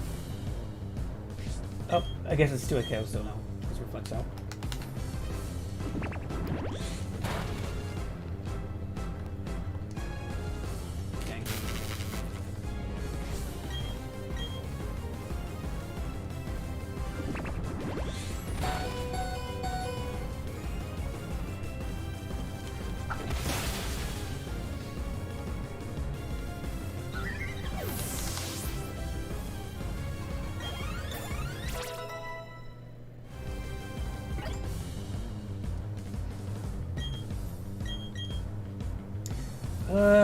Whirlwind. I mean, I guess it's better than Whirl.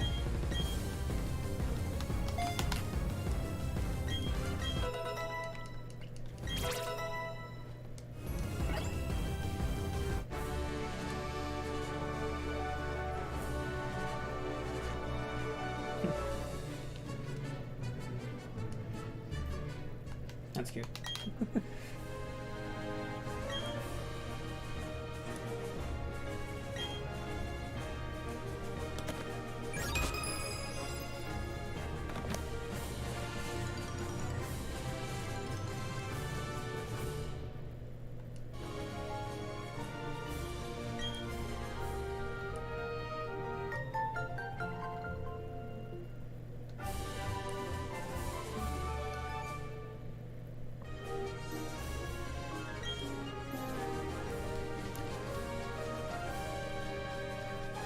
Grass Knot is such a funny move.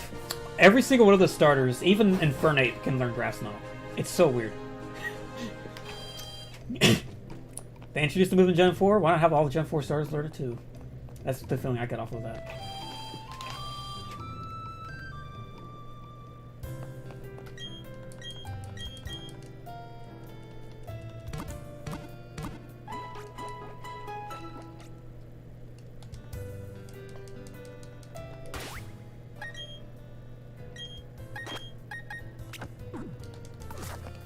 Luxio lead for now. And we proceed.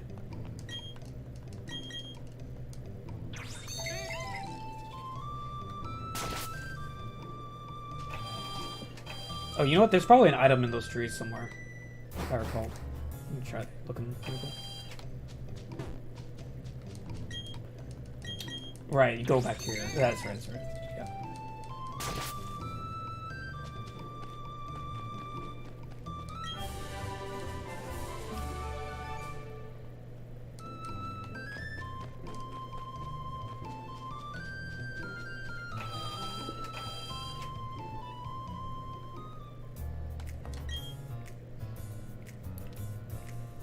It's a funny city of those.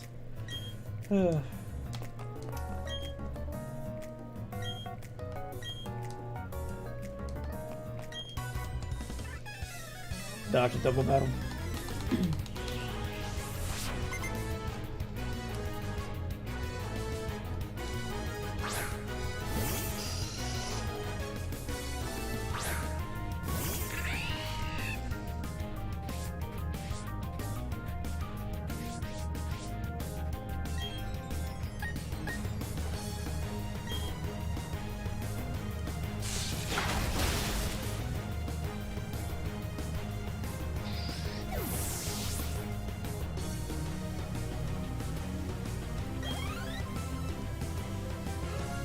That is a curse statement. Why would you read Topo with Engons? Oh my god. Yikes. I have no idea why anyone would want to do that.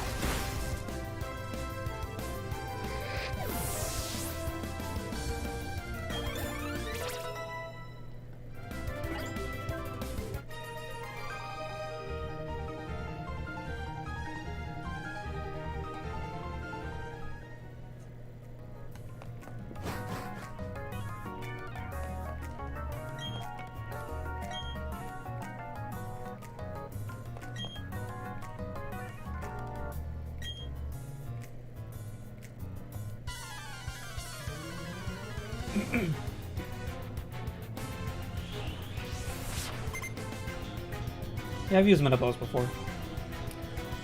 Not for any practical uses for any of my projects at the moment.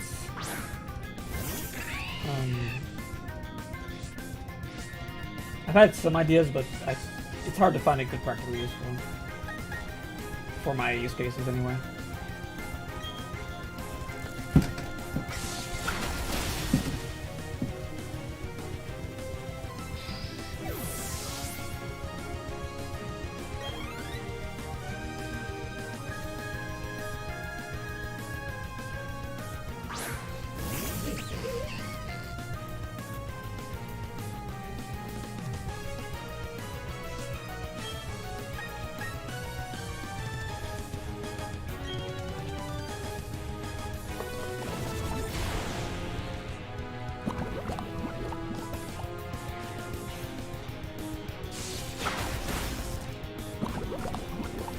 I wonder if charging might have been better there at the first turn.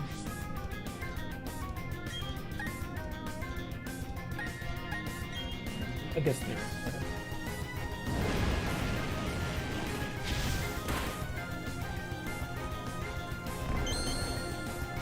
Let's see, I might get KO'd, but it's easier on my other teammates.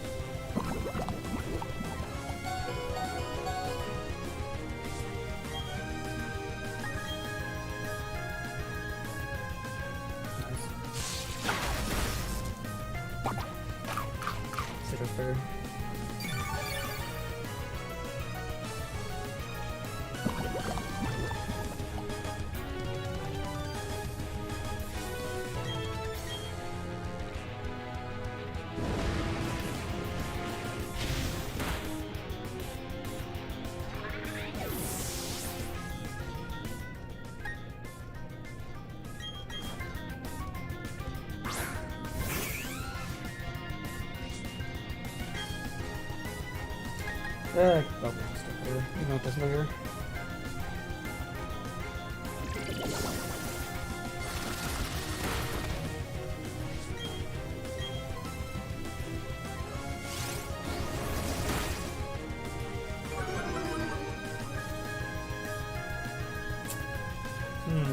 I'm okay right now.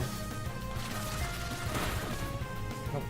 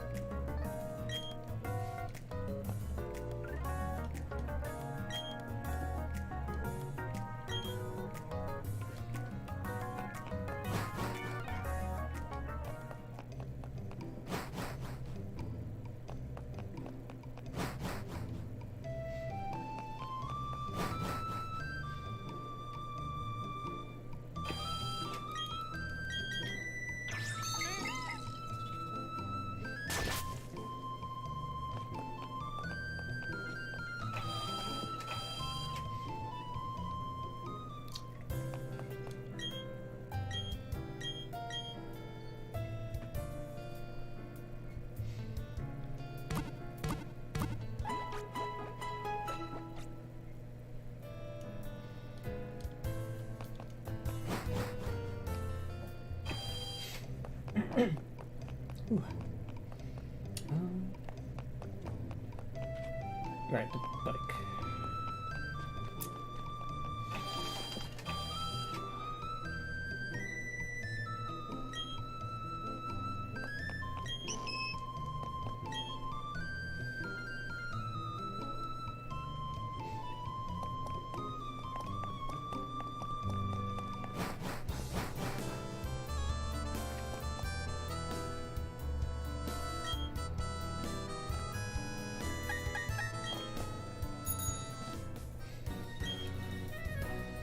Oh yeah, the music does too.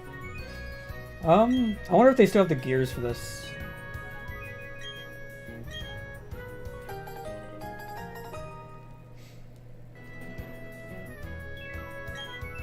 Yep, it's still here. Okay. Third gear. Oh, okay. No. First and second gear just aren't accessible.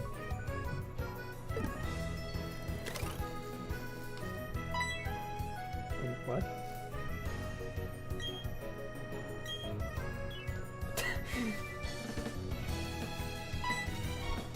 Wait, what? No, I know. I wanted to backtrack. Oh my god. Is it... Am I being hand-holded right now? Give me up. Nope. Oh no. I don't think this was here before. So... Okay, whatever.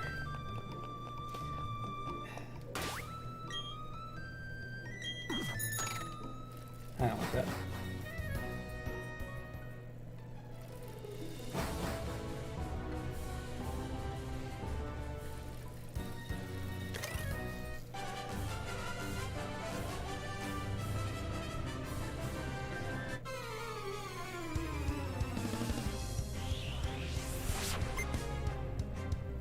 You even have the helmet on during battles. That's funny.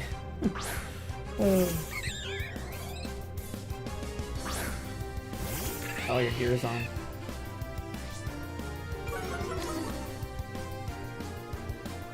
Yeah, the bike gear was not in the original. It was you only had the bike, but no helmet. And to be fair, you know, you should wear a helmet when you go on a bike, especially if you're a kid, like in this case. It's just a matter of aesthetics at this point, if people like it or not.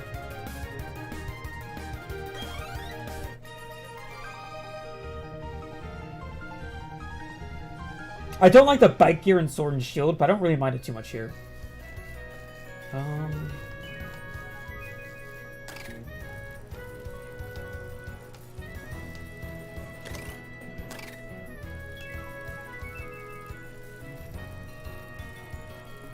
Just trying to understand how this controls.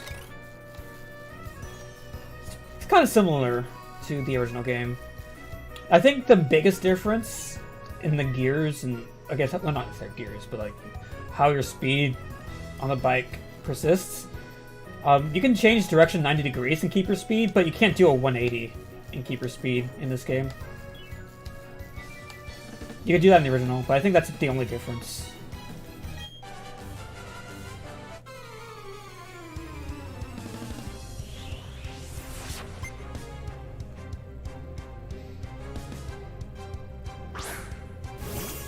Oh, the NPC forcing you down cycling road. I don't know. I have no idea.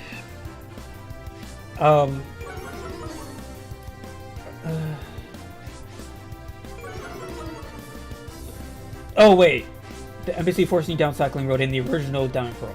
That's what you're asking? That I'm pretty sure was a no. I'm pretty sure they weren't in Diamond Pearl. Yeah.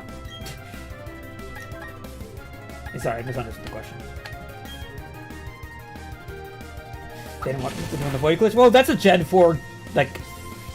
That's a very, very Gen 4 thing. The Generation 4 Pokemon engine, whatever they used, was very prone to tweaking, which is a way to, like... kind of confuse the game of what quadrants to load if you keep swatching quadrants too quickly of the world tiles. Yeah. That's kind of what it is in a nutshell, and I'm pretty sure this game isn't going to be working in that same exact system and be working with the same exact thing. So I kind of doubt that's why. They don't want you tweaking getting really dark there. Yeah.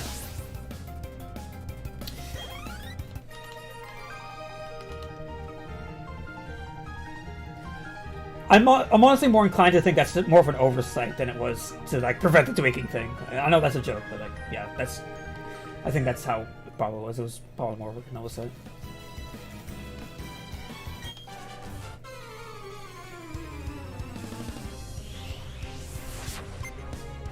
Yeah, Gen 4 is a weird generation, technically speaking. Like, from like the behind-the-scenes technical behavior of some things. Very weird.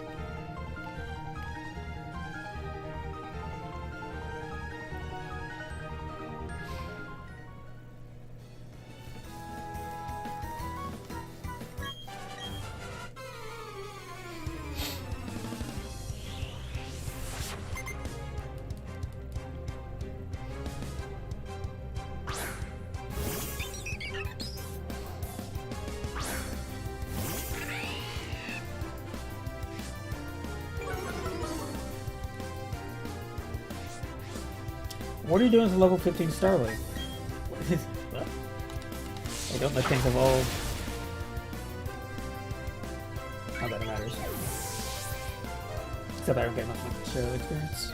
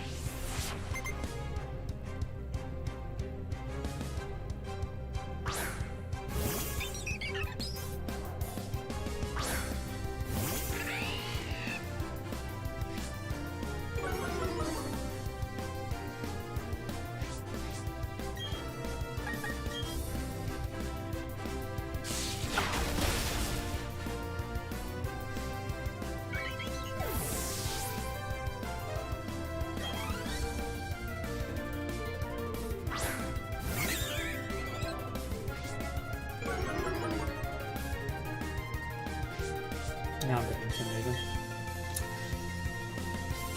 Still think it's a one-shot though.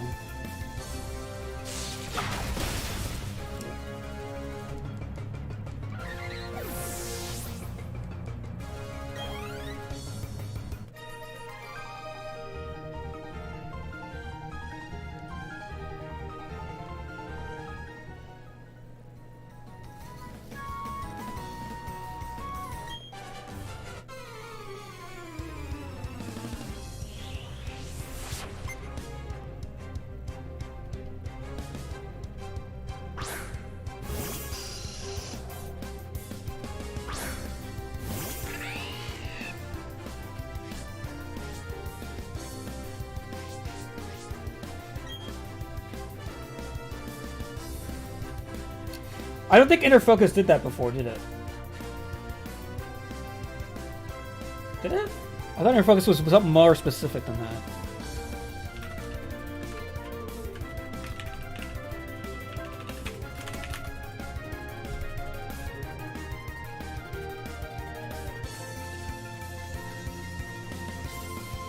Inner Focus was just for flinching, that's right. Yeah, apparently now it blocks Intimidate. Interesting. That's actually kind of funny. Now that's another specific thing. Flinching and intimidate. And it's specifically intimidate, not like a stat drops. It's just intimidate. That's funny.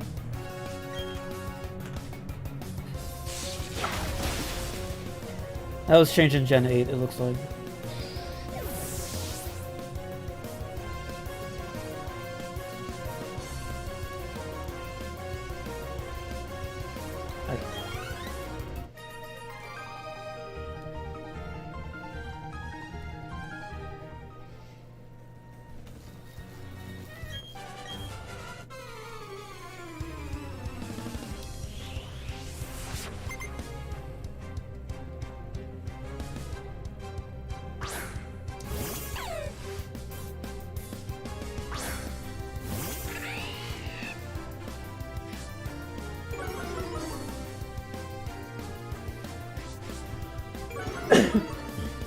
Oh. Whew.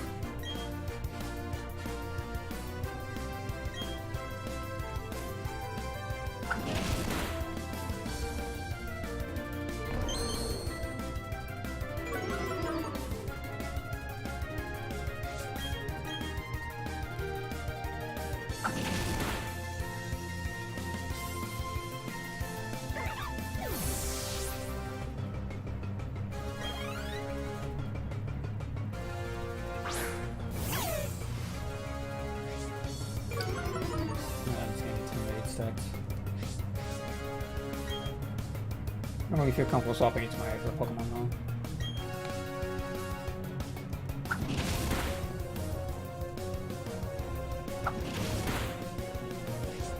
If you're gonna buy it, maybe I will.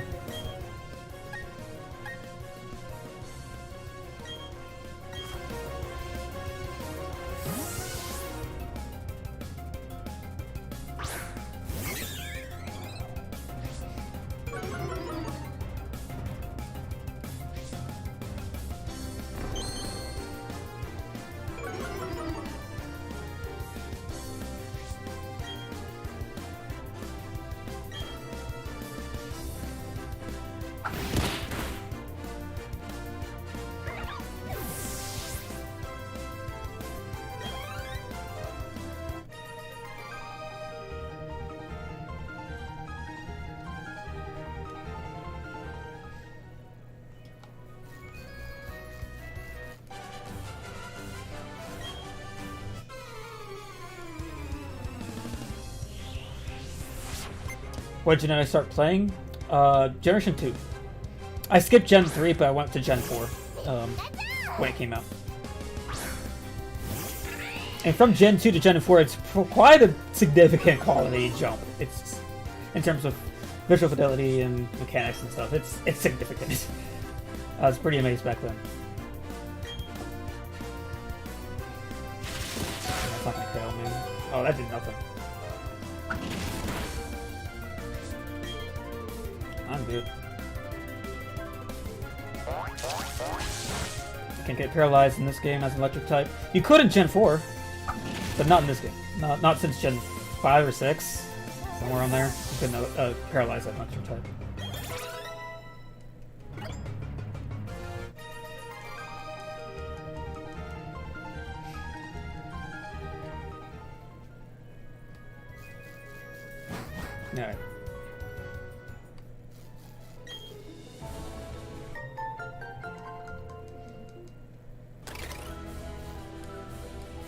Alright. I'm gonna set the items so I can just press the button to... Oh, right. I forgot to introduce the wheel thing. That's handy. Which button is... Just select. Okay.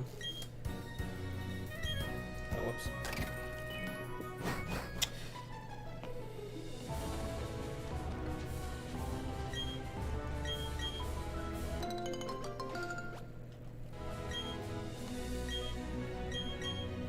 I wonder why it's not on Y. I don't think Y is doing anything in the overworld, so... Maybe it will at some point. Oh, cutscene transition.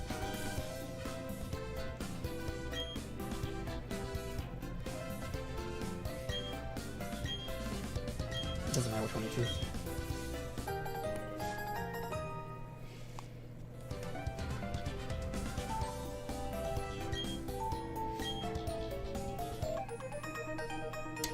Dawsing machine. That's what it's called. Sorry.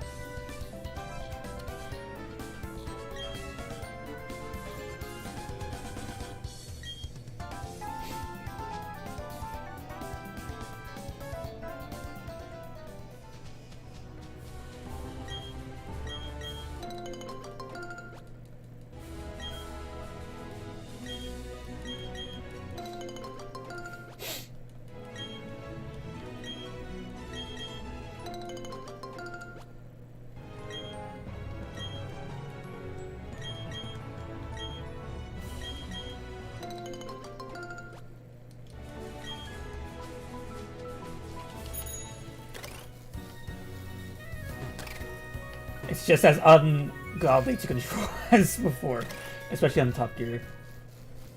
And especially when it's not tile-based, you're just kind of loose to go wherever you want to go. Which might even make things harder to control for the bike. Yeah. I guess I'm not gonna go over here yet. I kind of wanted to see what the GTS was like, but it might not even be unlocked yet. I'll wait on that. Or it's called the GWS now.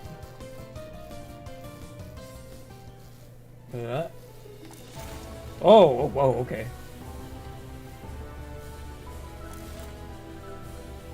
You don't need to build up speed for this. I can just creep up on it. Huh. Okay. I have mixed feelings on that. To an extent, maybe they did it because it's harder to control the bike without locked tile movement. To build up speed in that area, but especially since you can't keep speed when doing a 180. I guess that's... yeah.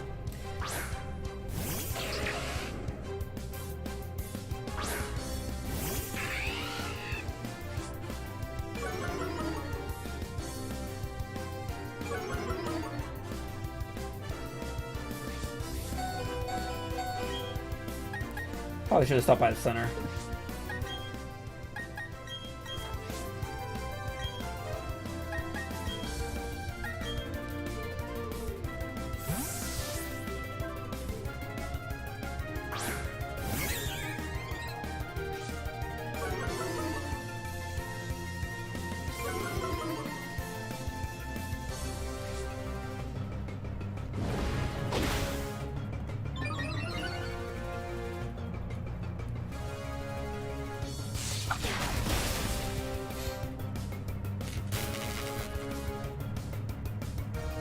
Nice. Got nothing done this turn.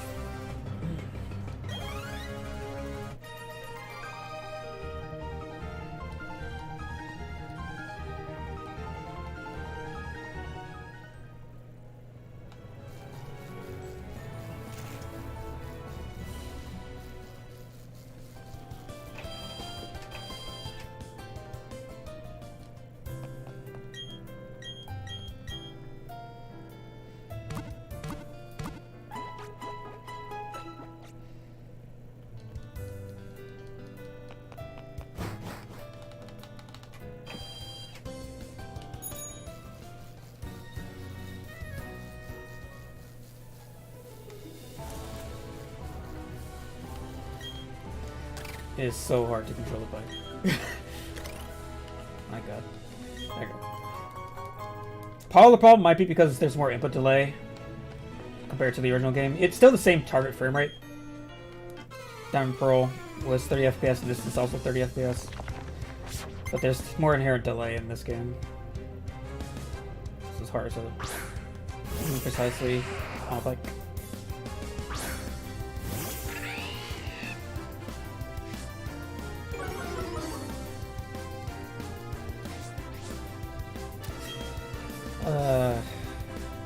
This might be a 3 KO, if not 4.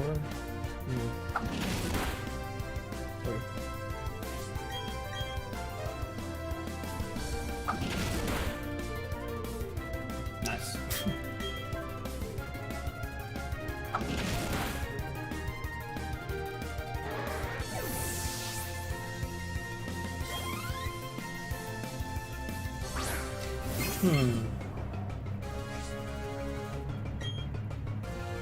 Oh yeah, Bite's gonna be super effective in this game because it's not 10-4 anymore. Yep. That was where to go.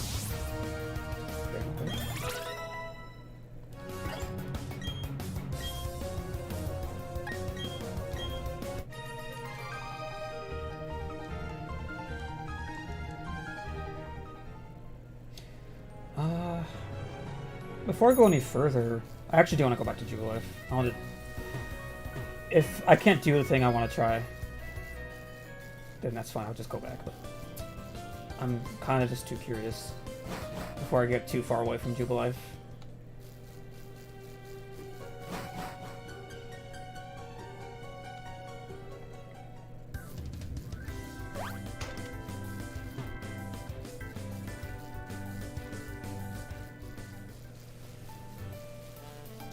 It's down here.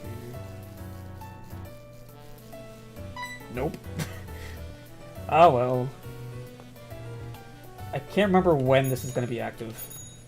It's not post-game, but it's somewhere in the middle of the story it becomes available.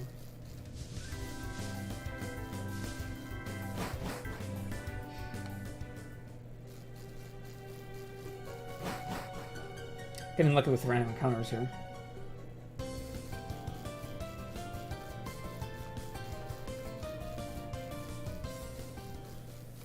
Nah.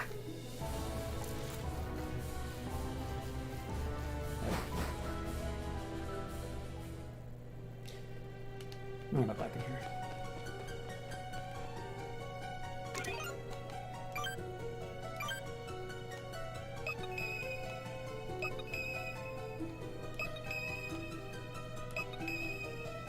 It's not as fast. It takes a while for that ring to expand in this game. Okay. But there's nothing here. Oh, right. Yeah. This guy.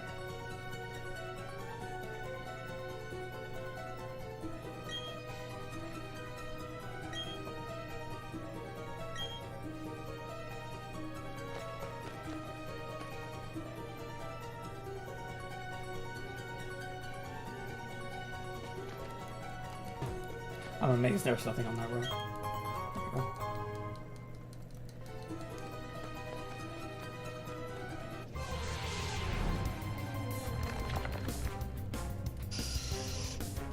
He looks ridiculous? Yeah, I mean, a lot of the overworld cutscenes is a little weird looking because they still keep the chibi models when they do the close-ups like that. It's almost a little too close. I don't know. They probably shouldn't have done the close-ups for those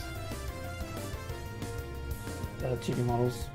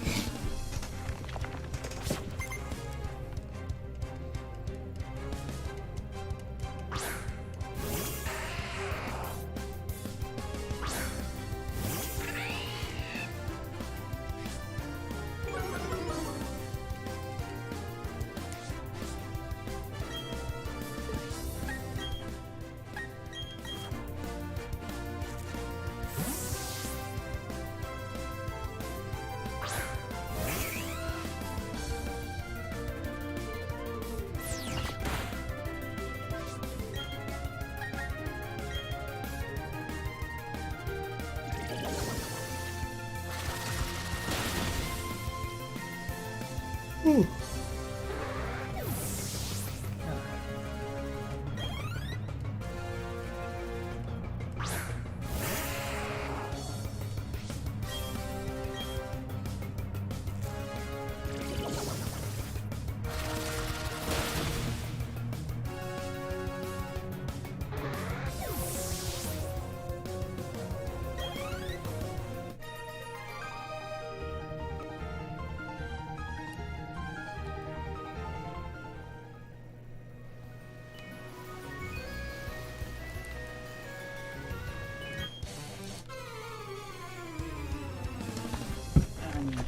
Play the speakers on.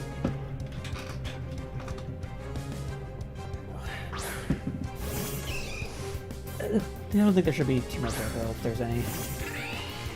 But I don't like putting my headphones on for extended period of time because it starts to kind of crush my skull pretty much. It's not pleasant. And I guess I'm putting that on now.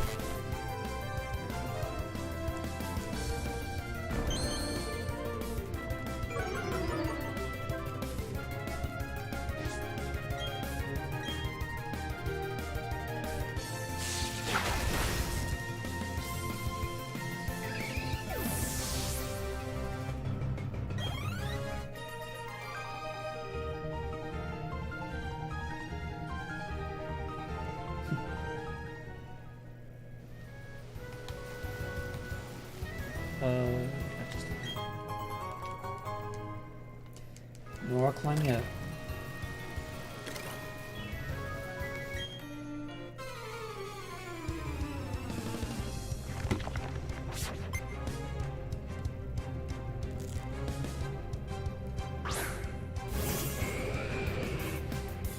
There's a short Onyx again.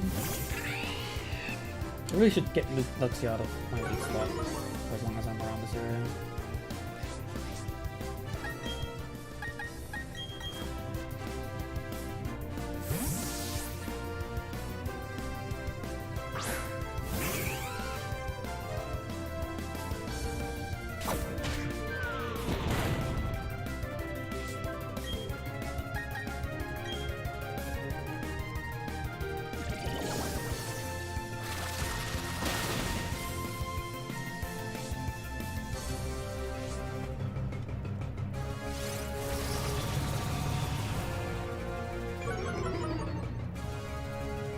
Cursing now is definitely not too late.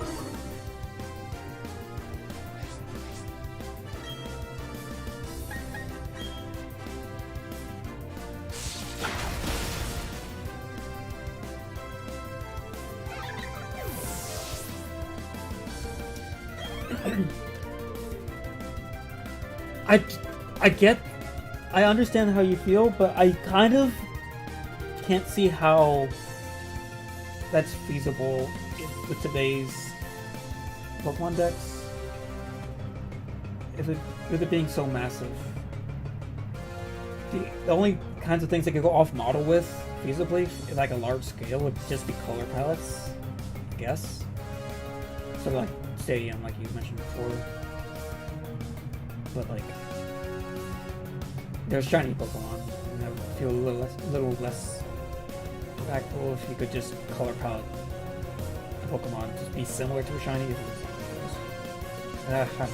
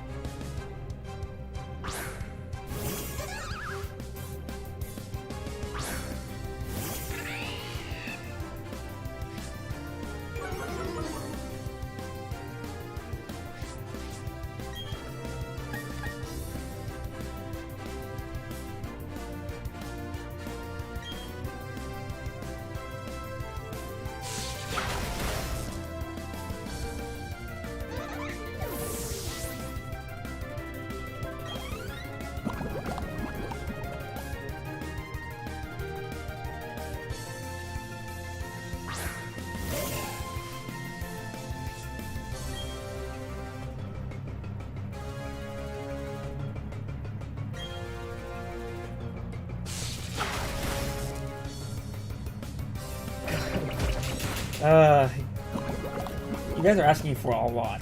I'm telling you, those. If you want it to look like Guilty Gear, that's an insane amount of manual effort you have to put in to make sure your models can stay stylistic and look 2D while staying 3D. It's a lot to ask. I try to, if I have any sort of expectations for what Pokemon should be, I try to keep it at least a little more realistic than that.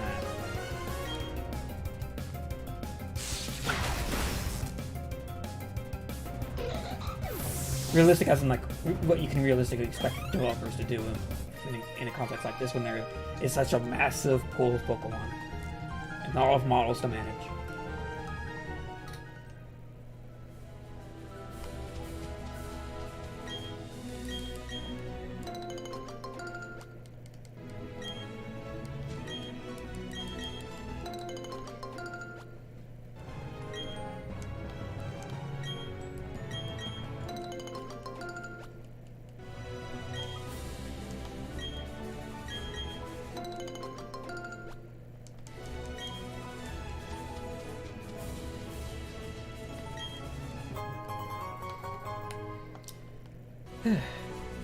The biggest problem I have with 3D games, 3D Pokemon games in general, is that there are problems that are still present even in this game, in terms of battle presentation specifically, that is realistically solvable, but they still don't do it.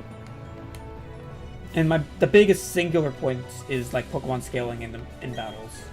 Yes, it's more work than people realize to make sure that works, where Pokemon can still be as large as they should be, based on their actual height and the decks and stuff, because you have to count the actual like battle environment size as well. If the battle environment's too small, if you have a large Pokemon, then that's gonna have problems.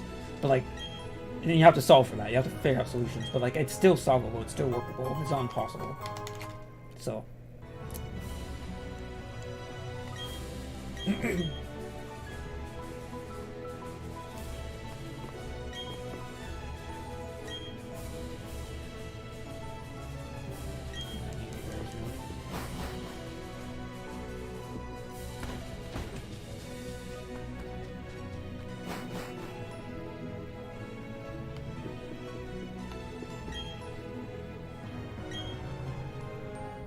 How static the camera is? Are you talking about during the battles?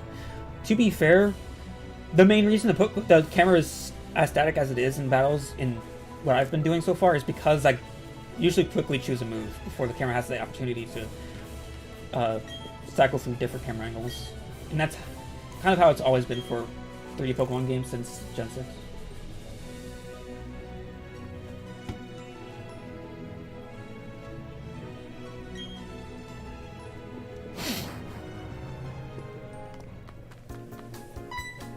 Yeah, concept stuff coming up, right?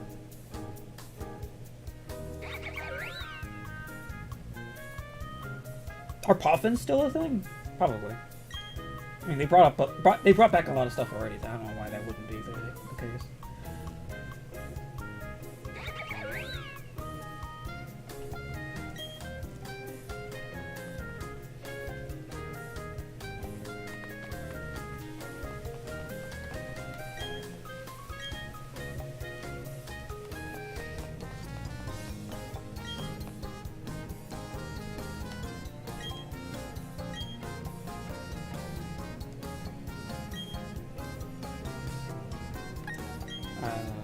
I'm good. I know where it is.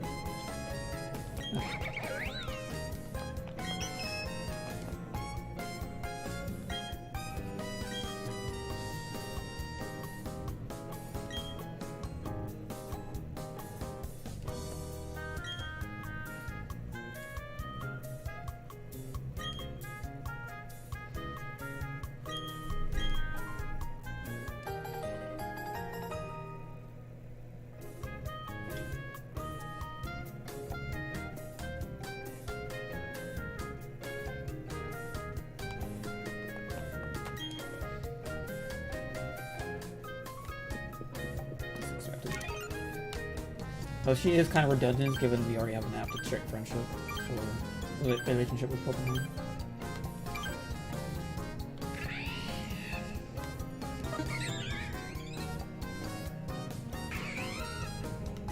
No hearts yet, I suppose. Alright.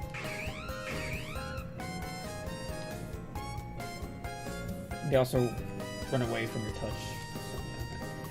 No hearts yet.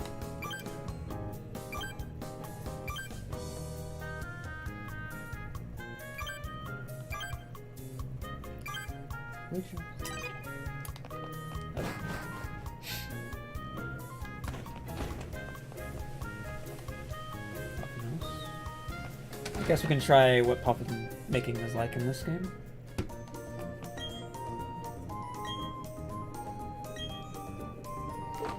Kind of curious how it's going to work with just an analog stick instead of touchscreen. I don't really care what Poffin is, because I'm not going to really do contests, like, at all. So, I'm just kind of curious what the making of it, what Poffins are.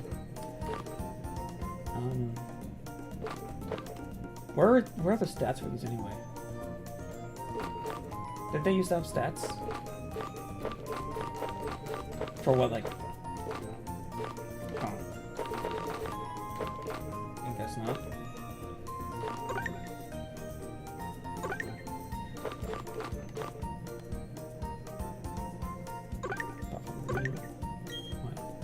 I don't care.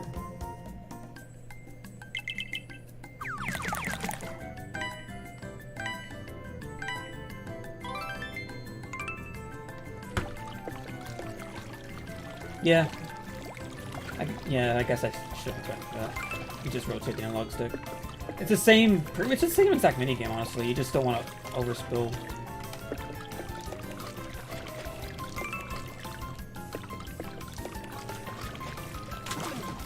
Like that.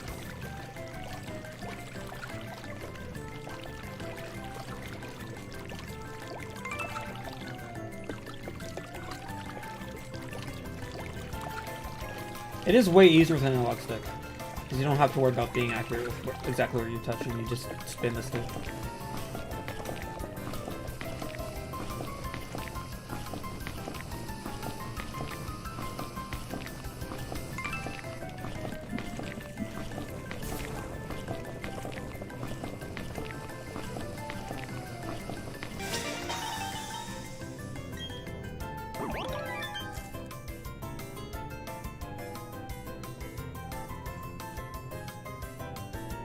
Foul. Huh. I guess I won't be cooking Poffins.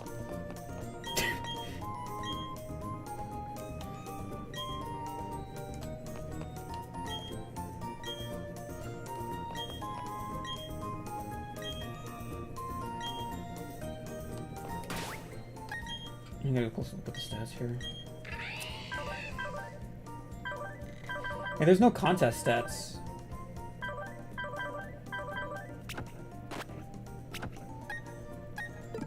That's so weird. If there's contests and there's no way to like gauge what you do to improve yourself at contests, I'm not sure what the point of all that is. Oh, weird. Again, contests is also not something I particularly use too much, but.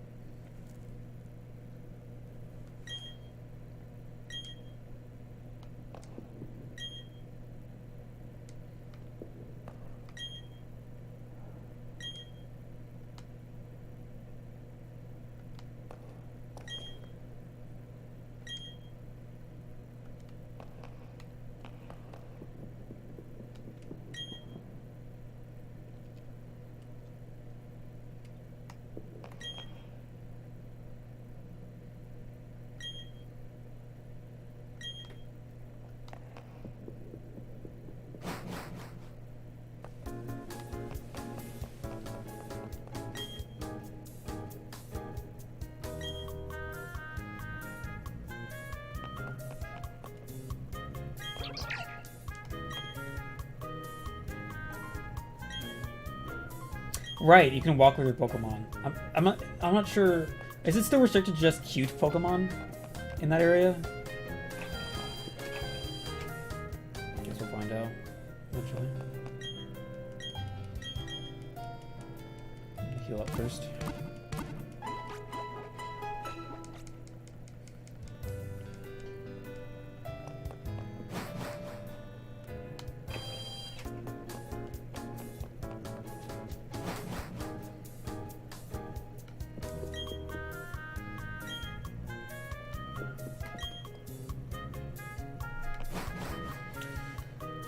Let's find out. Yeah, cute Pokemon. I guess I can walk with Prinplup. I guess Luxio's not cute enough for you then.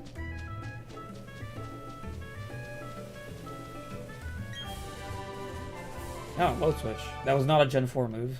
Okay. I guess that would be useful to put on Luxio. I guess. Oh, that's so weird. I forgot Pikachu's cries replaced the actual Pikachu sound. Forgot about that. Yeah.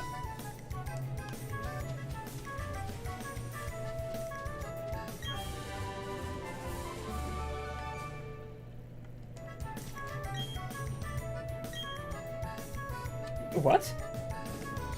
You can cook puffins here? That's so weird.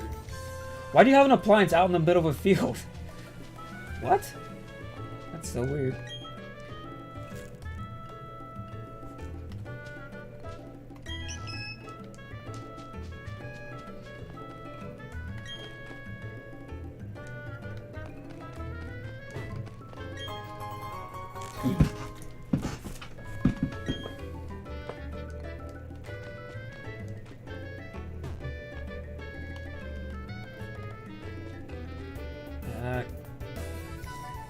Kind of the downside of navigating a tile-based world without being locked to tiles yourself makes it a little awkward. I can probably just move around with the D-pad though to make that easier.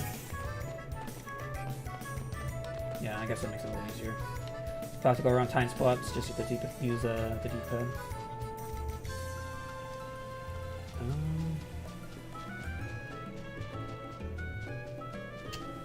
Okay, hold on. Okay, hold on. Wait. There's a way to get up there.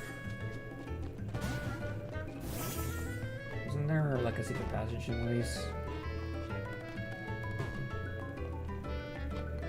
Or am I just forgetting something?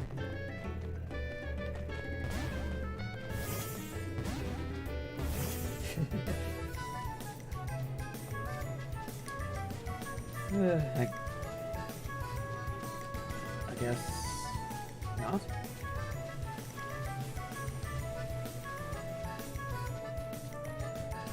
Alright, whatever.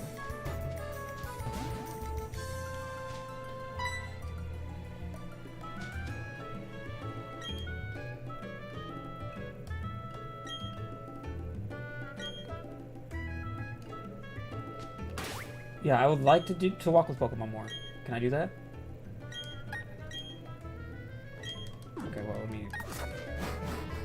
sound first.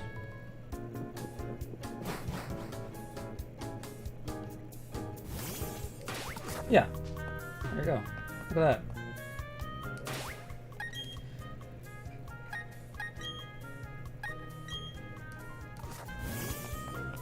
Nice.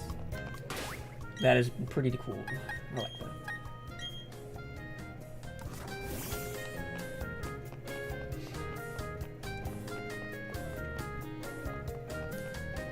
Nice. Okay. I guess let's continue with the story. That face. A close-up of the chibi models is probably not optimal. They look fine from here. There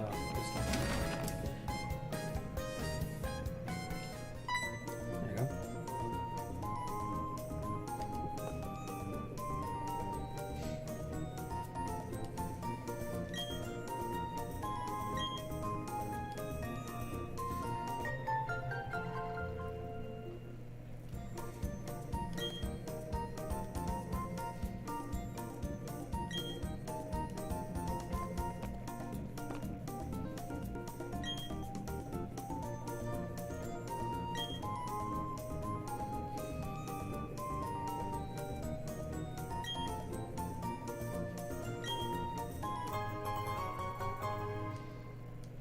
Yeah, I'm not gonna do a contest. Not really interested right now. Just want to get the sword going. Okay. You got that on now, I think.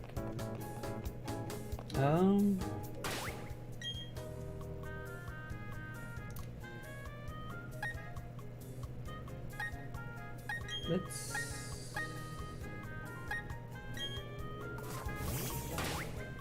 swap this to lead as well. Okay.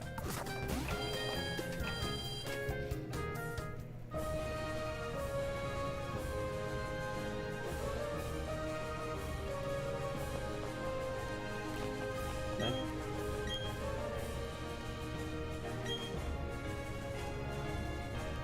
Oh, I'm forgetting something, aren't I?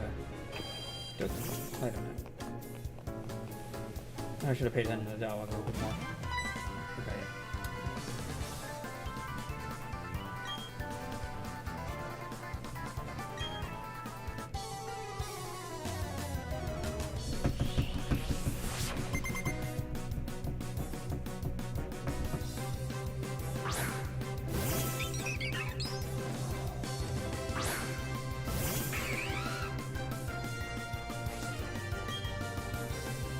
Why do you still have a Starly at level 19, Barry?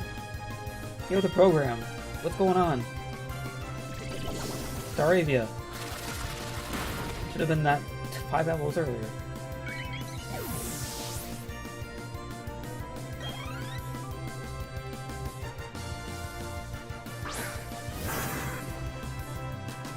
Not a problem, I have pets. And I'm also kind of a level compared to that too.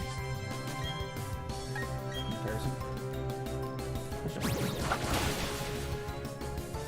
Unless you have a strong grass type move, which you probably don't have.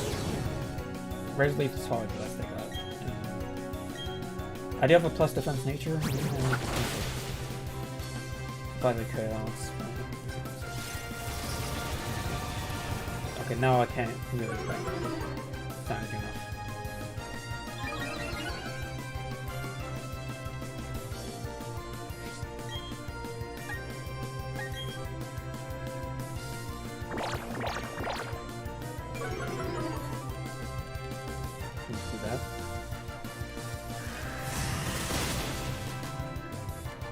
Do it again.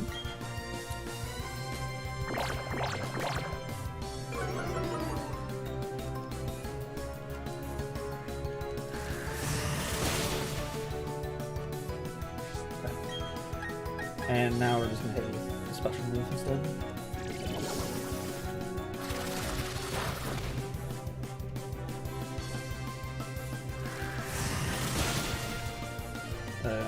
Still doing more damage than I am.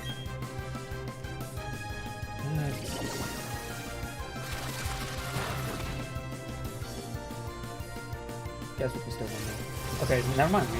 We just win. Okay, unless you heal, you're probably gonna use a potion.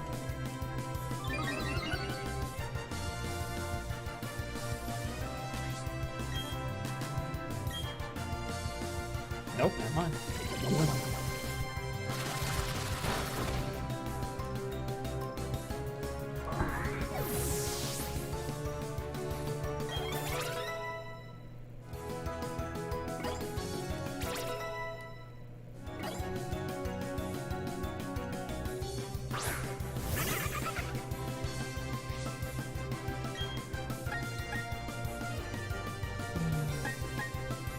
But we still probably gonna do a lot.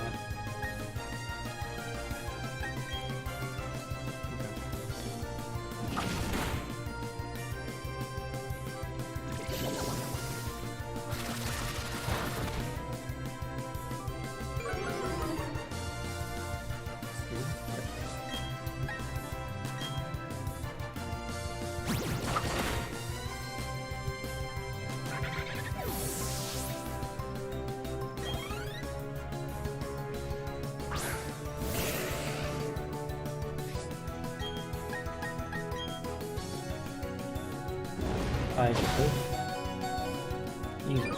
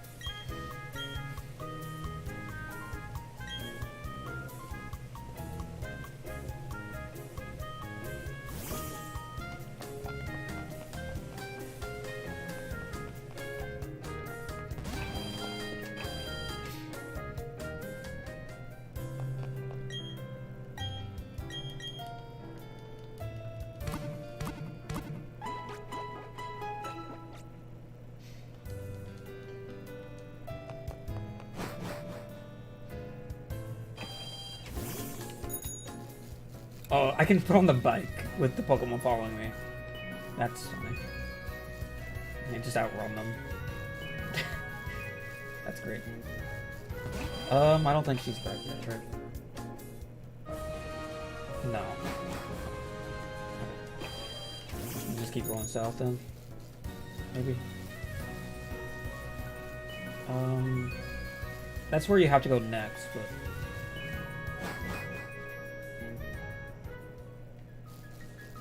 Yeah, figured. Okay. I'm gonna check this side real quick, but I'm pretty sure that's not gonna matter. It's not where you need to go.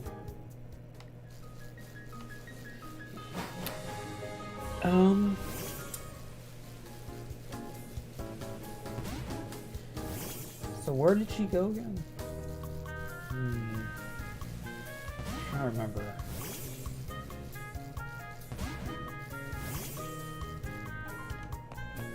I mean...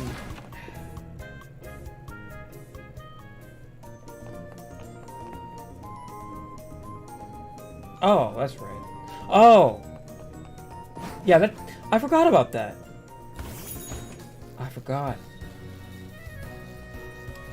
Okay. I guess we just move on. Okay. Yeah, I forgot about that. The gym board is weird in the original temple. Just keep going.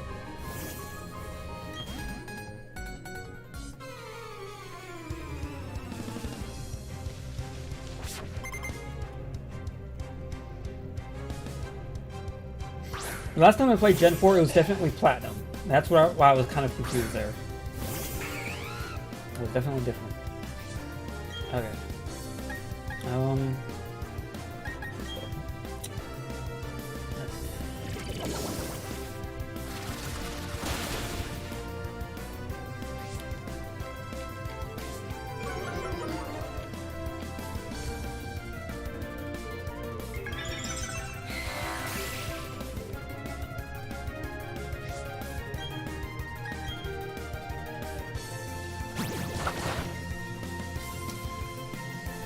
Pecking with the wings, no big deal.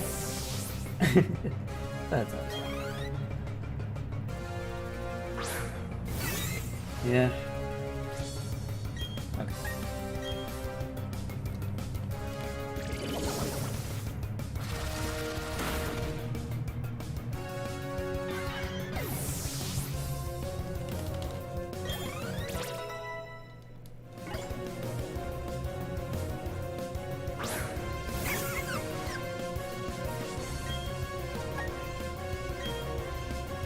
Back with a wing. Yeah. There must be a beak on that wing then, right? Is that what's going on?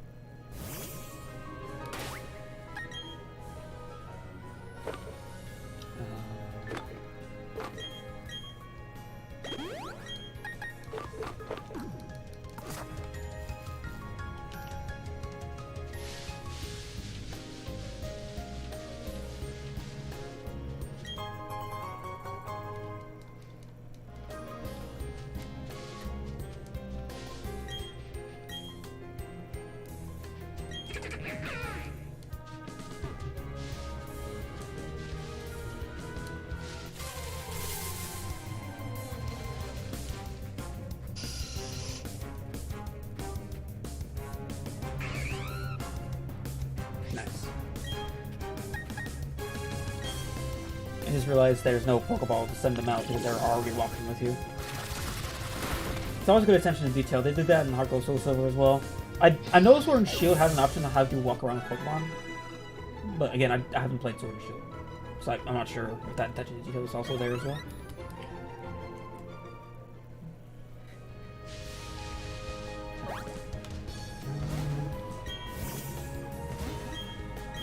Yes, it is. Give me a good ride. Thank you. Don't think I have an immediate need for it though. No. Oh, right.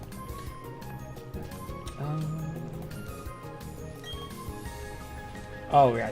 I forgot the joggers only fight at a certain time of the day. That's... I still don't know why that is. But it carried over. Only wild air? Oh, that's right. That's right.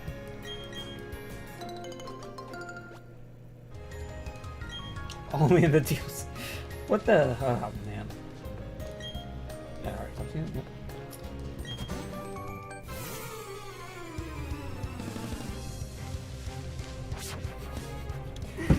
Yep. Yeah, Sword and Shield is so scuffed, to say the least. In a lot of ways.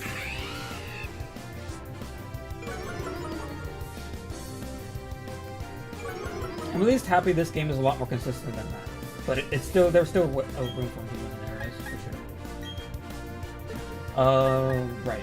My finger's very good.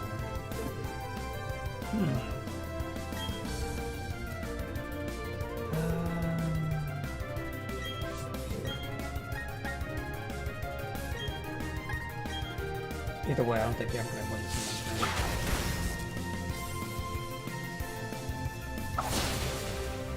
Oh, that didn't even KO it.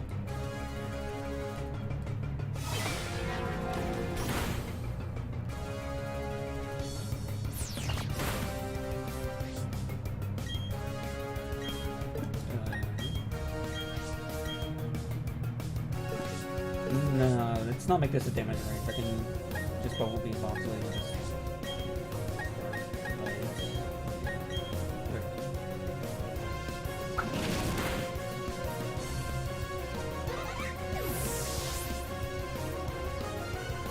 They aren't the right size? Oh, yeah, of course.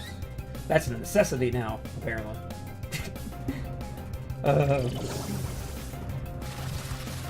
At least, it's probably fine if the scaling's off in the overworld in this game, if I like to throw in an Onyx to follow me.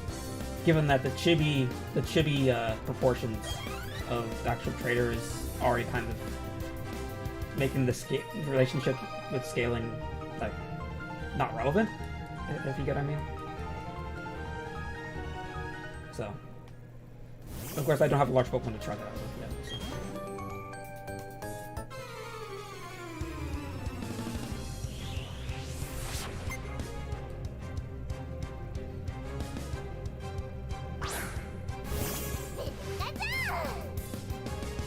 My main issue with the actual like voice actor cry is that it's such a weird contrast with every other Pokemon other than Eevee. You know? No other Pokemon has a voice acted cry in this game. Other than Pikachu and Eevee. Not even Pichu and Raichu. It's just Pikachu in that evolution.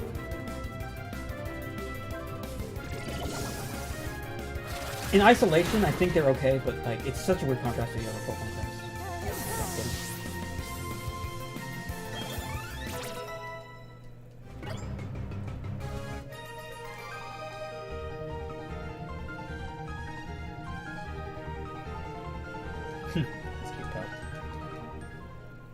There's some good animation for the trainers in this game, honestly. I think they're original. I don't think they're in the other games, right?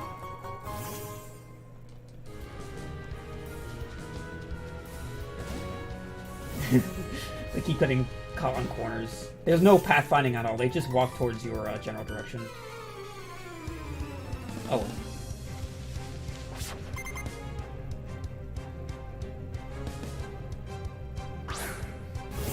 I can understand that point of view, too. I still don't have an issue with the VA cries, necessarily, because of that. It's mostly just... It's inconsistent with the other cries. That's my main issue. You both have that issue with it, it's just for different reasons, I guess. I don't do anything without steps, so just don't do anything.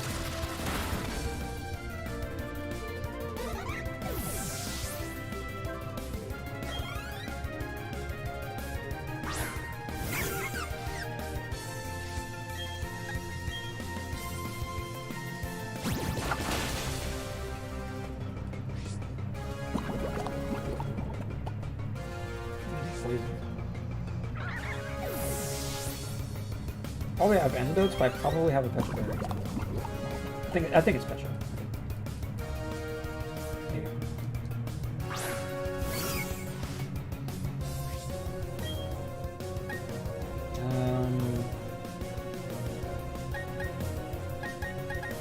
I'm gonna try the Cardinal. It's Cleffa, it's a baby Pokemon, it's not gonna do anything, so.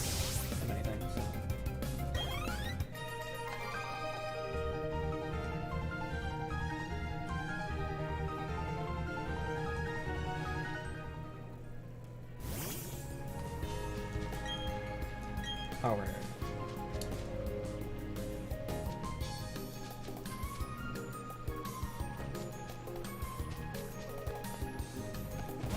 Is this for Spiritomb, was it? I think so, yeah. Wait. I already have an IQ Stone? Well, I'm not gonna place it yet because I'm not ready.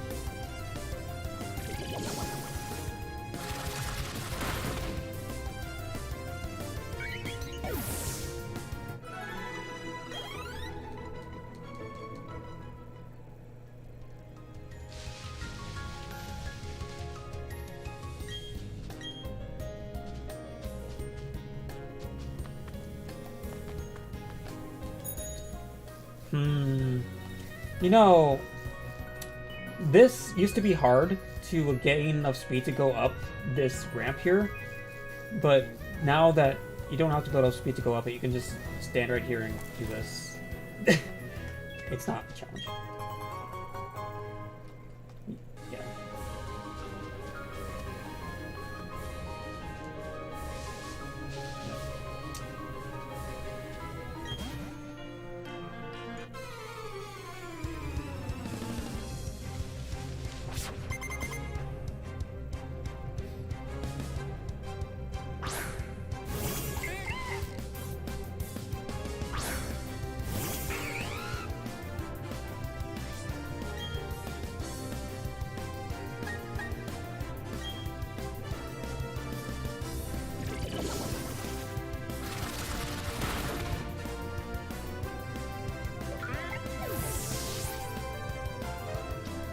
Yeah, they do.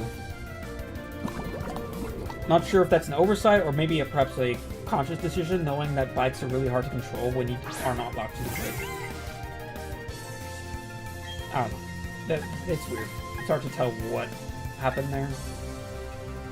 I probably shouldn't keep this Pokemon out if there's that many Pokemon to fight. It's poisoned.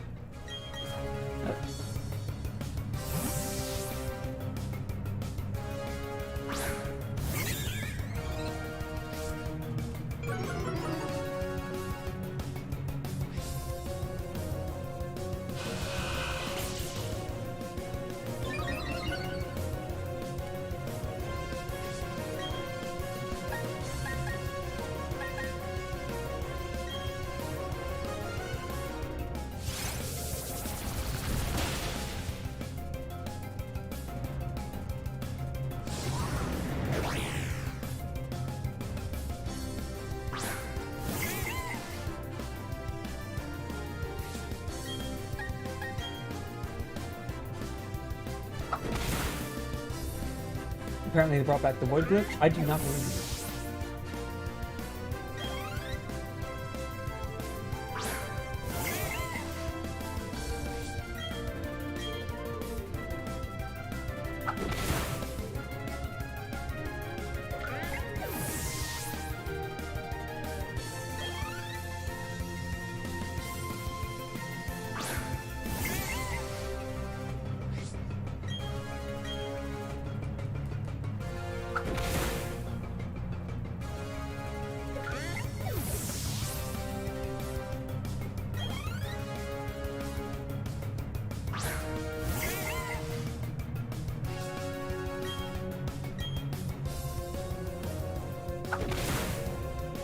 Again, I do not believe you.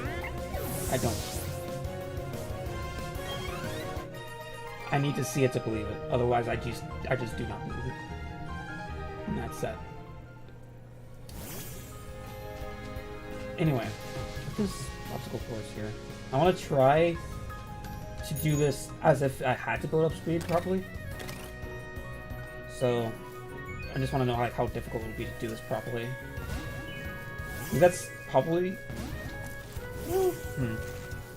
The main issue is that this game has more input delay than the DS original game.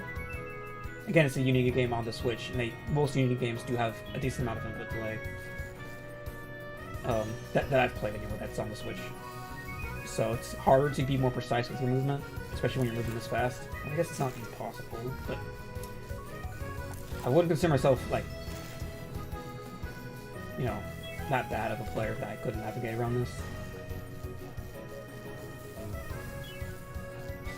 It's not being locked in tiles makes it difficult.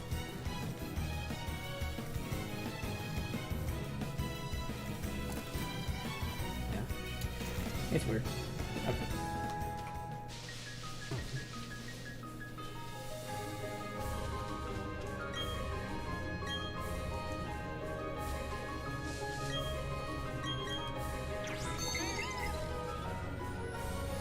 Yeah, I noticed that too. The walls didn't slow me down if I hit them briefly. Is Steel Wing better than Metal Claw? Let's see. I forget. Oh, what's in the bag?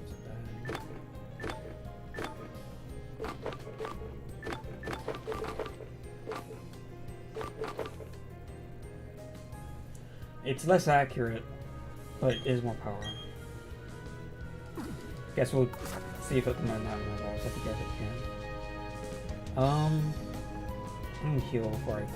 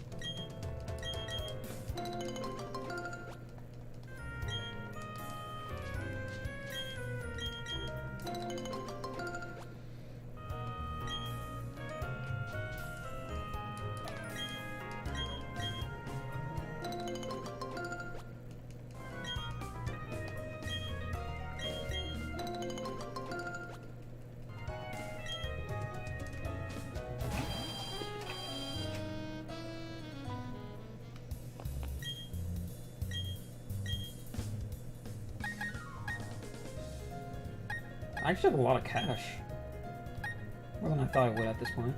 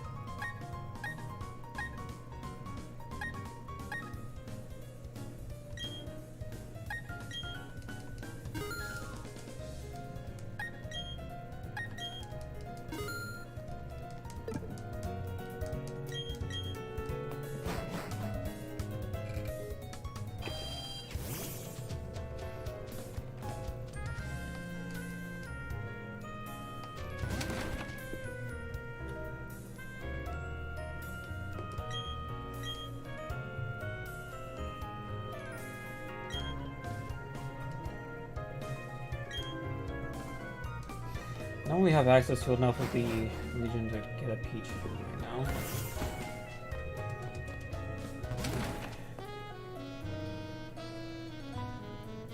now. Any major additions or quality life changes? Not shown on the trailer. I mean, I haven't watched all of the trailers in depth by any means, so I wouldn't necessarily know exactly what hasn't been shown on the trailer because of that. So I'm not really sure how I should probably answer that question. I don't know. I mean, you can walk with your Pokemon, I guess, but that's probably, I imagine that was probably something that was shown off. So I don't know. But remarkably, this game is actually really similar to the original games in a lot of ways. But specifically similar to like Diamond and Pearl. There isn't a whole lot of Platinum stuff so far. A lot of the things is very, very Diamond and Pearl specific. Like the Gardena gym, the second gym. That was the Diamond Pearl layout, not the Platinum's layout with the clock and stuff. So, you know, there was that. I'm gonna disregard the unknown stuff now. Let's keep going.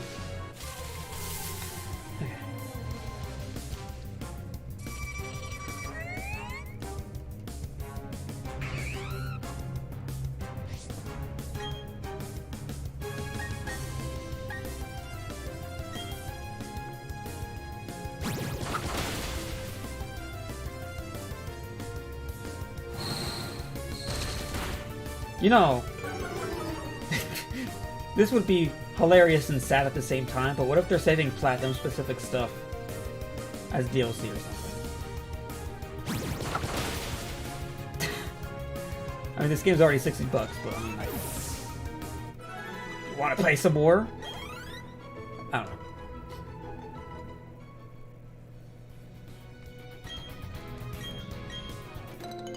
Oh yeah, I still need to do the mystery gift to get that platinum outfit. Forgot about that. I should do that. Speaking of that, I should probably save my game too. Again, there's no autosave. Well, there is. I just have it off. And is there a soft reset? What's the? Okay, I guess I'm gonna save it again since you found something. I feel like they removed soft reset at some point during the Switch era. No, there's no confirmation board. Unless I'm forgetting something.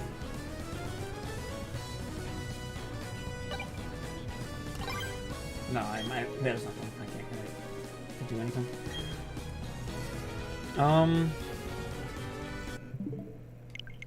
Here's what I'll do. We'll just reset it.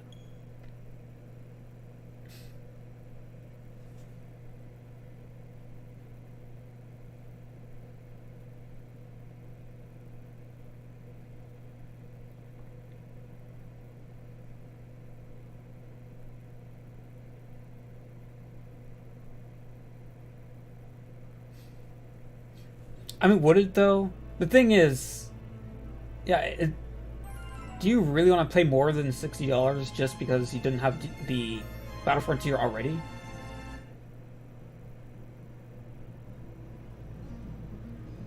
Woo, that's rough. This is a video file of Dialga in the background. That's it can. I'm not. The stream might not show it very well, but there is definitely video compression artifacts of this Dialga in the background.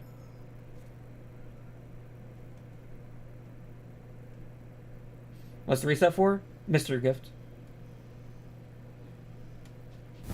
Supposedly. Wait. There's no menu? Wait a minute. How do I access mystery gift? Wait a minute.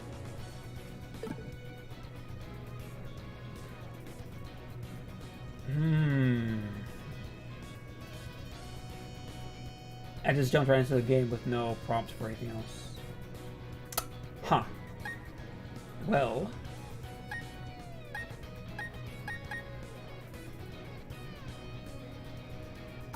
Maybe it's somewhere in the game physically, like in the world somewhere I can do it.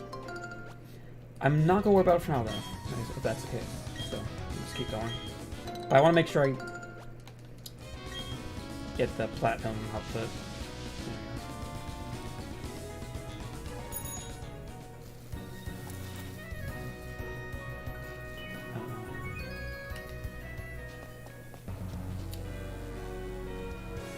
Yeah, you're not gonna find me right now.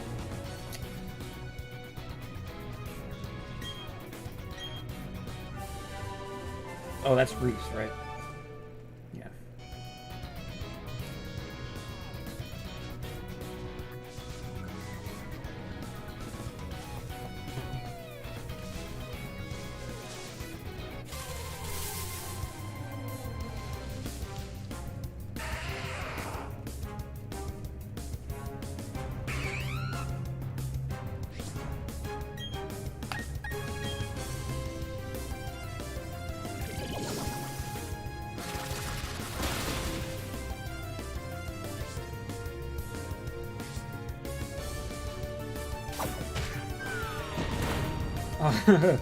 I forgot about animation.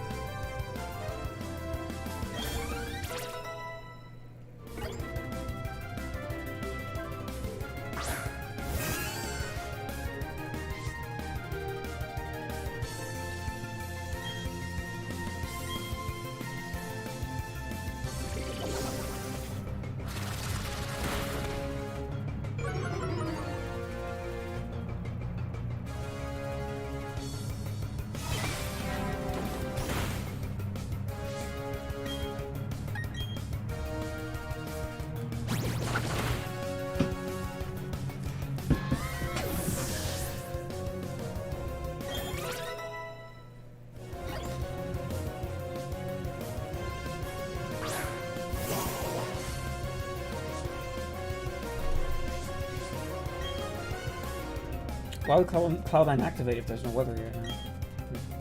Weird.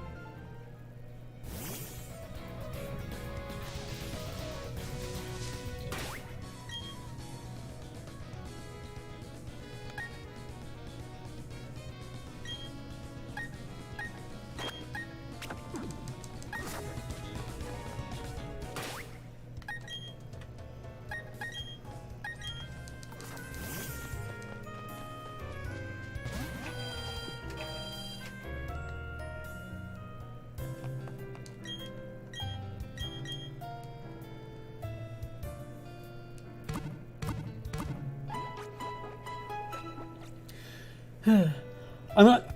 I've mentioned this before too, but I'm gonna be honest that I am a little bit more gentle with criticizing this game simply because it's not a Game Freak game.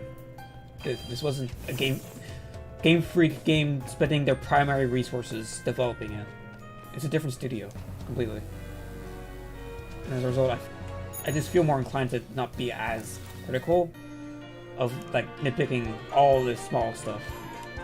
Granted, I'm still going to criticize it if I find stuff that does actually genuinely bother me, but yeah.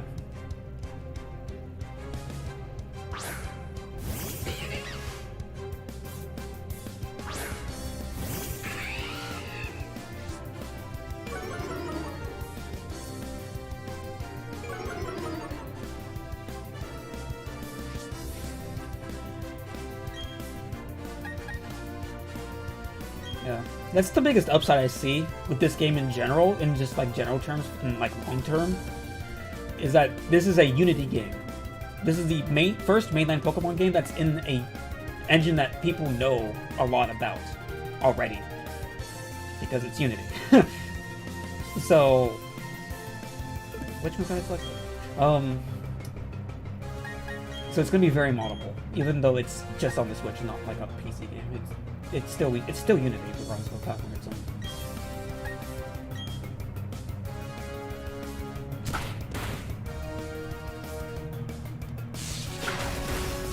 That doesn't surprise me. I'm going. Does that mod account for other problems that would come up if you fix the Pokemon sizes? Like one, there'd be a problem with the camera being far too close, with the Pokemon sizes being too large.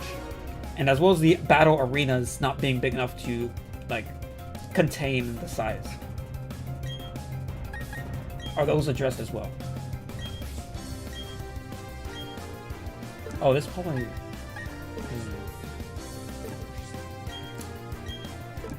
It's not paying attention, but does Stucky have a water absorb ability kind of thing? It's not water absorb specifically, but it didn't do damage.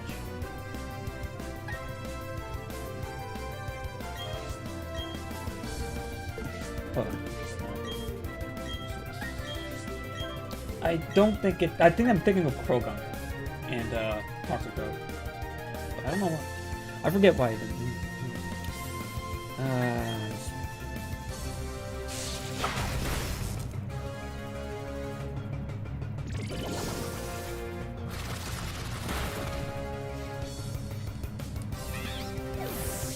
Well, I mean, older.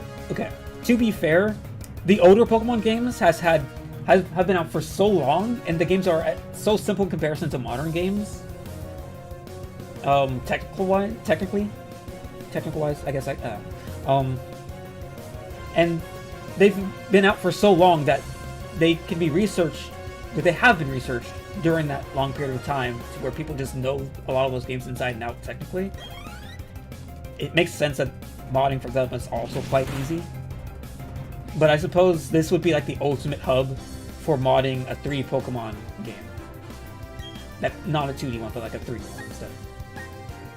You know?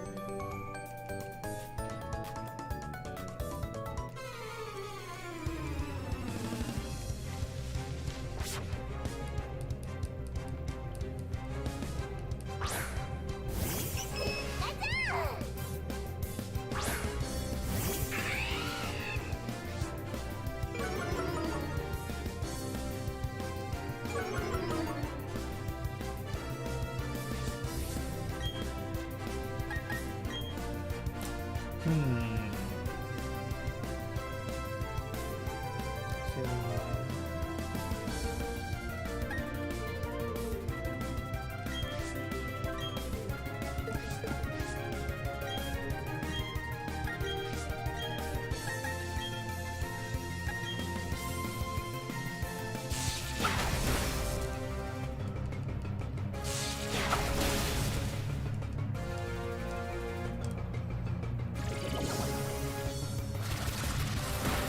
Spark has a 30% chance to paralyze your opponent, right?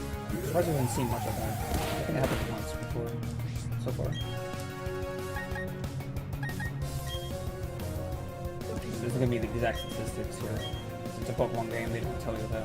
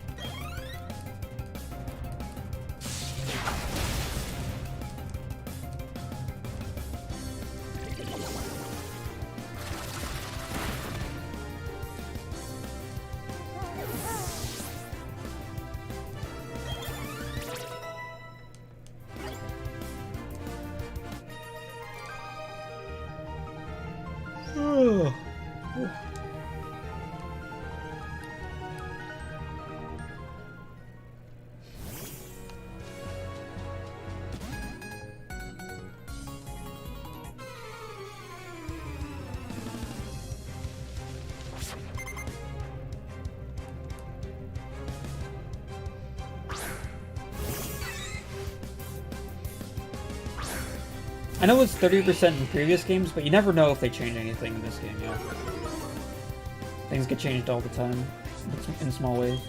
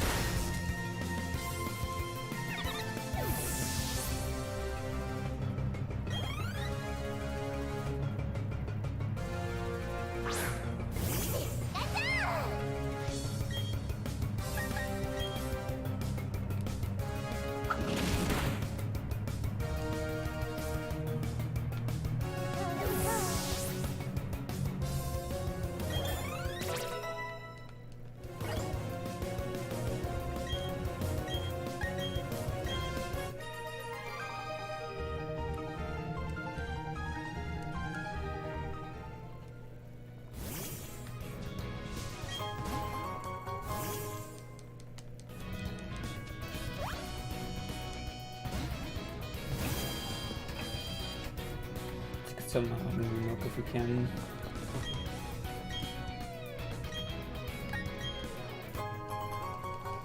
These are really good healing items. They are pretty cheap for how much they heal. Unless they changed it. Which I probably should check actually.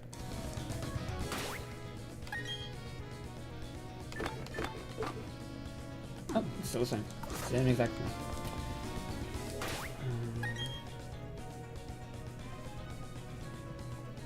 You're good.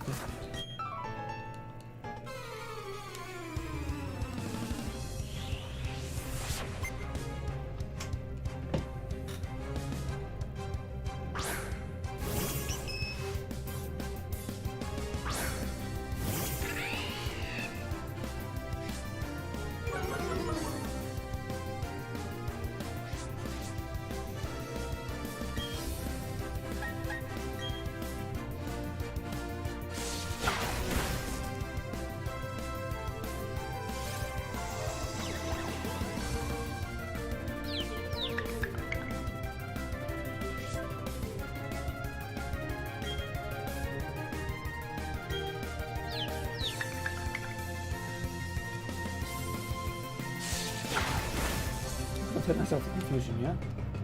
But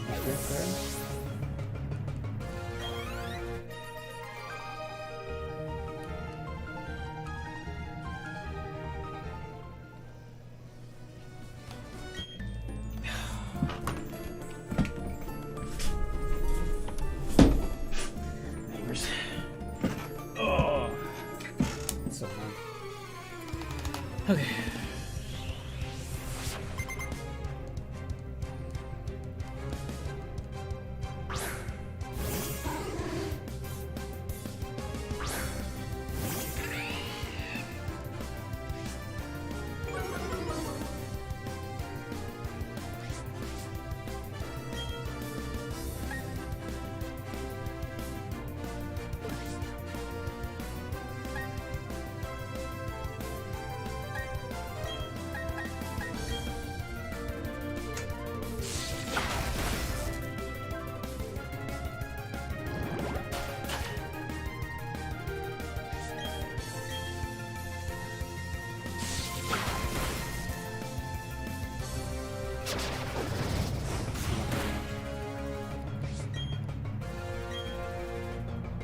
Wait a minute.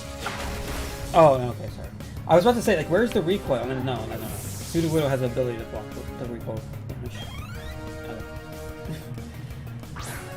That's right.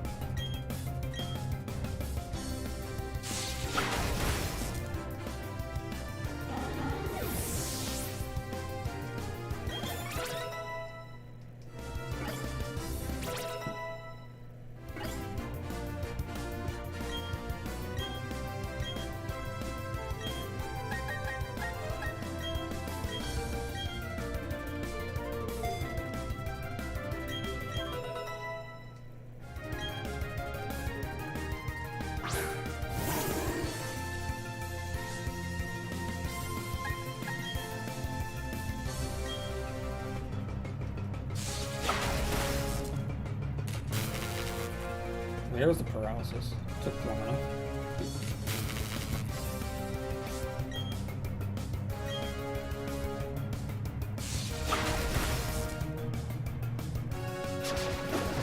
Rip.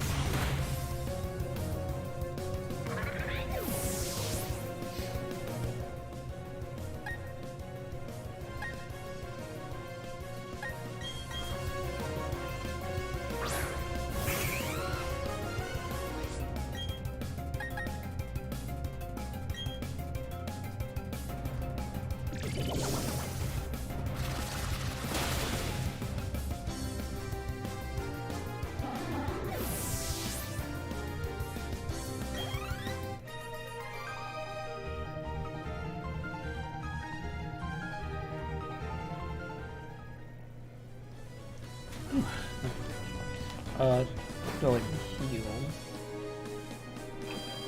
Energy's down here. Just close it. Yeah.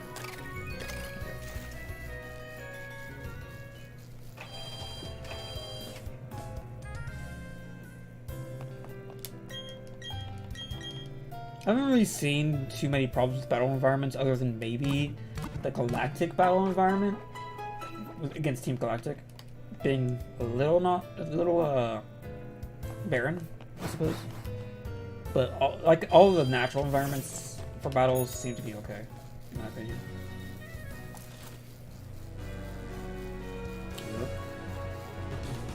Yep.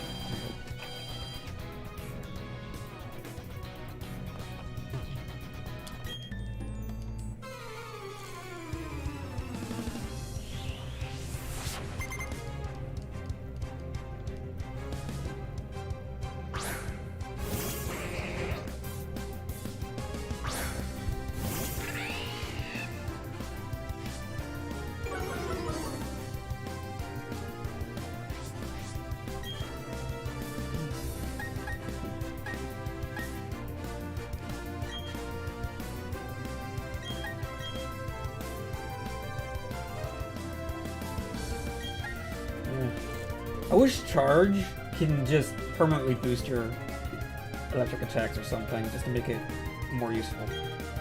If it's just for one turn, then it's not. I might as well just use an attacking move twice.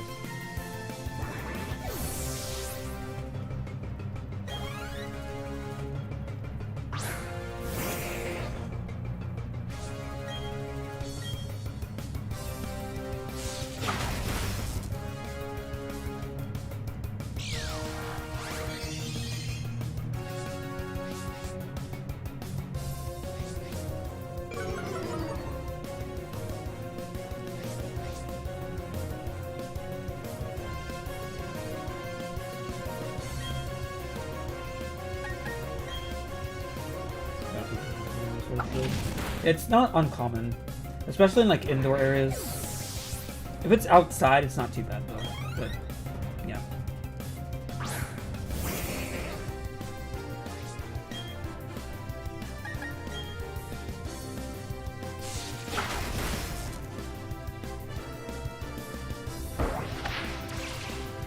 I'm pretty sure this was a thing in all the 3 Pokemon games though, that were mainline. Because if you think about it, there are a lot of different types of indoor environments you can fight in. You can fight in a Pokemon Center. You're fighting in a Moo Milk shop. This is just what I'm at right now, you know. Lots of different like obscure places you can fight, and if the background environment doesn't fit that environment, if it's like fully set dressed and everything, it's gonna look weird.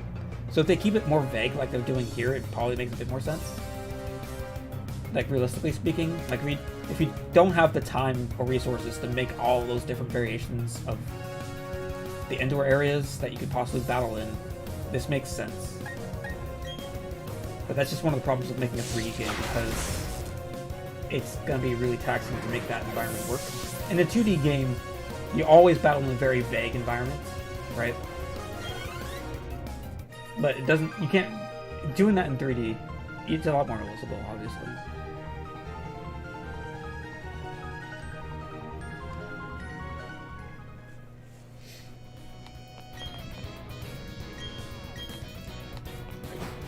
Oh, I don't think I battled the right there.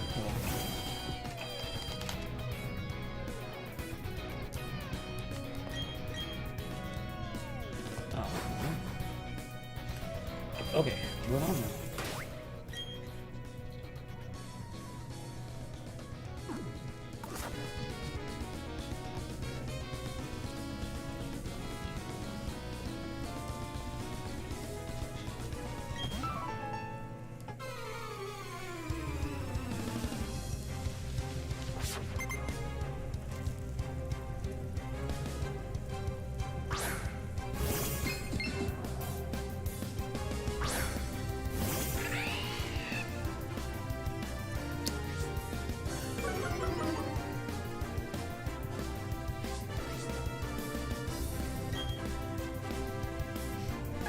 Rain isn't entirely impressive here, I'm not gonna lie.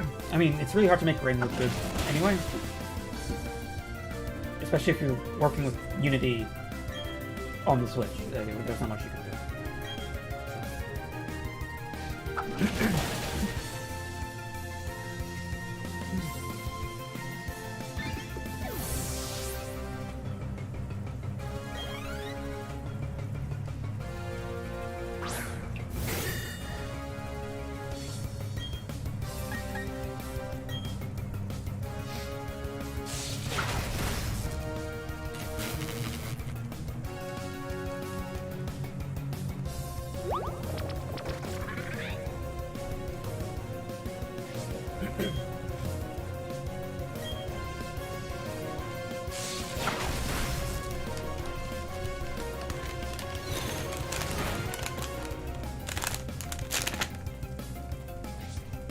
That was very much recorded.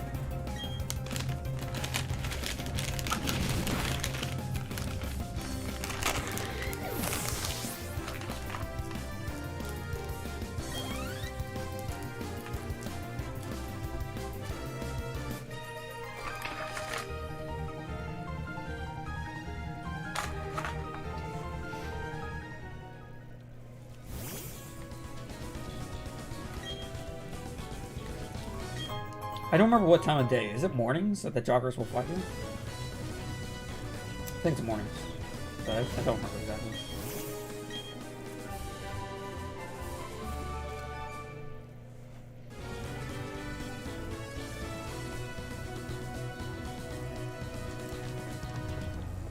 My main issue with the rain is that the ground isn't really reacting to the rain in a way that makes the ground look more wet.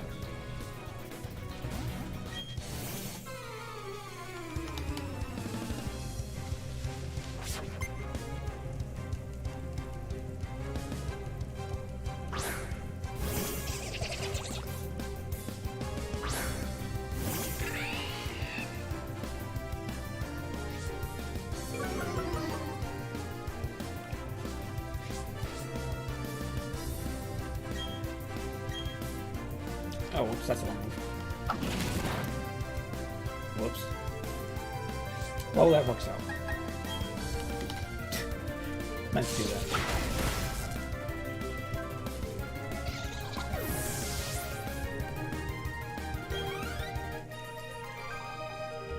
Oh yeah, that guy has my name. Forgot about that. There's also a Derek in Gold Silver Crystal too, somewhere. It's a Pokemon fan guy.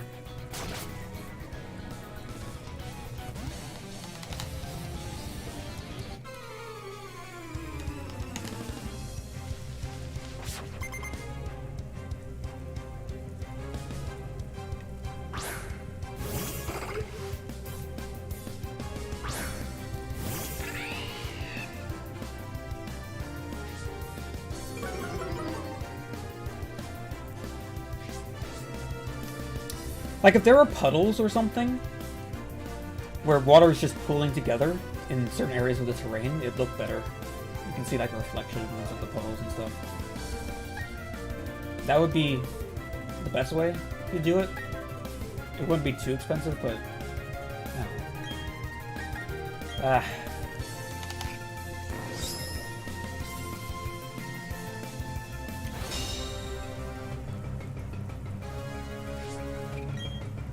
Am I gonna protect spam? No. That will do nothing.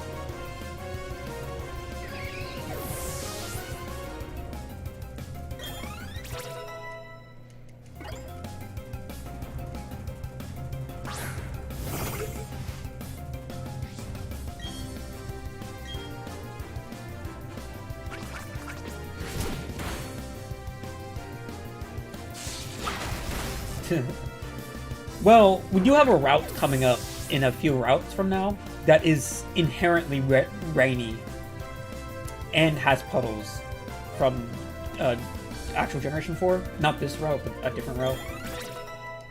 It's the one with like all the mud and stuff after the water gym. We'll see how that looks.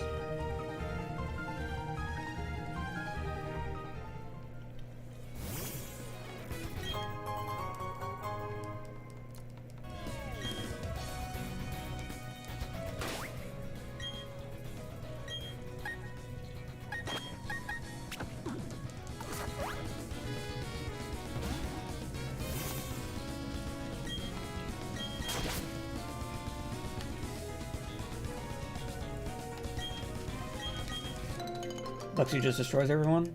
Yeah, I mean, it is a little over leveled right now. I am fighting all the trainers after all, and plus, shared XP share is on, but it's forced on, I can't turn it off, so. I guess there's that. Is this Nuzlocke? Nope. The only rules I'm putting on myself is not using any items during battles. Like, unless it's a held item, I'm not going to like go into my bag and use an item during the battle. That's my main goal. I'm not going to use that shortcut, actually. But other than that, I'm just going to play the game as normal.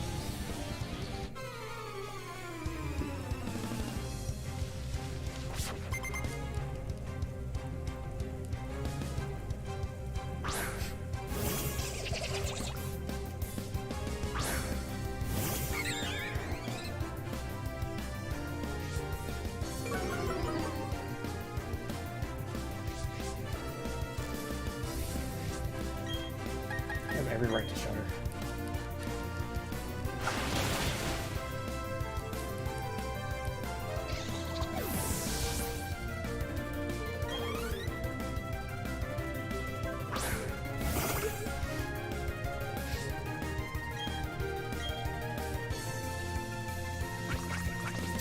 I like the black belt trainers, how they call out to do attacks. They just do a nice little air kick there. Oh my god. What's the kick called? I don't know. but the move, the actual like karate, the correct karate terminology there. Or is it taekwondo? I don't know. It's a move. Just get. And that's how we're calling our Pokemon is doing its head.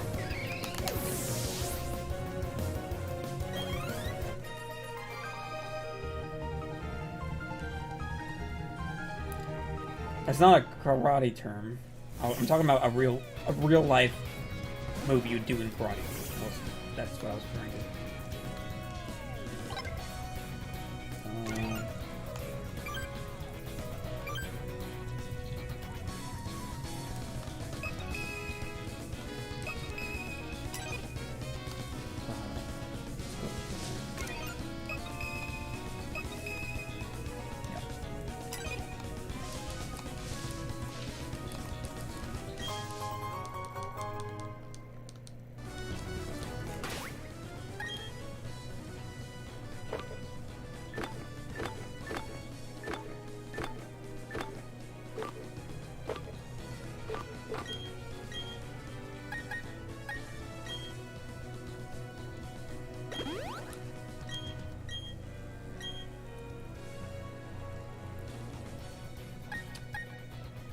Yeah.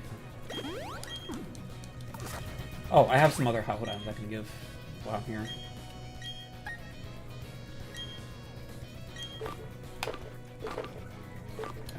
Is that it? Yeah, I think that's everything.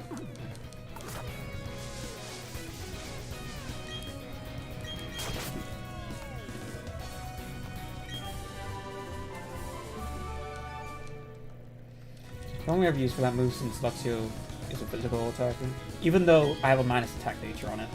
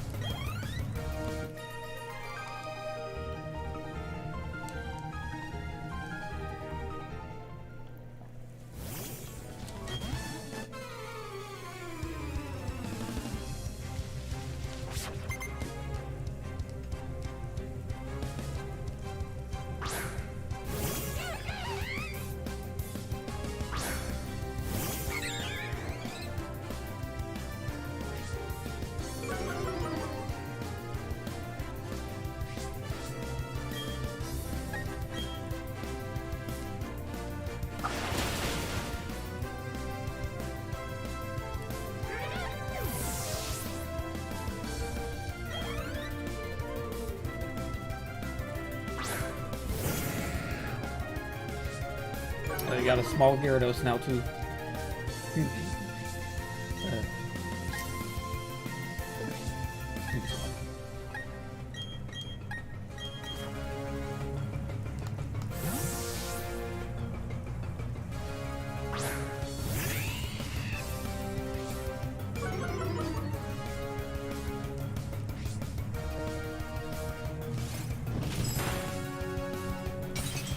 Oh, fantastic.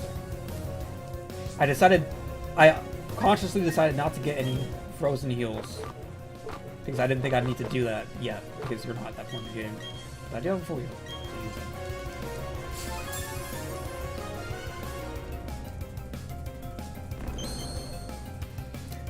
I did just use an in-game item, though, or in-battle item, though, to be fair. I shouldn't be doing that.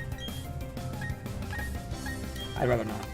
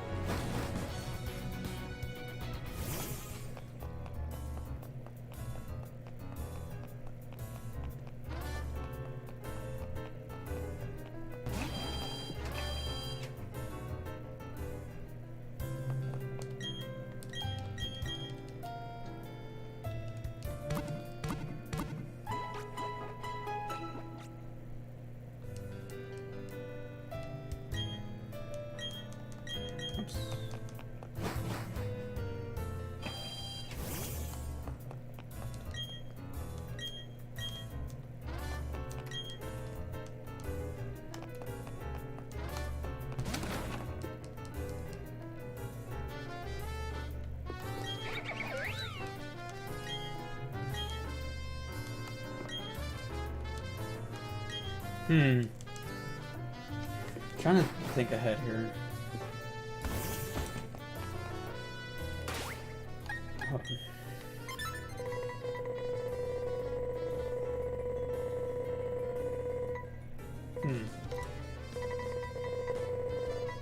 Is this the Diamond Pearl Pokédex order? Or Platinum?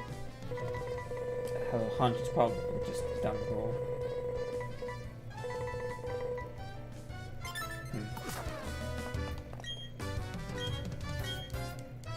I don't think the evolutions were in the regional decks here, resident. Yeah. Okay. If I can't get a Leafeon before I get natural decks, at least in this game's context, that would be annoying.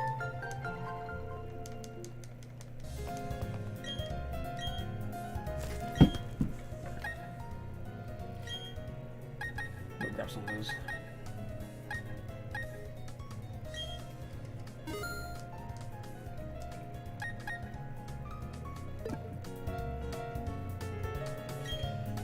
Actually,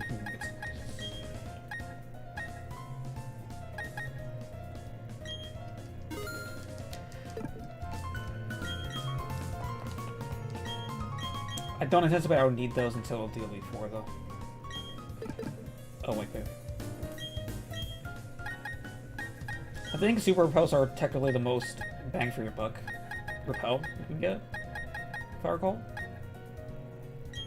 Most efficient price to step. Does this game have Pokemon after Gen 4? That's something I don't know yet. Of course it's gonna have Eevee and all the evolutions before Gen 4, and Gen 4 and below, I should say.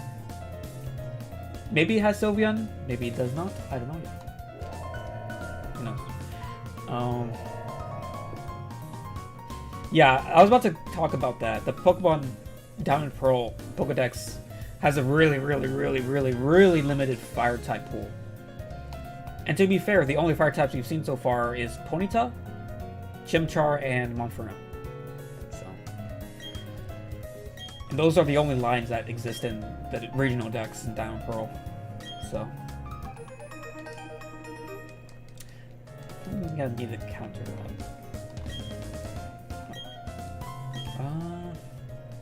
Yikes. No thanks. Those are really impressive. Not gonna use any in-battle items. That's the plan anyway.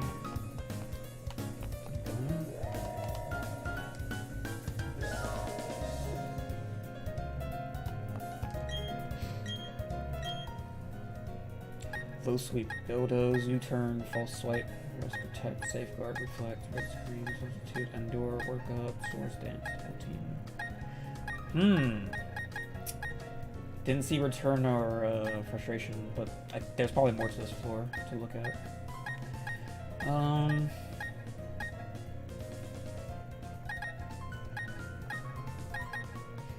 gonna use for sword stance at the moment. Leafeon can learn that, but I probably won't be able to get Leafeon for a while. U-turn is not too bad.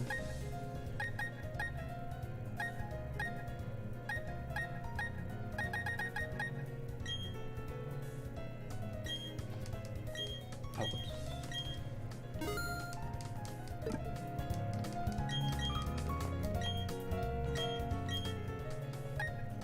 Thunder Blizzard, Focus Blast, Flamethrower, Thunderbolt, got some waves here. Okay. These are all the bigger moves, I guess. I don't think there's anything to want.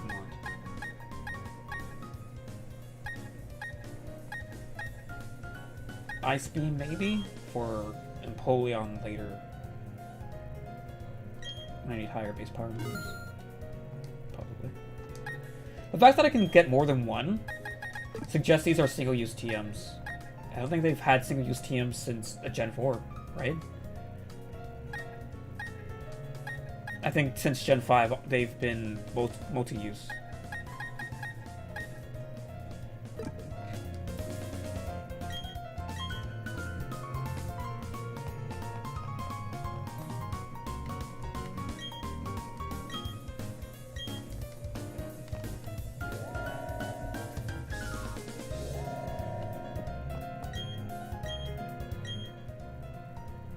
Oh, these are like underground stuff, I think.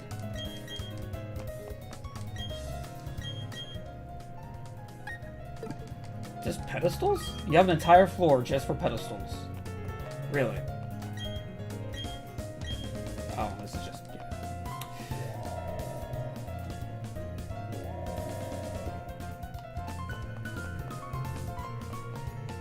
I'm fine with single-use TMs in the single-player context, but it can get kind of annoying to deal with if you're trying to, like, breed a competitive Pokemon team and you have to keep buying TMs. Or if you can't even buy the TM, you can only find one TM in the entire game on route somewhere or whatever. Or maybe, like, through Power Frontier stuff.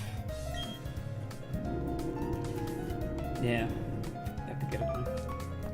But I don't really play competitive Pokemon in the actual games, at least, so I'm not worried about that too much right now. Anyway. I think story's over here. If not, it's down near the gym. Yeah, okay.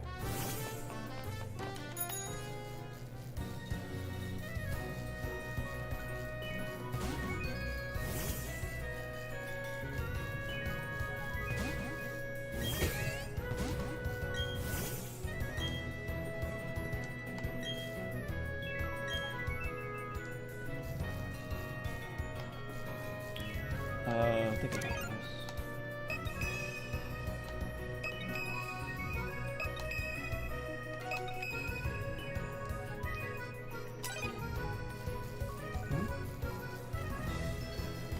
Oh, the game corner's here.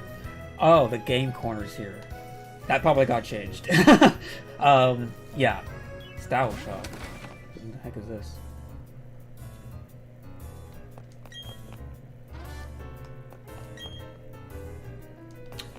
Okay.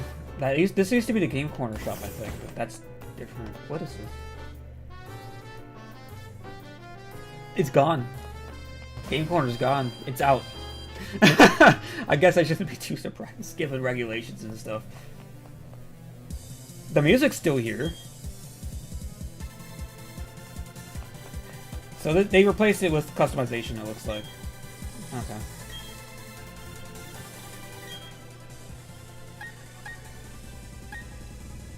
It was changed to customization, yeah. Look at that. A lot of outfits here, actually. There's an Eevee jacket. That's great.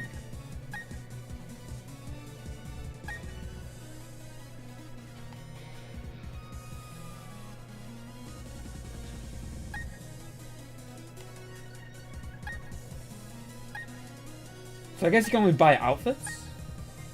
You can't buy like individual like pieces because they're all like ingrained into the same model. I guess. Can't really afford much right now, so I'm not gonna worry about this too much yet. I can't. I'm just too poor. Clothes are expensive, I guess.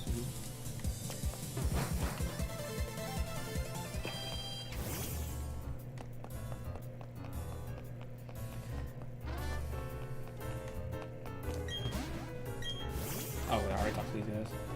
Alright.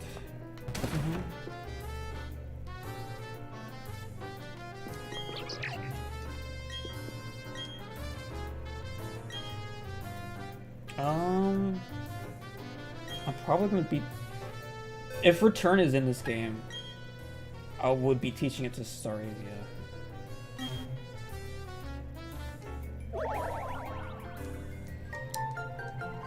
Kind of convenient that it opens up your PC here. When you select a Pokemon to massage.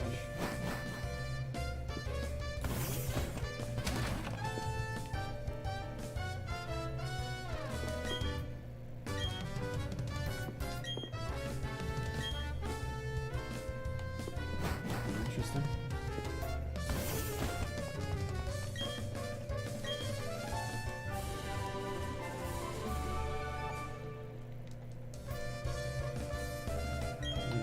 I don't think I'll have any Pokemon that would know that. No, would be able to learn that.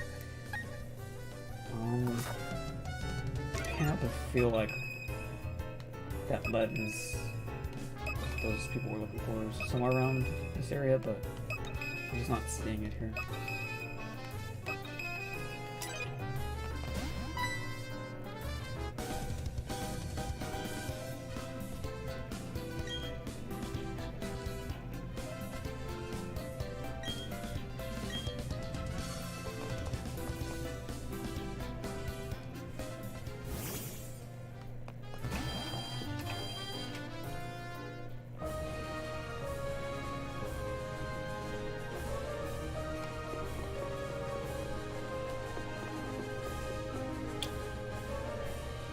I think this is done pro layout too, right? Platinum had the punching bags you move around to remove obstacles, but these are just walls. I honestly don't really remember if this is in them pro or not. I don't remember it too well. I think this is, right? Regardless, I'm gonna be allowing every trainer here. So doesn't matter how I sold.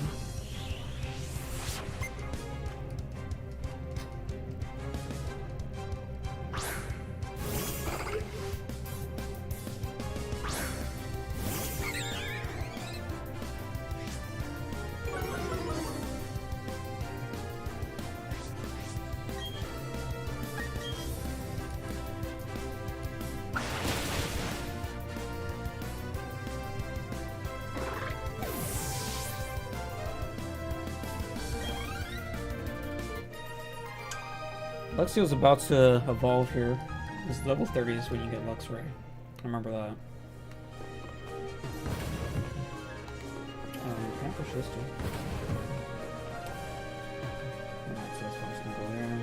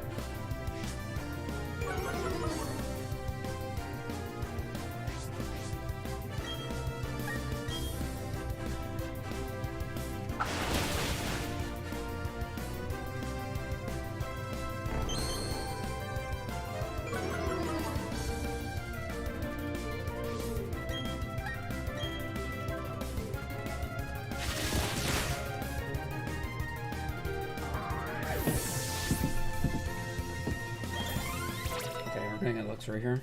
I think Staraptor's level 32. And then Empoleon's 36. If I remember.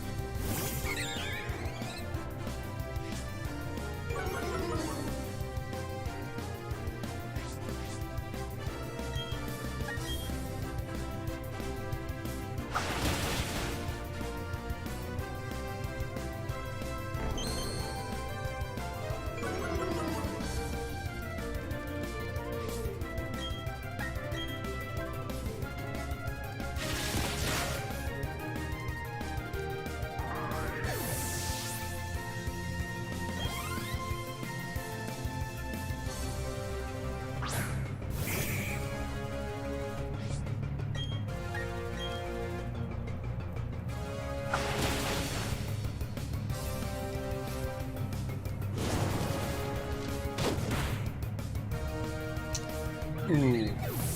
Dang. That was a complete wipeout there. Okay. I'm gonna work on this for you.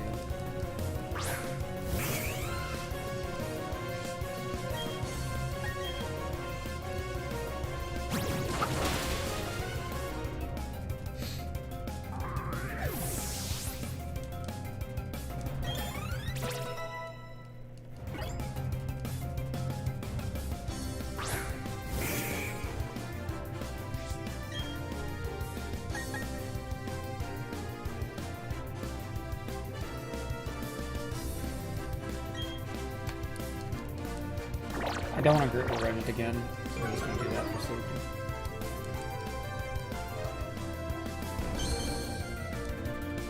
I'm still in that positive here.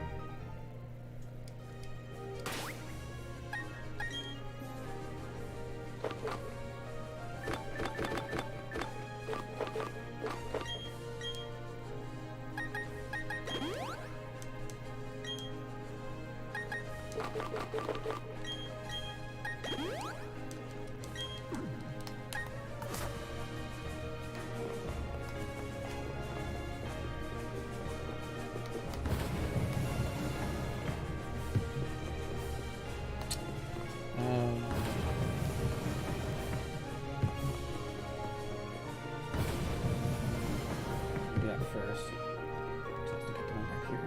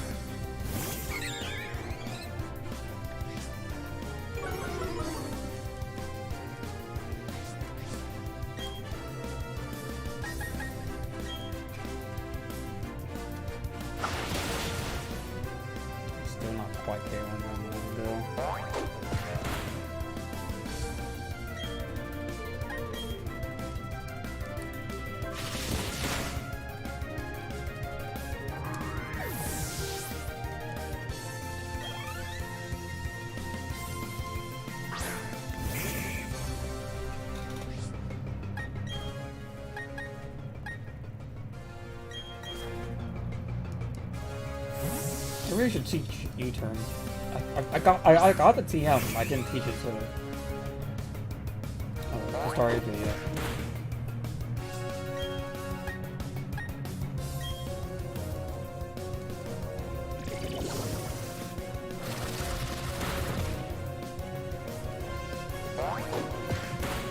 Hurts.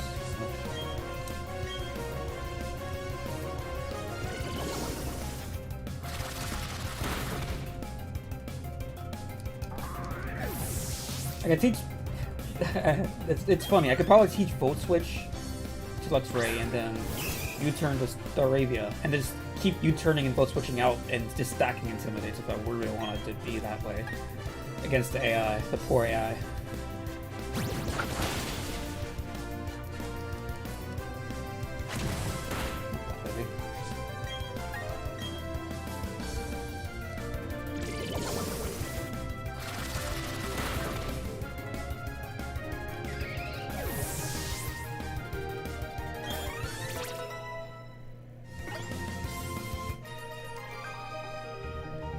Might just do that.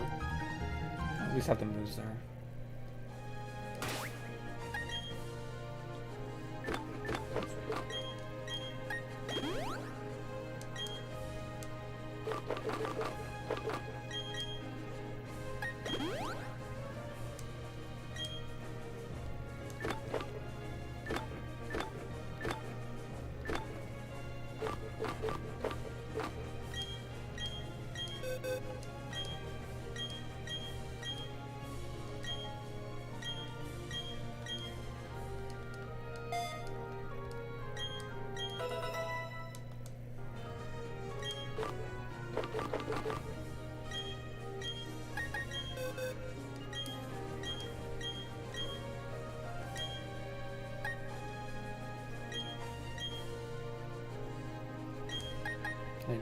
I won't have to use for charge more than I will for here, so the charge is doing.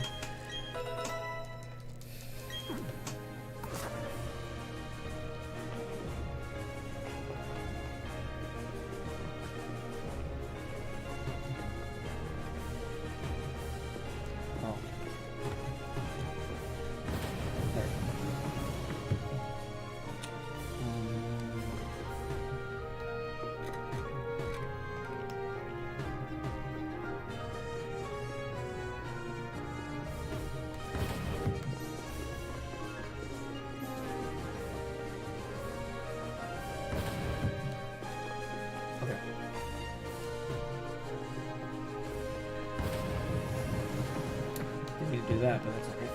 I don't need that anymore.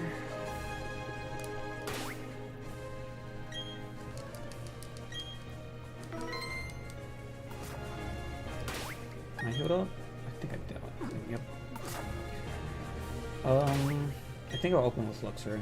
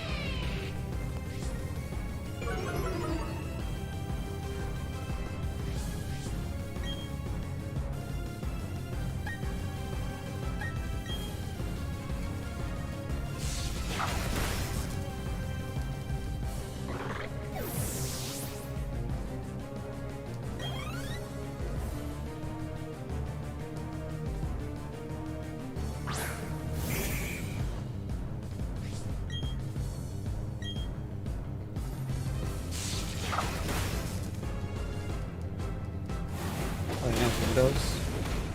Yeah, I'm good. I'm at least plus defense natured, so though I did do speed, and I'm probably not going to be way slower than this Machoke. Yeah. Well, actually I'm on. Okay.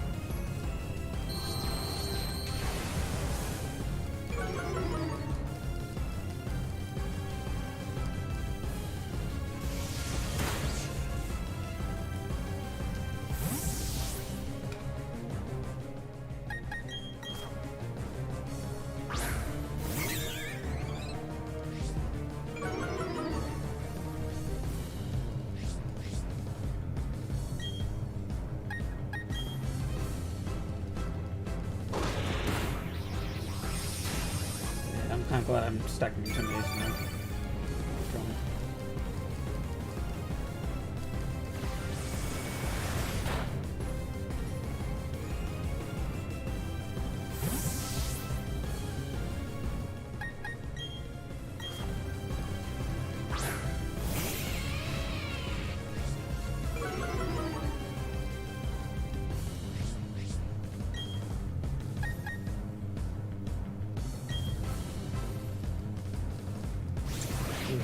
Okay, now they are getting their stats.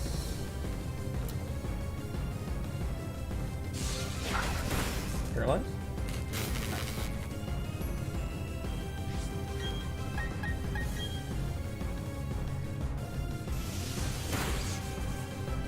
Almost.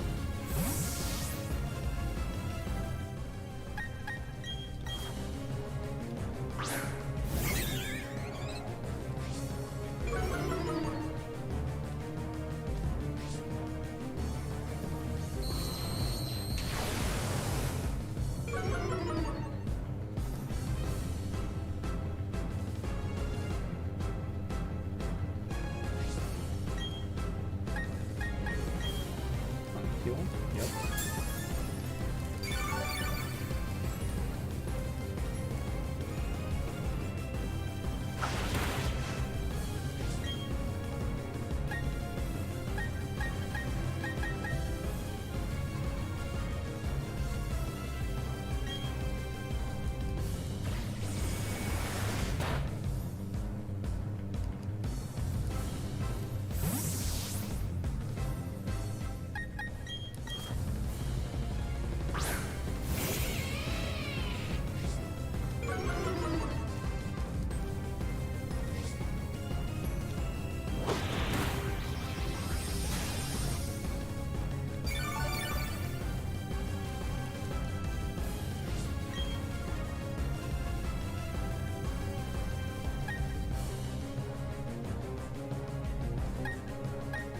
I think I'll go to now to Pine Club. Just try to finish the job.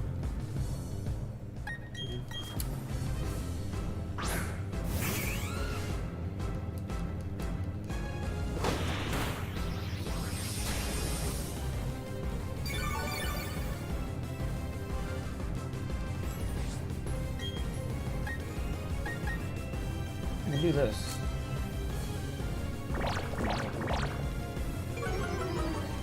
I forgot I did have that. Now it's easy.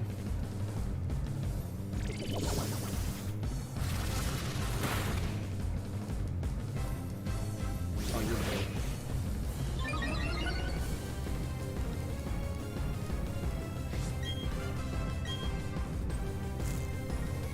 You have another hyper potion. Oh no. I forgot they had multiple. Did they have multiple before? Multiple healing items to use? Doesn't matter, I'm still gonna win this. I'm so debuffed at this point.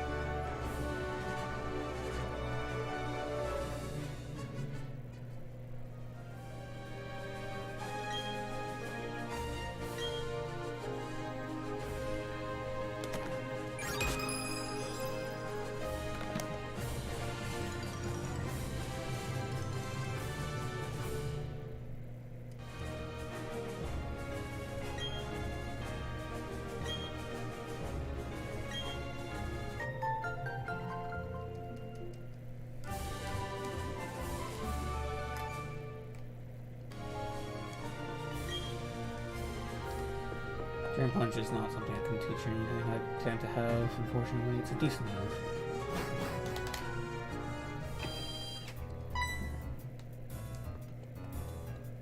I'll have to deal with Team Classic.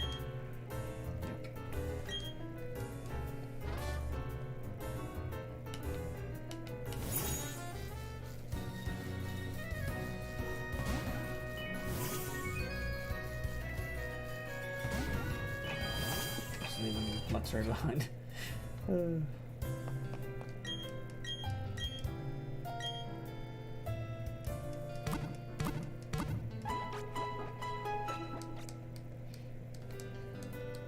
I didn't pay attention to the audio cue there. Was it really off sync?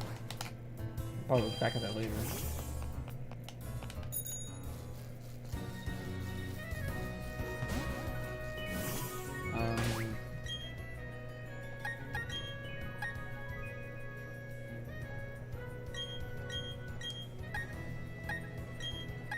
Let's put you in front since you're closest to evolving now.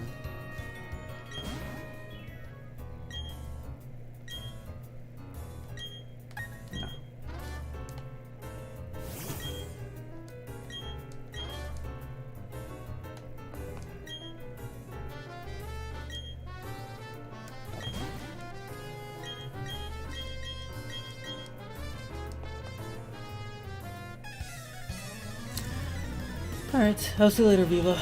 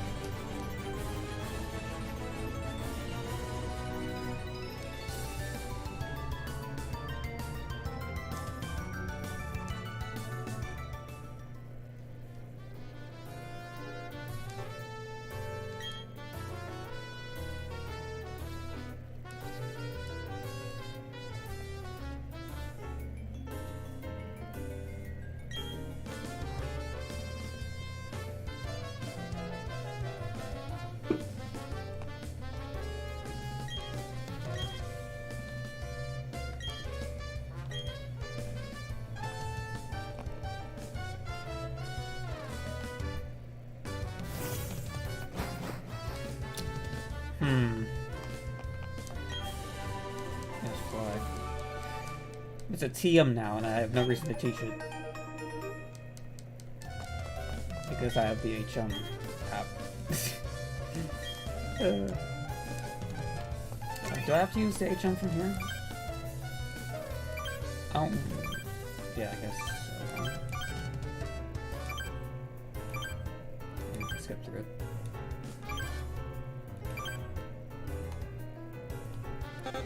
Yeah. Oh, Mr. Gift. There it is. It wasn't there before, but now it was just there. Cool. Give me platinum. The platinum out, please. Thank you. Oh, Manaphy egg.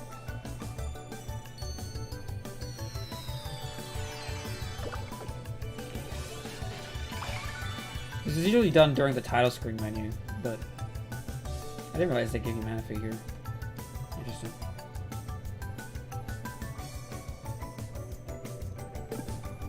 And clothing. This is the platinum outfit.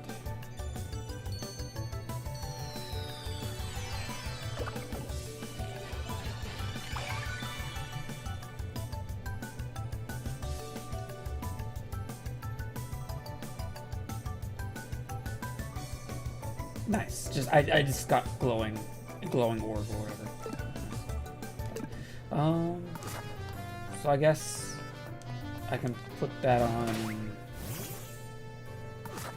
Can I do that at the shop?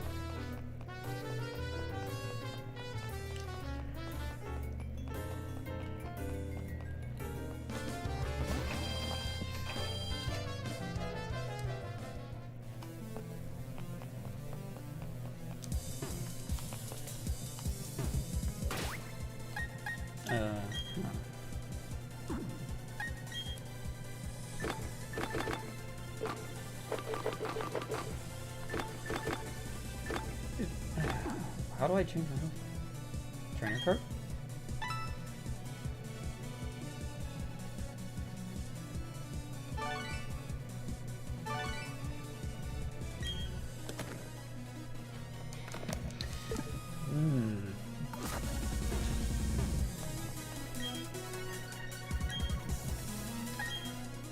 Guess do it here. Okay, I see. Take that.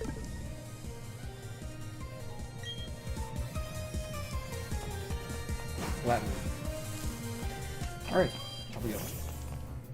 I guess the Mr. Gift just didn't show up until I got to this town and checked out the clothing shop.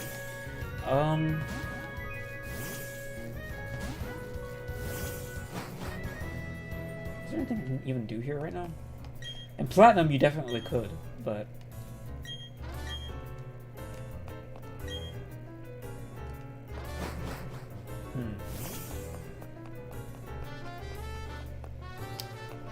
huh.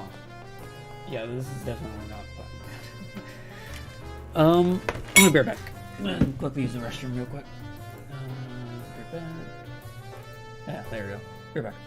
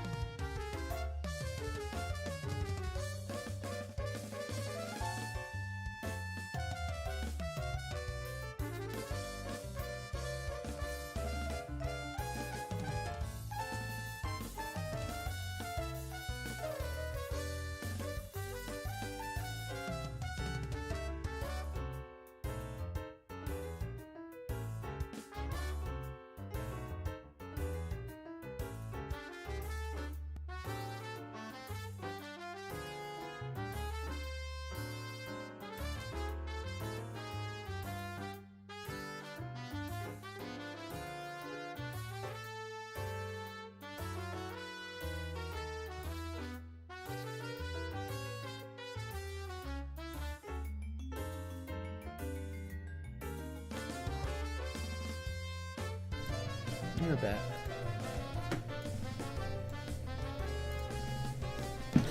Alright. So I'm just gonna go ahead and move on to the next route.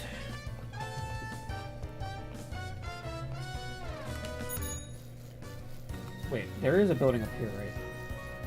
I guess you probably... You know what, I'm gonna check this out. Make sure I'm not missing anything. the exit point after we go through everything else.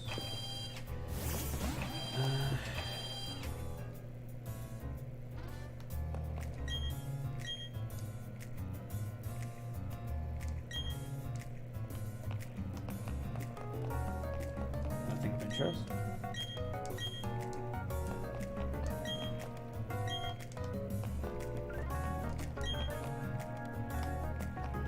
That makes a dialogue.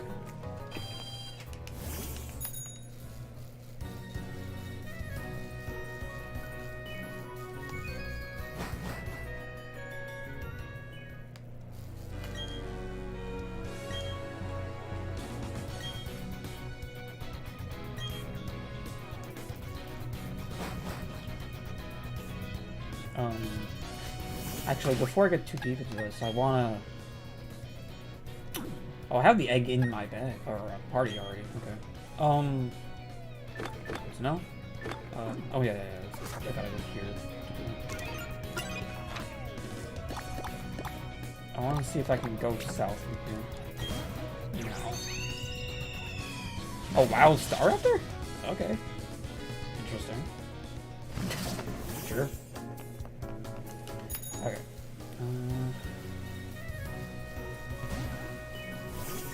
Let's see if this is opened up. It is. Awesome. Okay, let's check out the garden then. Let's see if it has what I want. Good. They only battle you at night. Another one of those time-specific trainers.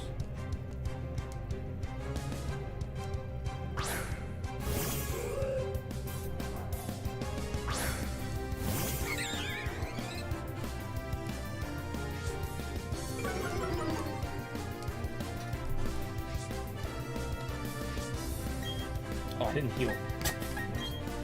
That's fine. This is very unlucky.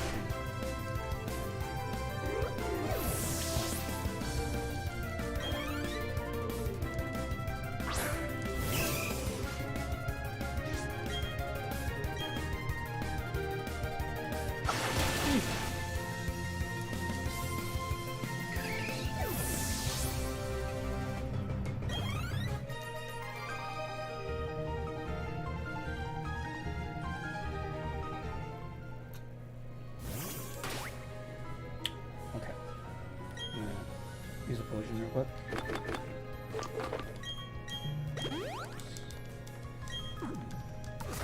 Off we go.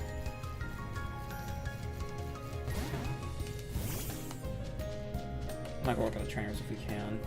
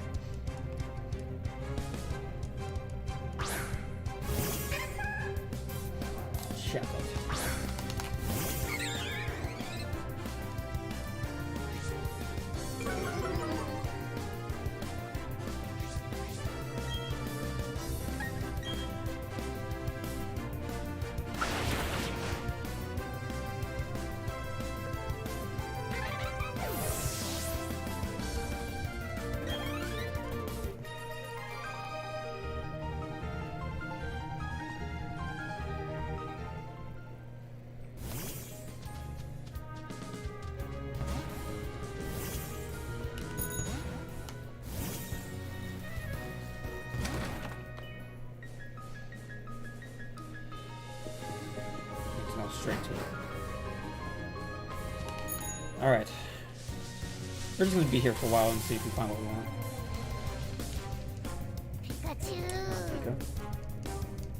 Pika. Not the Pika.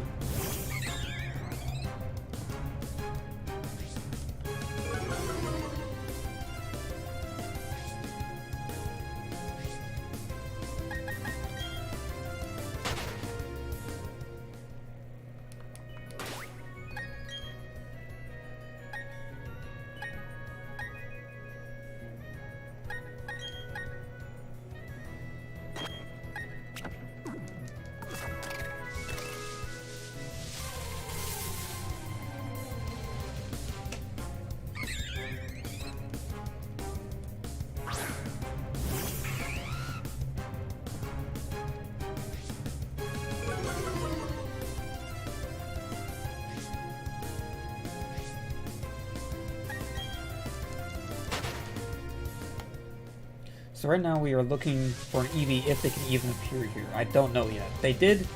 I know they can appear here. Oh, wait. I know they can appear here in Platinum, but you have to talk to the guy first? It's the owner of the mansion.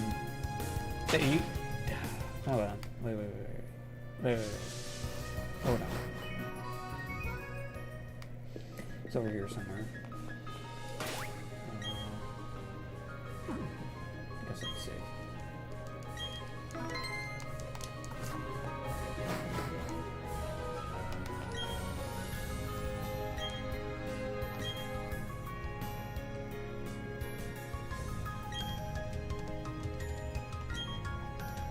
Is this post-game only? That might be what it is. But I wonder if Eevee can appear naturally. Again, it's hard to know because this game just came out, and the only information you can go off of right now is like, I guess data mined data, but if not that, data from the previous Diamond Pearl games, maybe potential. But not going for Leafeon? Yeah, that's the idea. But the thing is, in the original Diamond and Pearl, you couldn't really get an Eevee until really late. Really late. I don't even think Eevee was in the regional decks. You have to get national decks first in the original Diamond and Pearl. Not in Platinum. Platinum, you can get Eevee really early, but... yeah.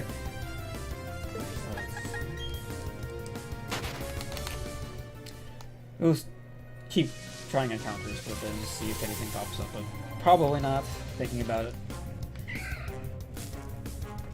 Garden encounters can get more interesting once you can talk to the rich guy. He would talk about stories of some Pokemon appearing in his garden and that not being true, and then the maid having to... or I guess not the maid, the butler. Yeah, the butler. Goes in and just flushes the entire garden with that particular Pokemon that wasn't actually there, but... yeah, it's weird. That might be what that has to be for. So. Okay.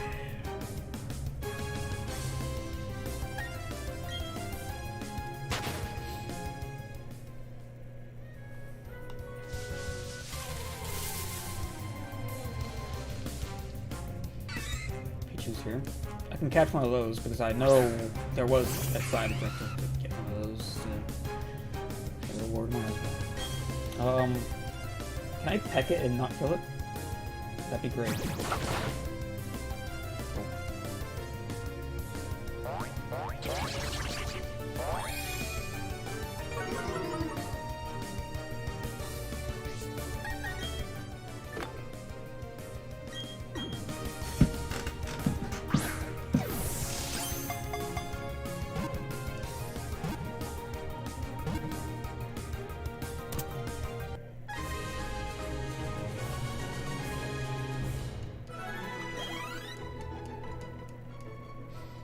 Flareon might not be a good matchup for Leafeon, but Flareon is actually worse than Leafeon in general. In general use. So, give and take.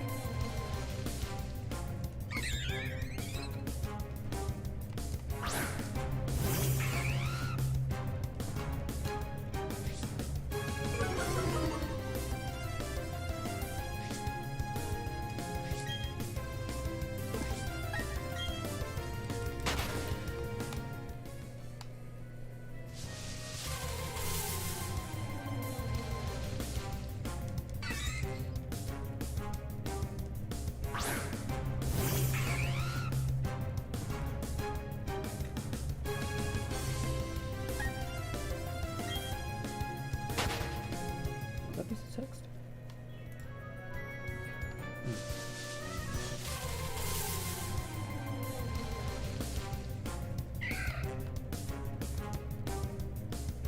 I don't think I'll be fighting that long here.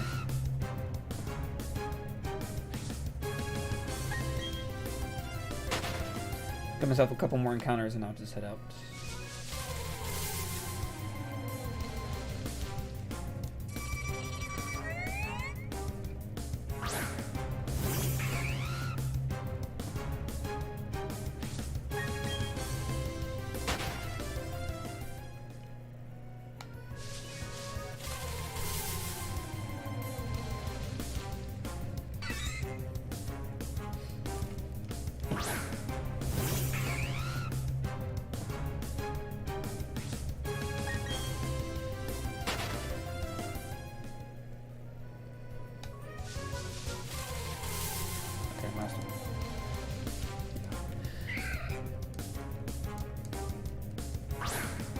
don't think Eevee's gonna be here until post game.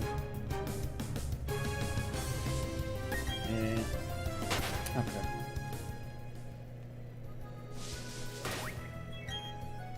Nope, not Dex.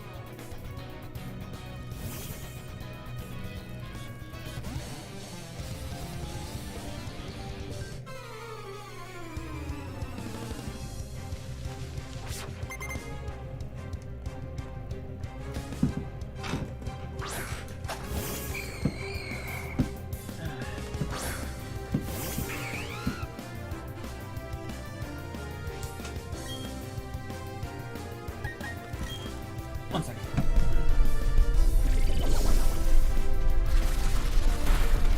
I'm gonna snack on some things. Good old snacks, why not?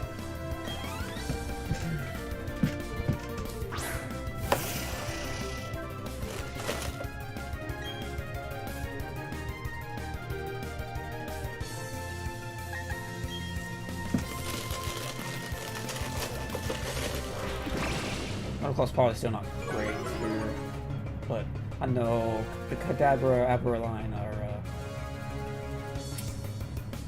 not particularly good on defense, but it doesn't really help if I miss the move anyway.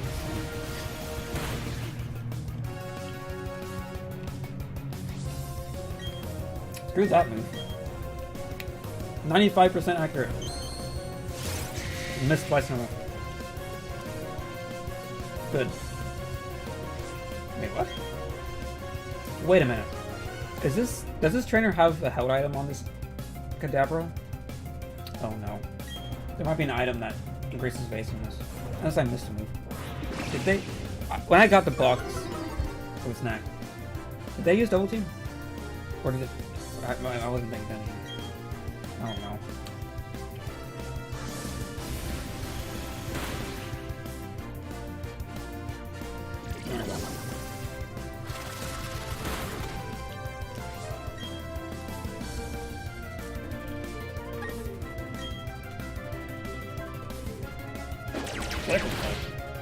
Nothing.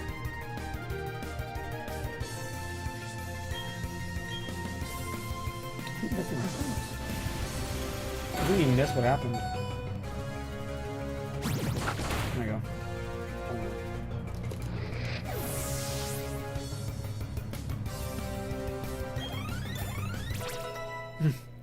Let's have Peach on the team.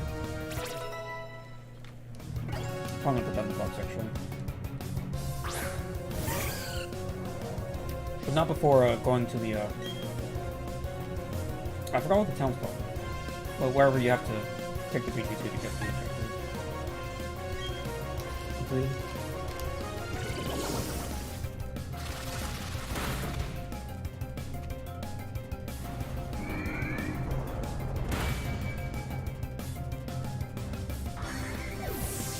Yeah, thanks to all those missed moves, I took way too much damage there.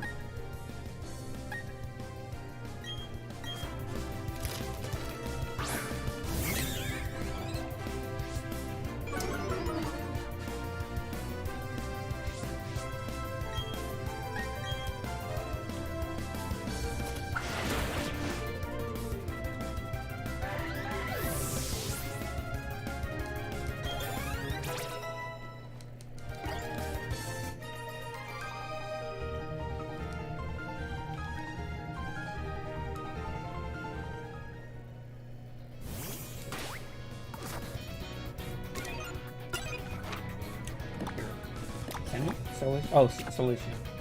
Send gems.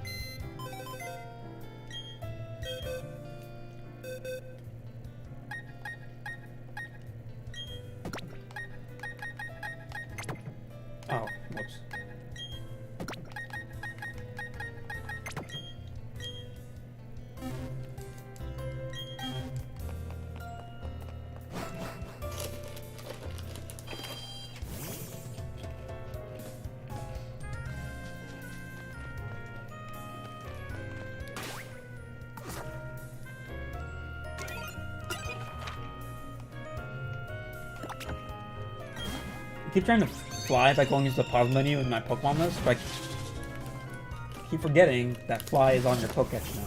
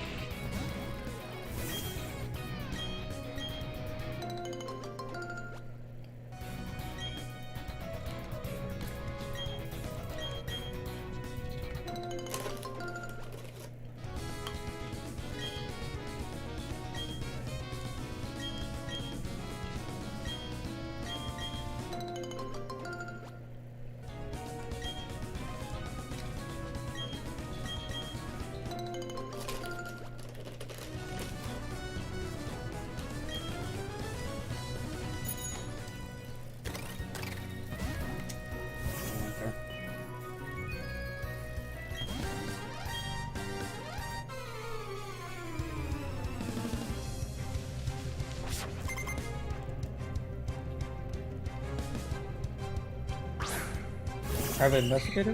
Is that what the PI stands for? I think so.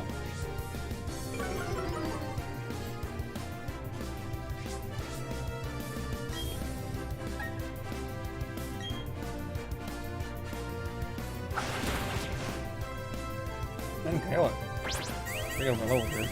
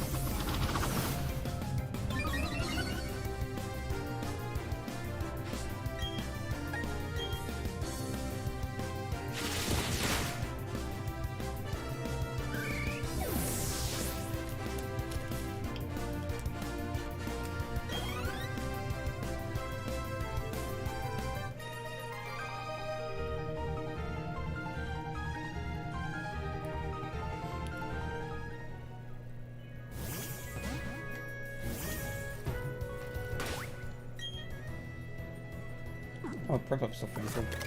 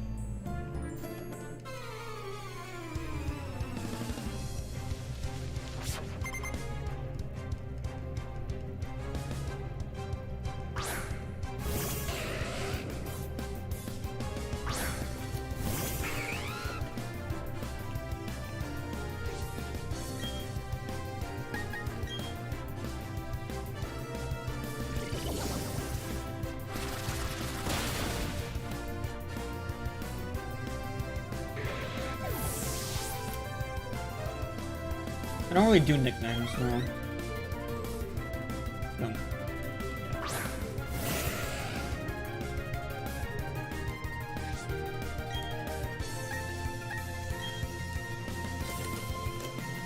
If you have ever seen my actual username, that is like on the bottom of the stream screen somewhere, my username, you would know that I'm not good with names.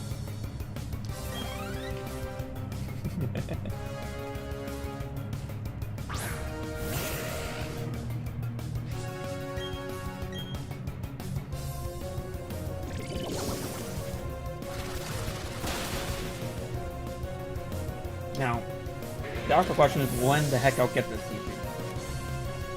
Because I don't think I'm going to get it before National Dex.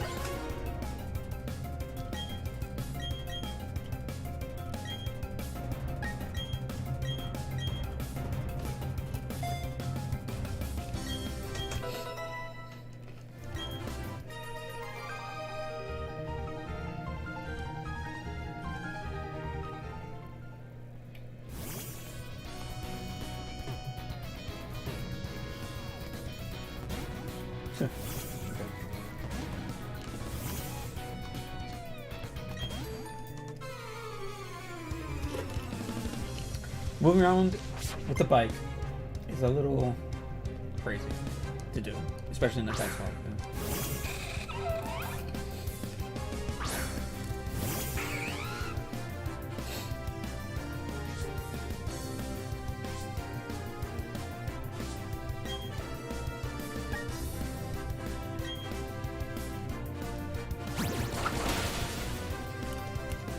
That's quad effective. I'm surprised I didn't kill him. Grass bug.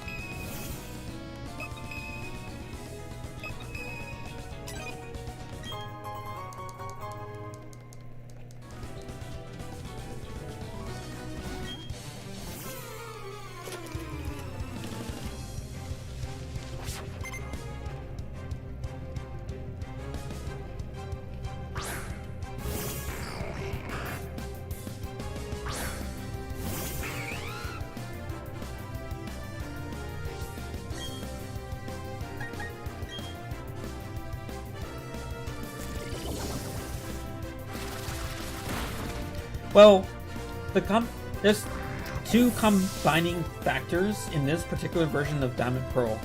It makes it harder to move around the bike than the original games are. Granted, in the original games they are still quite unwieldy because of the gears being so aggressive, but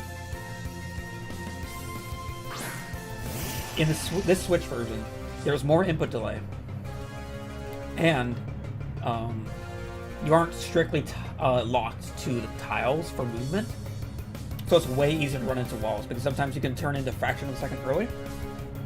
And you can mostly be in the right tile you want, but if you're not all the way in the right tile, you will still hit walls. You know, it's harder because of that.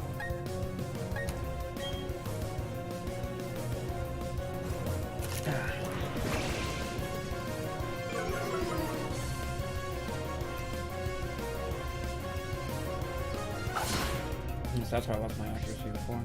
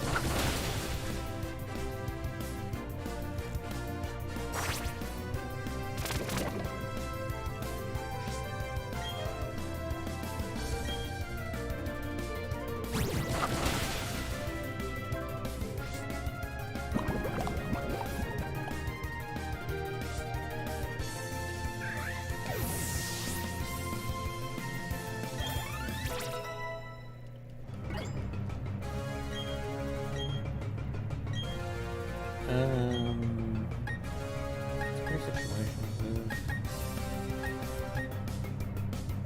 I mean, it's good as Bubble Beam. As a starting point, at least. It just doesn't last as long as it's half a power point. Well.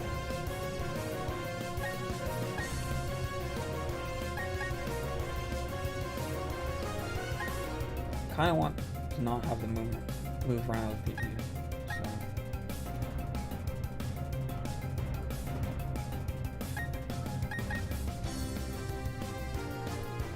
Yeah.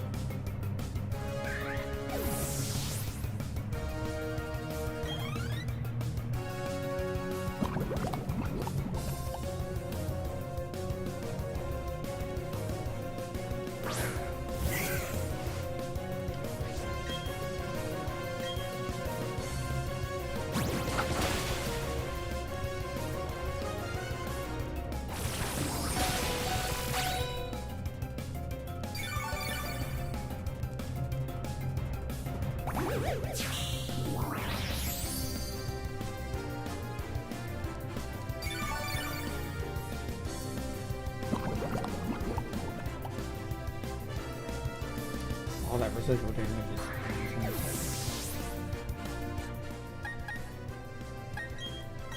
slice from the ground.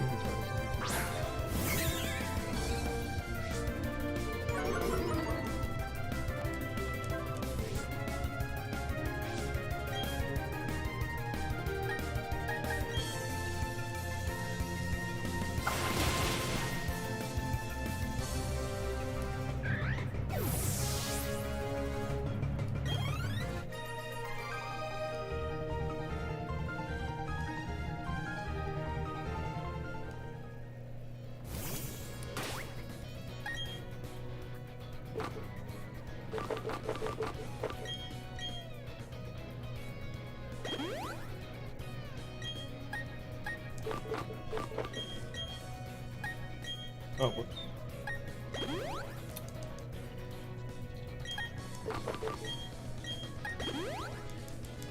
I'll do.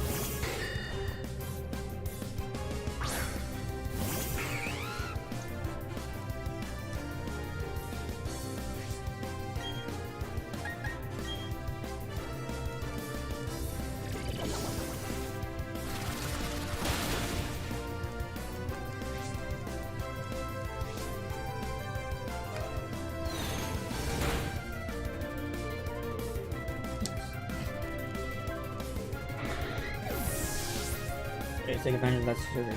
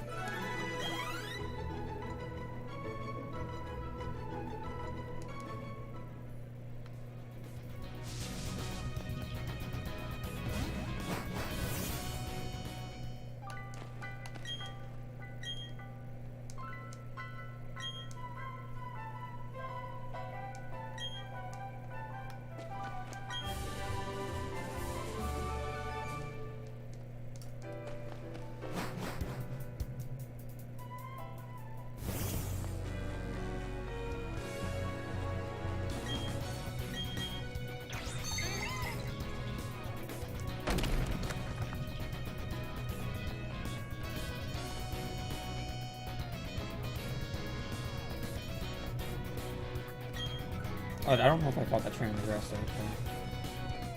Let me check.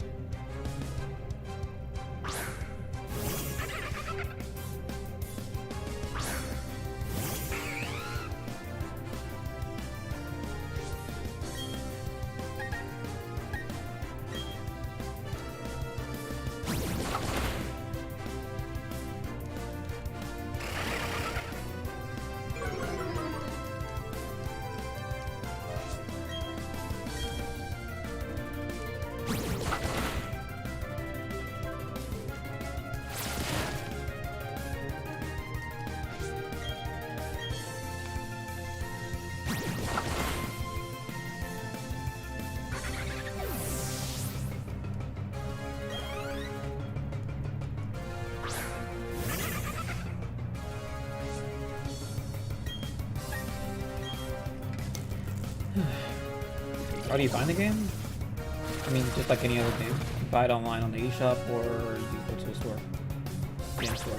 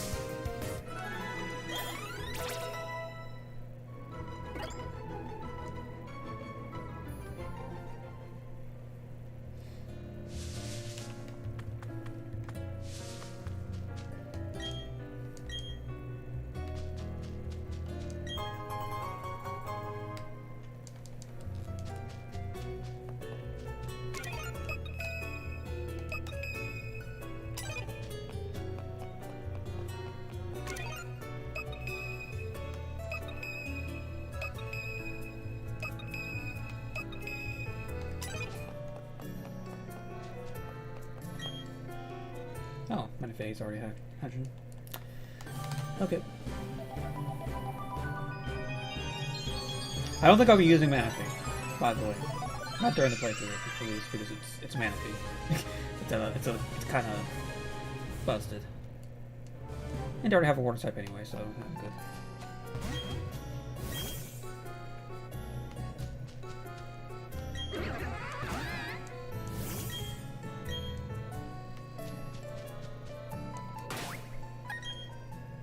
What kind of benefit do we have anyway?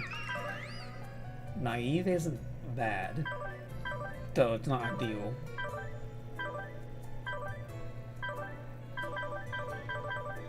Those tail go right off the bat, which is pretty insane.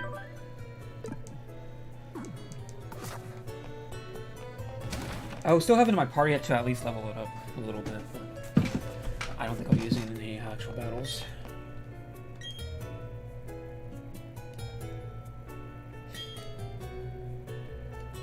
Wait a minute. The game director of the original Game Freak game or of this game? Probably this game. Probably.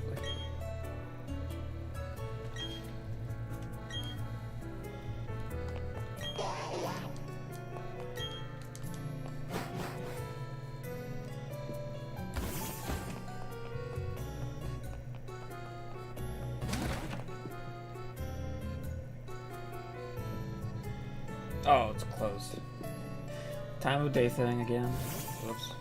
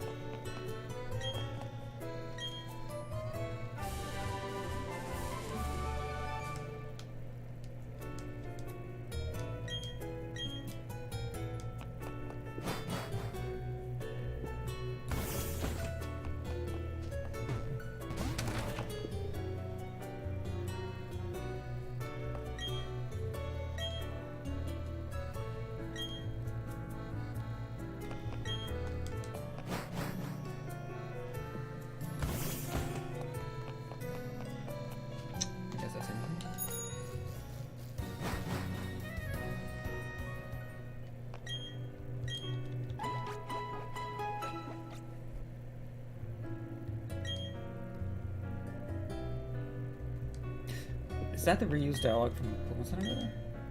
Weird. I don't think that's what they said in the original game there.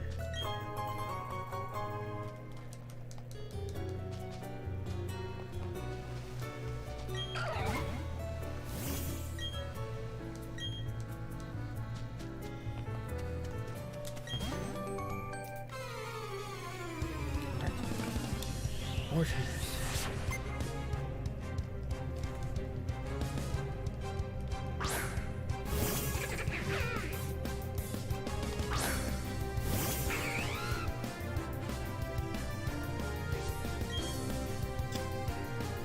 Yeah, this is not a great matchup.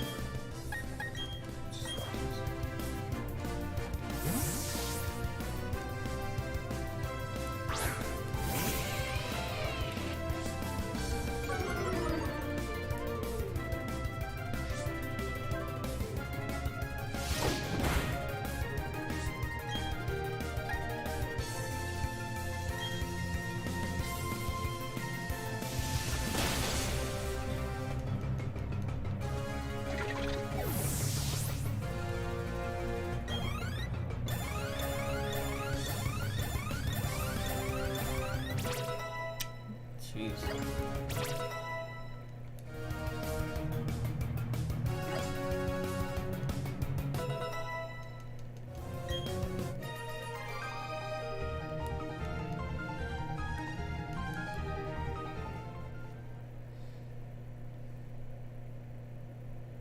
There we go. Just one more evolution for Crimplop, and we will be fully set to go. For those members, it seems at least.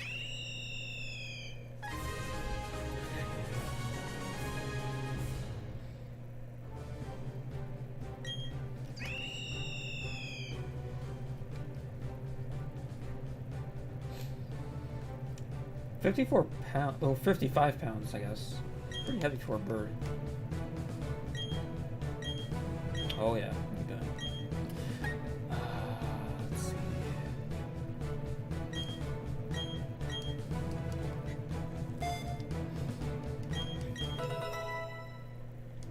Alright.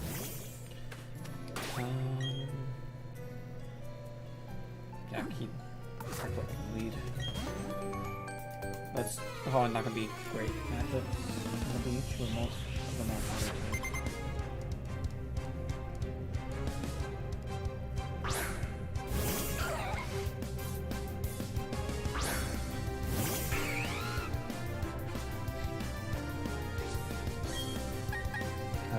This is a water absorber? Oh, storm drain, yes, okay. So that would be a yes. I think there are other abilities you can get that aren't that. Yeah, there's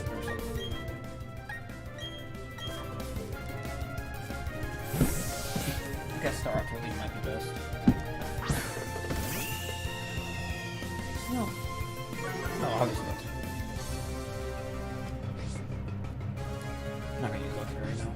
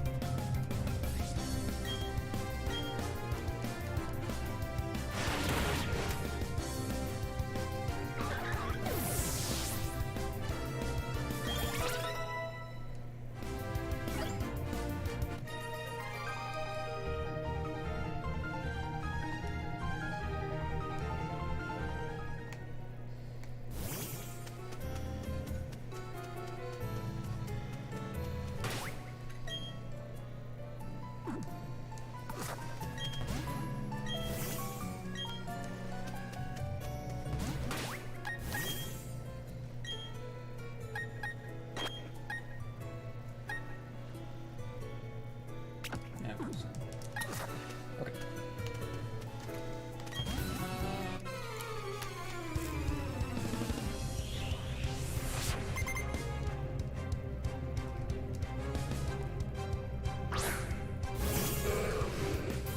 Small magic up here.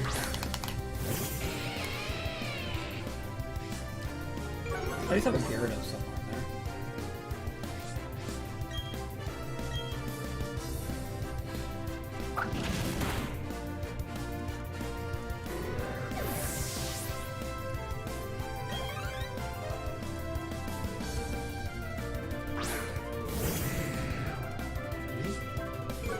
Tiny Gyarados.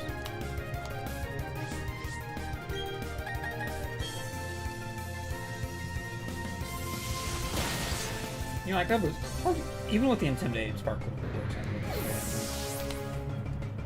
one's fun.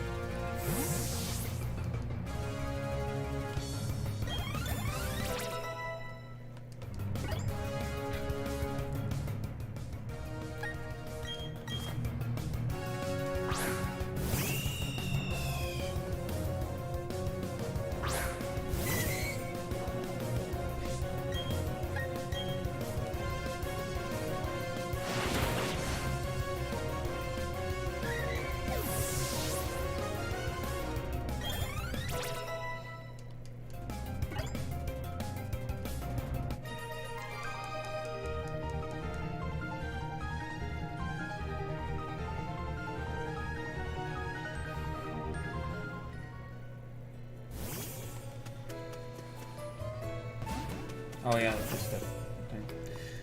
This is also sort of a friendship checker too. No real point in doing it, because I know none of the Pokemon are currently high enough to be surprised. Just one. Nothing from you. One. And you're one. So.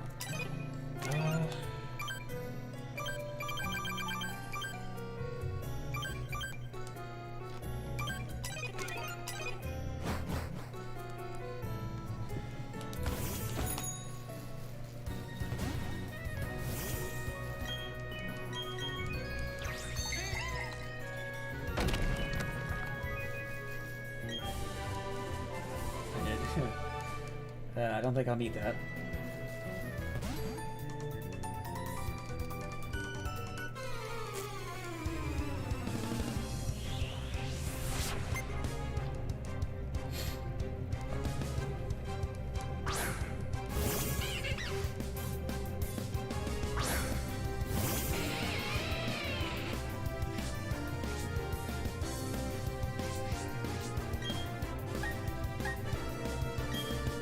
One Glamio. Okay.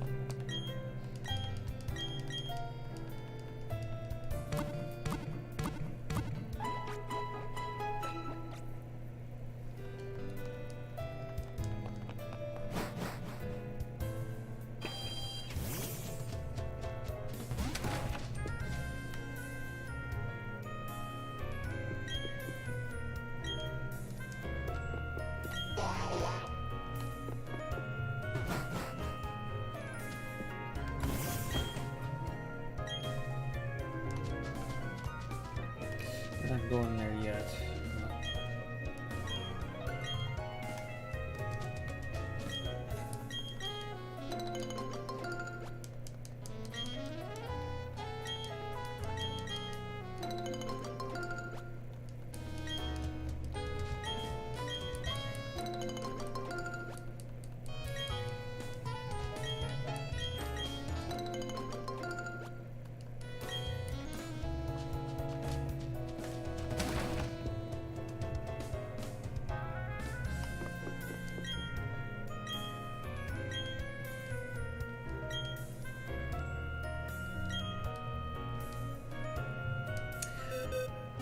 Definitely don't need that right now.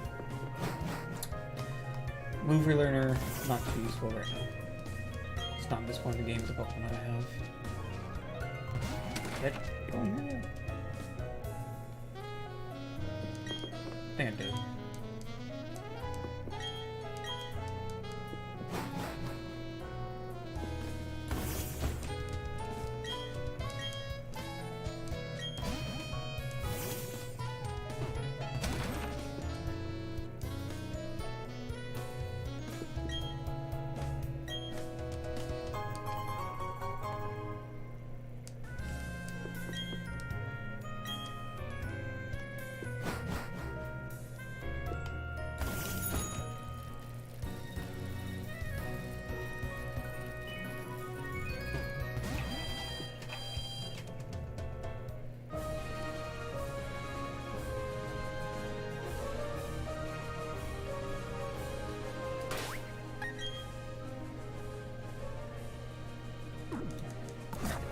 Probably gonna have Luxray carry this gym.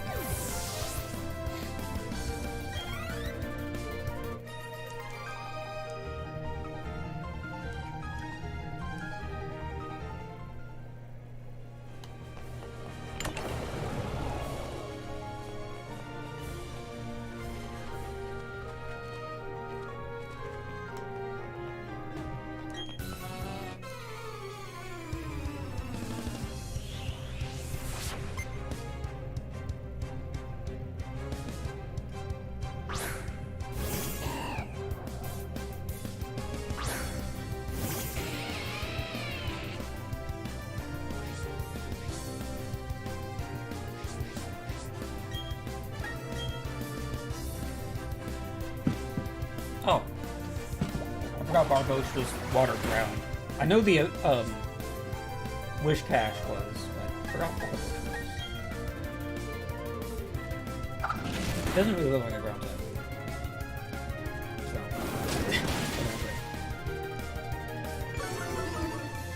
Let's not finish the finishing blow, shall we? Nice.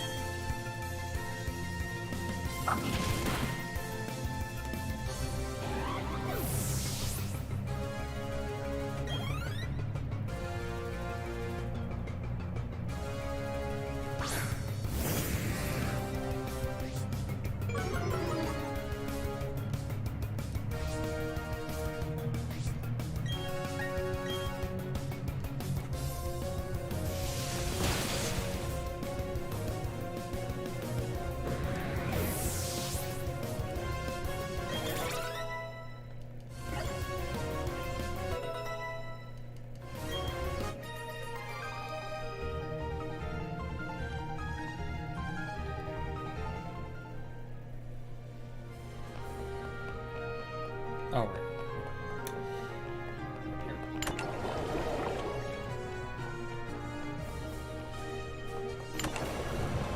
I mean, that's not useful right now.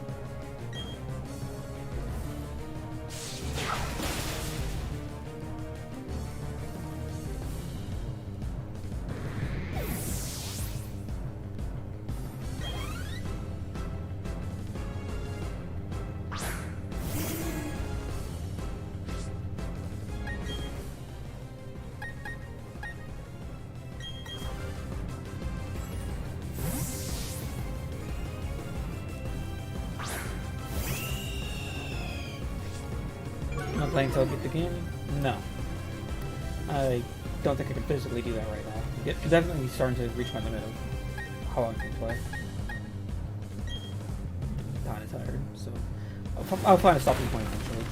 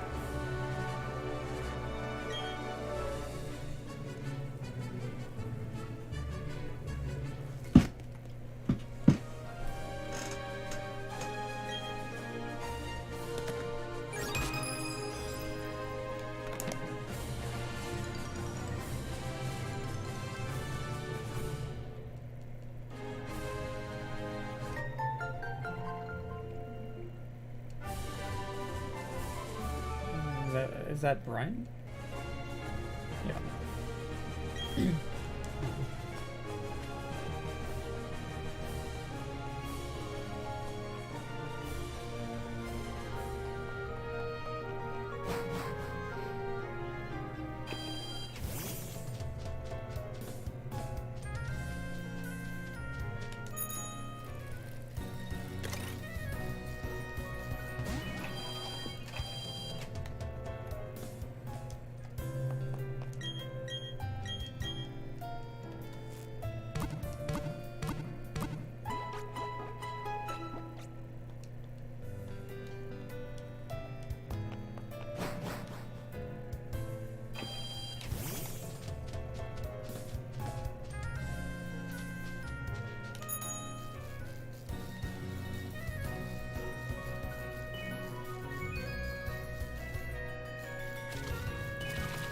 I only have actual puddles.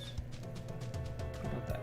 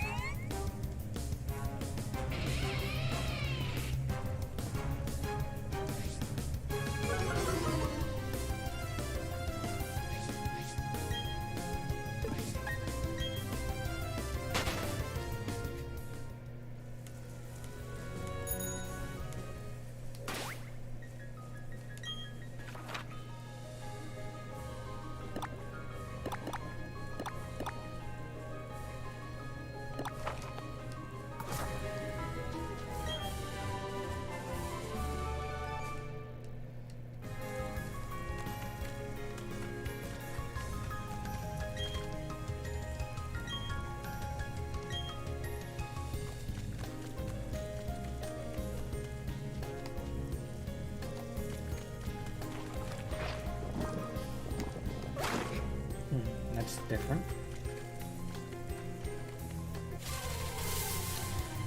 You don't normally get stuck like that. Normally, when you walk through certain parts of the mud, you just go deeper and you go slower. I guess they changed that a little bit.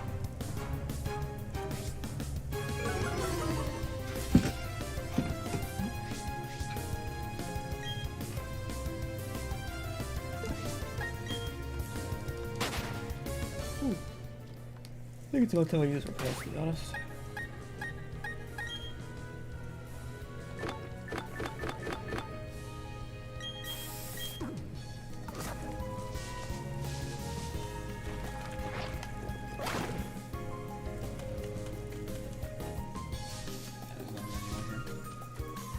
Going in circles.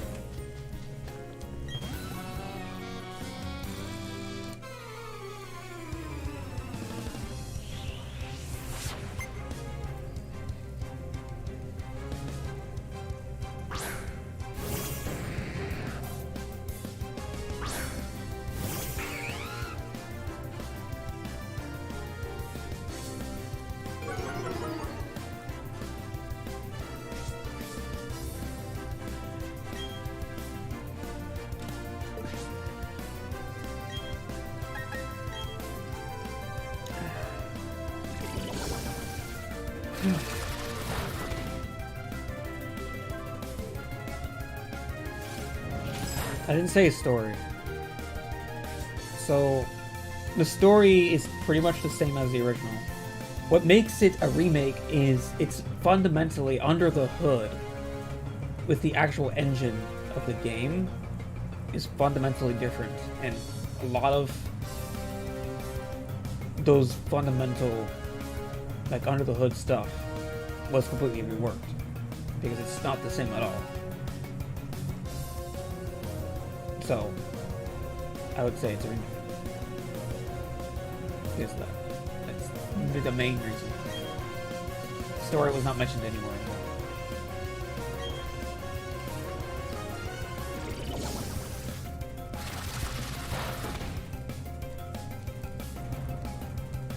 If it's a remaster, it still has all of the under the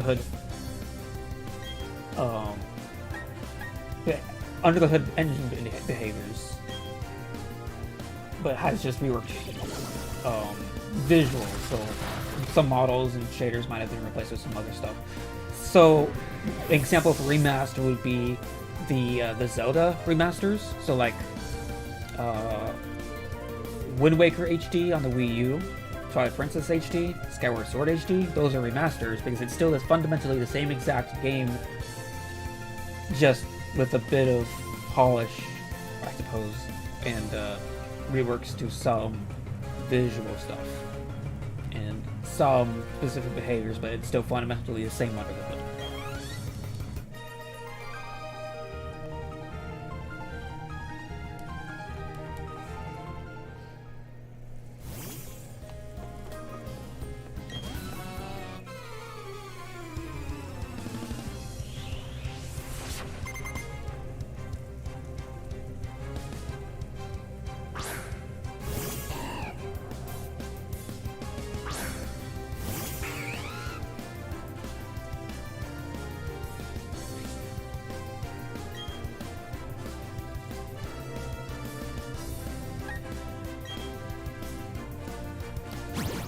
Under the hood, as in the engine that the game runs on. the code base of the engine. All the bugs and quirks associated with it as well. Things like that. It's just... I don't know how else to describe it without just going into talk you probably won't understand, since it's, like, very technical. But I feel like that's the best way to explain it. It's just the under-the-hood behavior of the game that you don't really see directly, but you might have a feel for it under-the-hood behavior, I guess. I'm just trying to convey it in a way that you would understand, I guess. I don't know.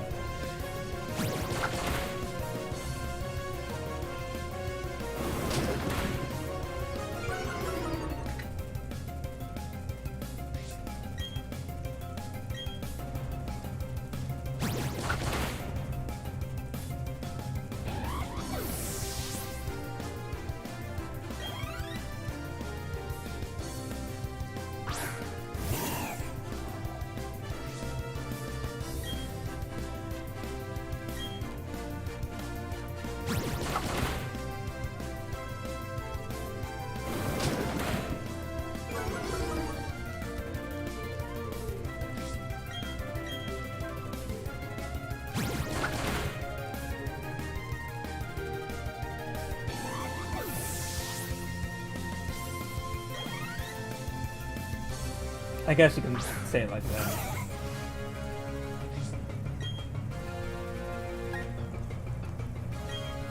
Wait, what is this storm drain? I got that inverted. I probably should have used focusing on the bar bushes, but not on the... Oops. What's that?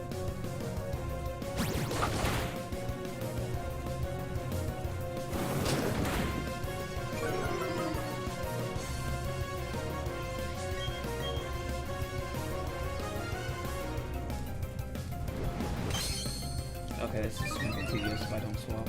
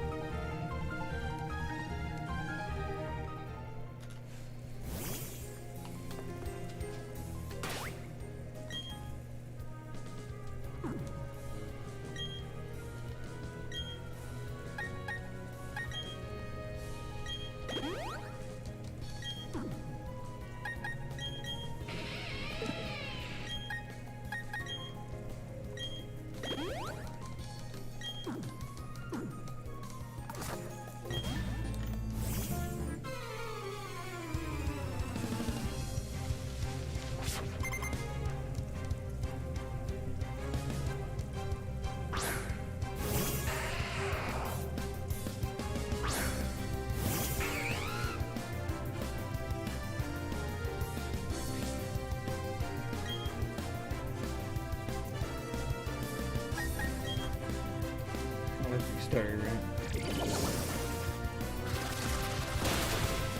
Nope, this one doesn't have it.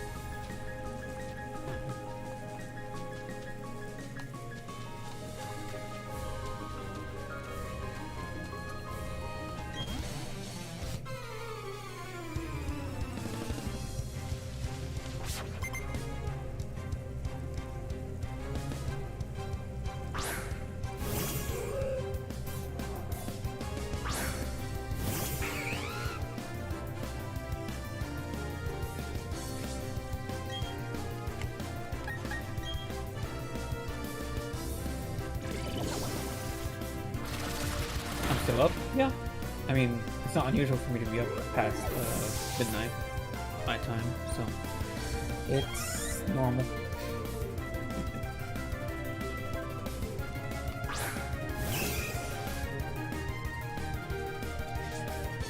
And for the record, I got up at like 3 or 4 p.m. today, so I'm good.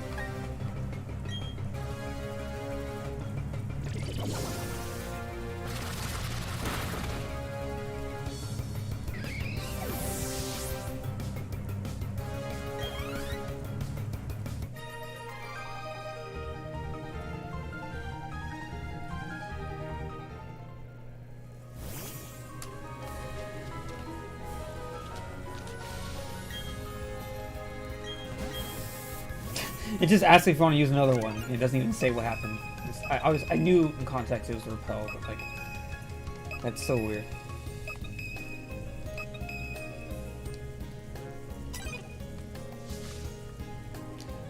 Can I get over there?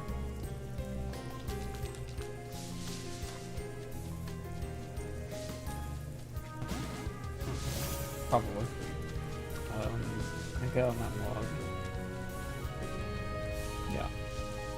No. Okay, hold on. Let's figure this out. Should be doable.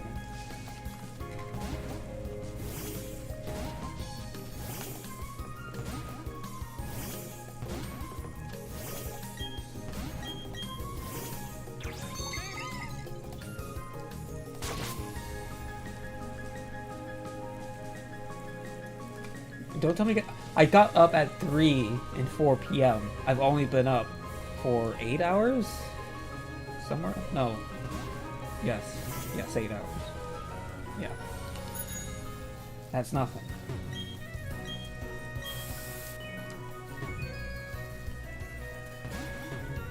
Oh.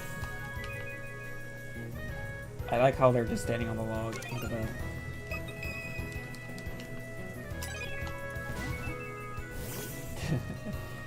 That's so creepy.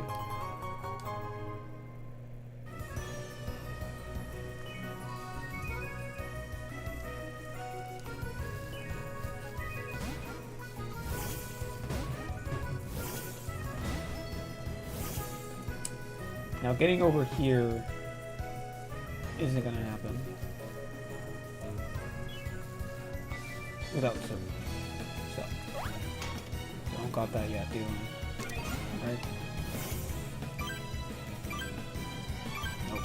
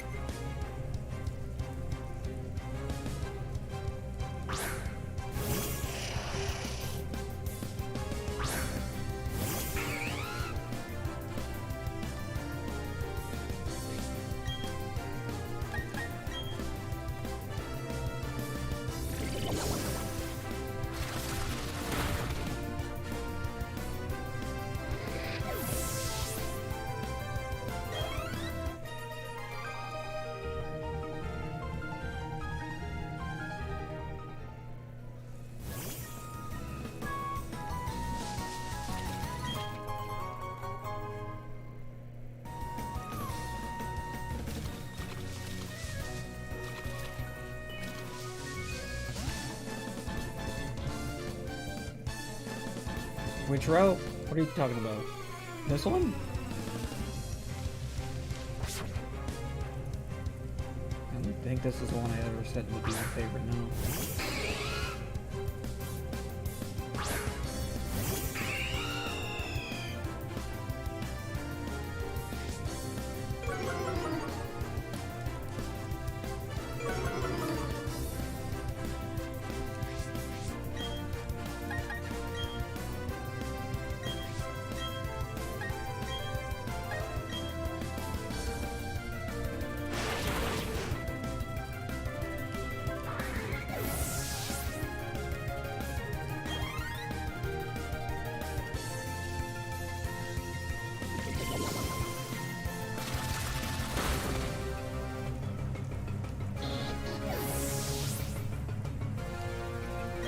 I don't ever remember saying what favorite root music, what my favorite root music was today. I don't think I was ever asked that, so I'm not sure what you're referring to.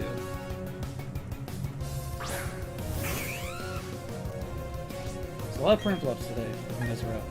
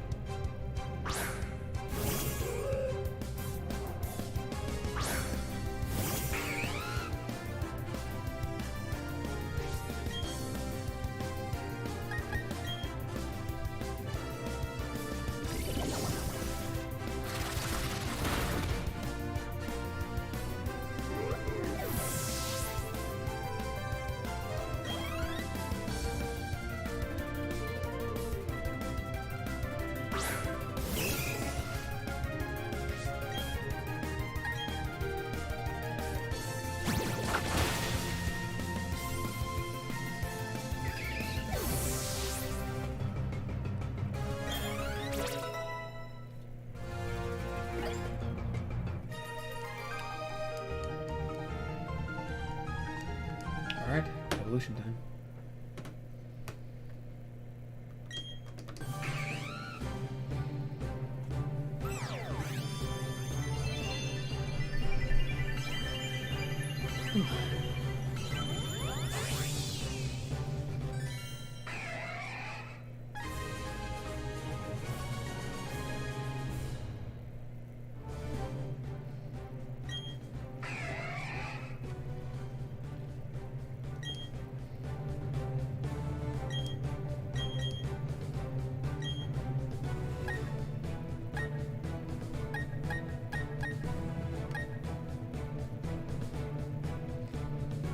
Metal Claw has basically been useless.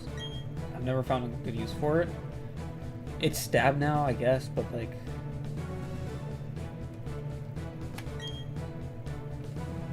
How would I use a steel side move on my opponent? Especially a physical one that's not high power. Alright.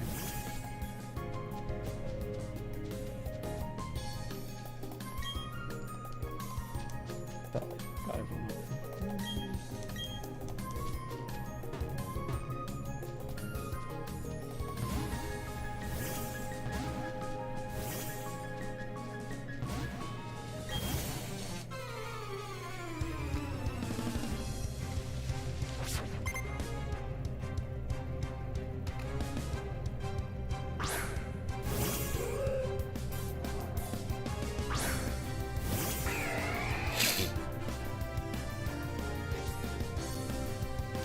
camera here is a little weird.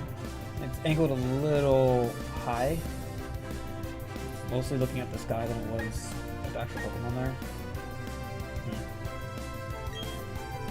Yeah, look at that. Half the screen's the sky.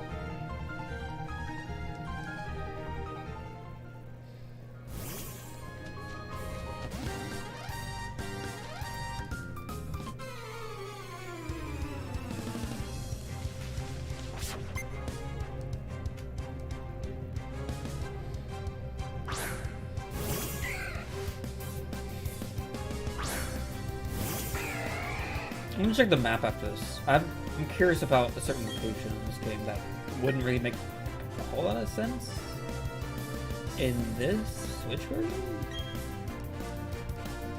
Listen.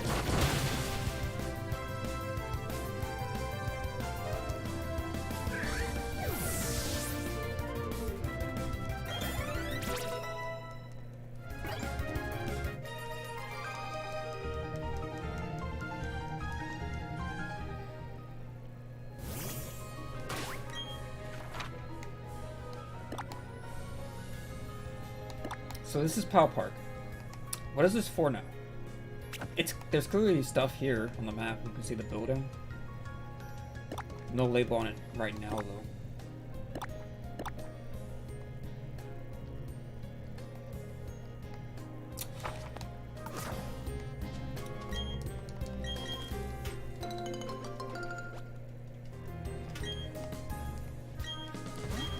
Guess we'll find out eventually once we get surf. And maybe you can look into it.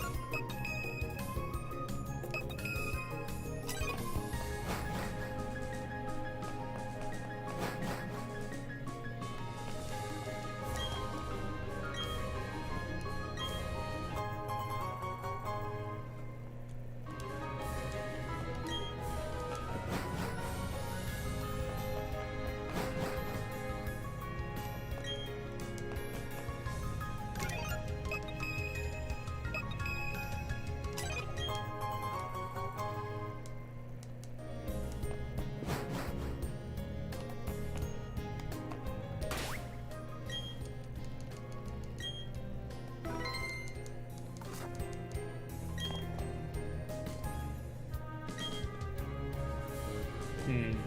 I know there's like a battle montage you can do with the maids here, but that might be posting. So not right now. Okay, I guess everything in this food area is done, so I guess I go back to the marsh. That's where Story is, I believe.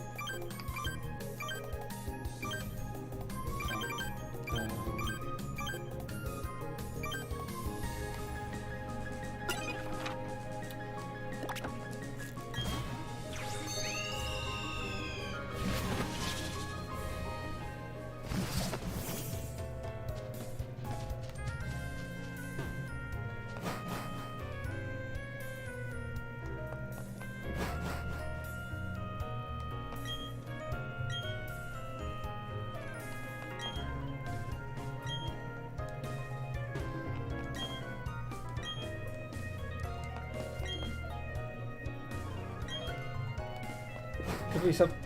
I might be remembering wrong, or remembering from Platinum, but Diamond might be a little different than Pearl.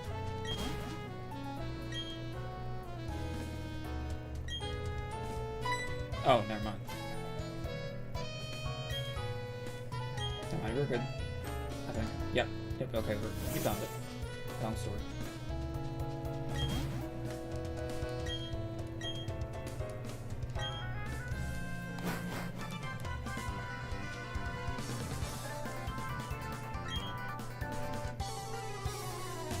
I forgot about the rival fight, so should be fine. You still have Starly? Dude, bro. He definitely had a Star Rapier, or at least even maybe even a Star Raptor at this point.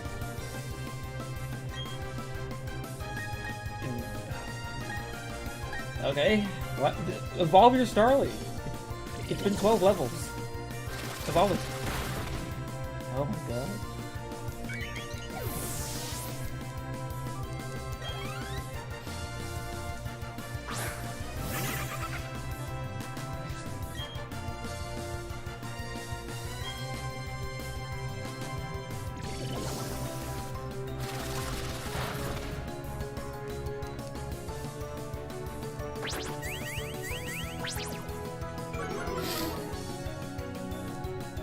He definitely is sandbagging, that's for sure.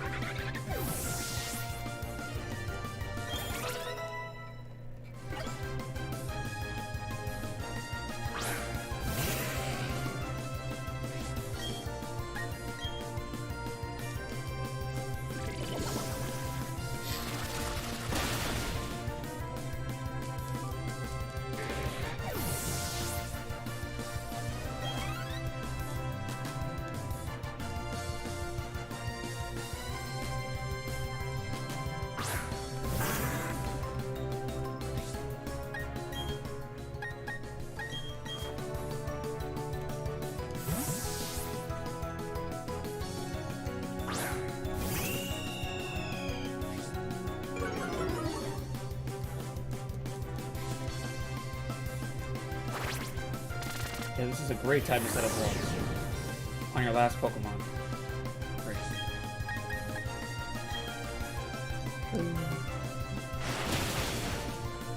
See ya.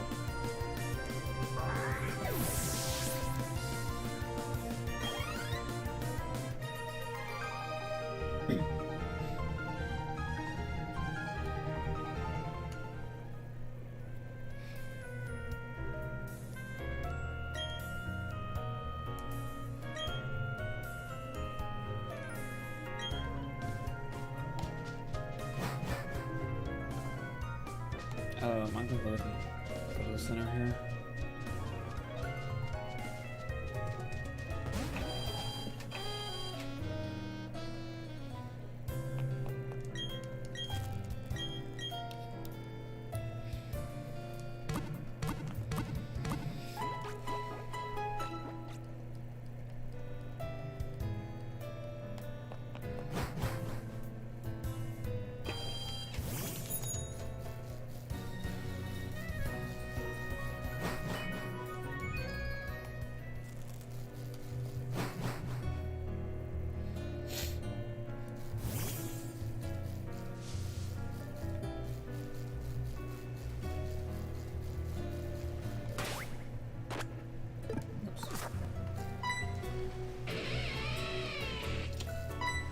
That's right. Out of the way.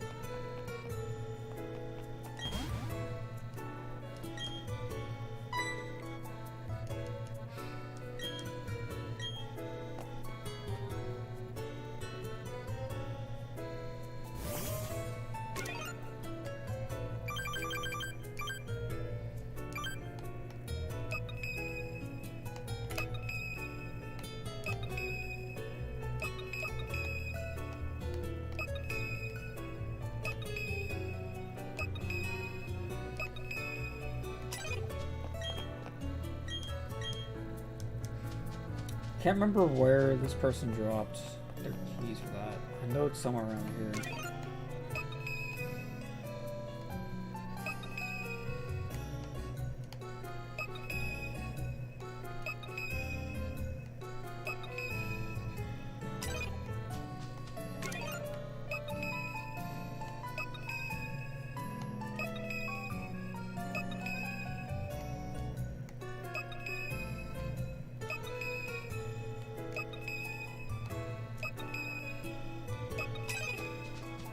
Down there?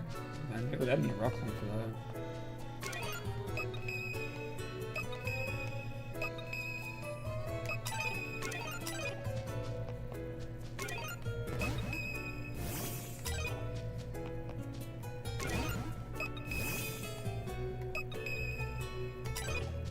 Something weird.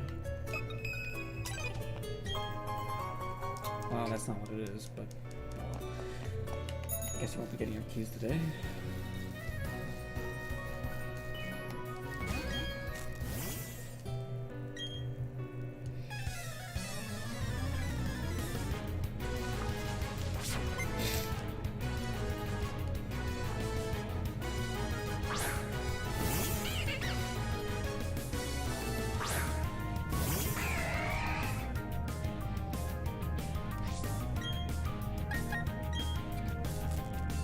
Single glam.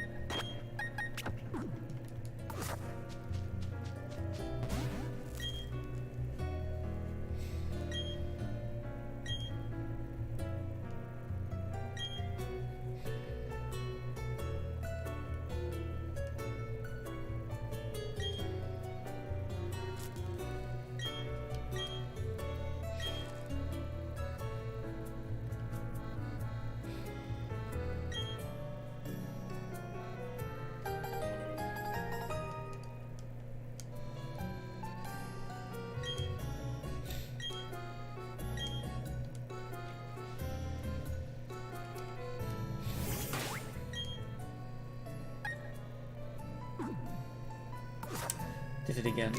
I went to my Pokemon list to fly, and I don't do that anymore. Because... Okay, here.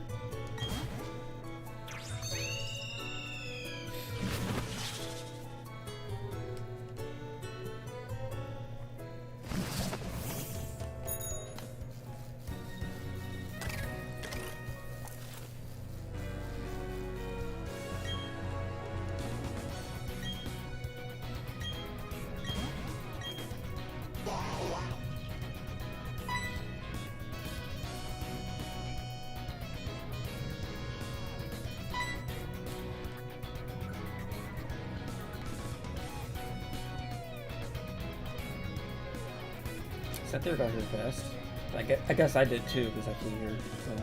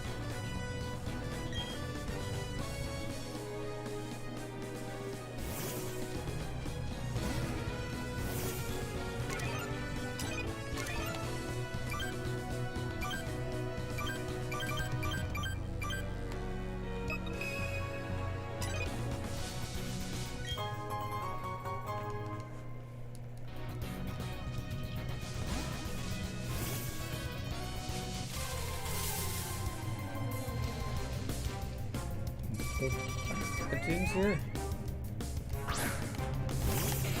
Pretty late in the game at this point. Maybe that's not a thing of time. I remember.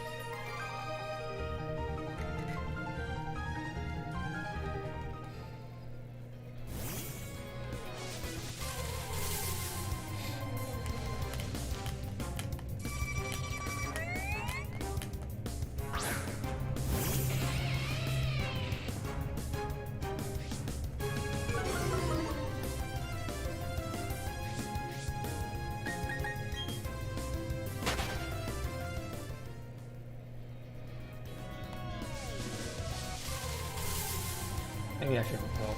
If I keep finding, yeah, if it's just Cricketune City over here, I'm gonna just repel this.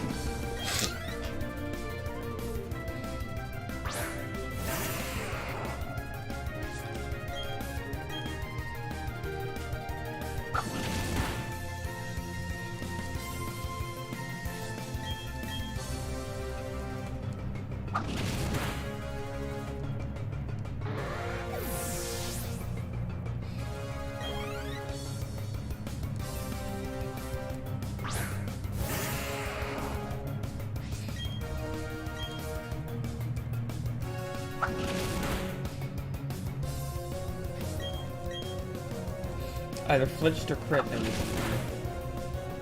Oof. Oh, it's cool. Oh, okay, so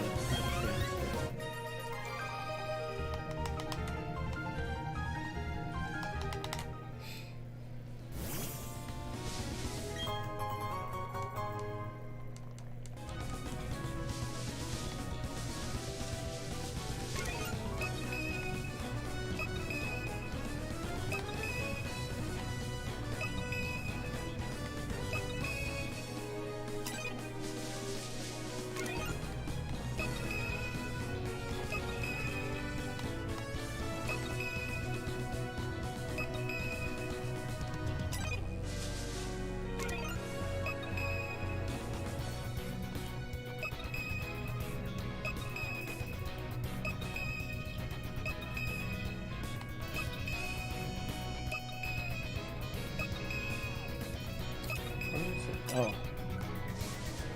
But this is a trainer, though. No?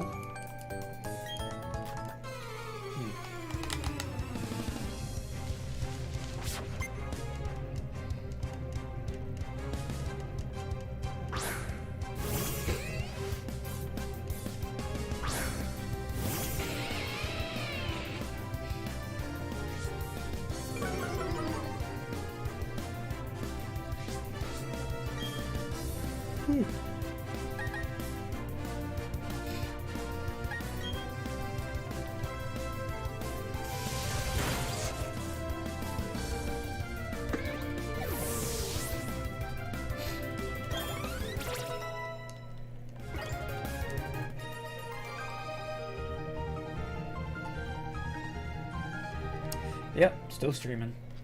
Might as well. Oh, okay. There you go.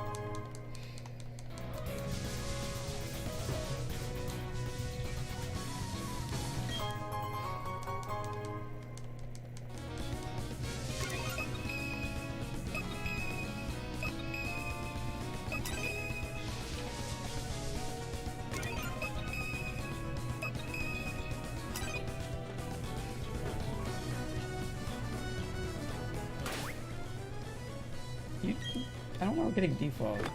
I get what they did. I don't need it here. I actually know the layout well enough to get through it without it, so just keep going.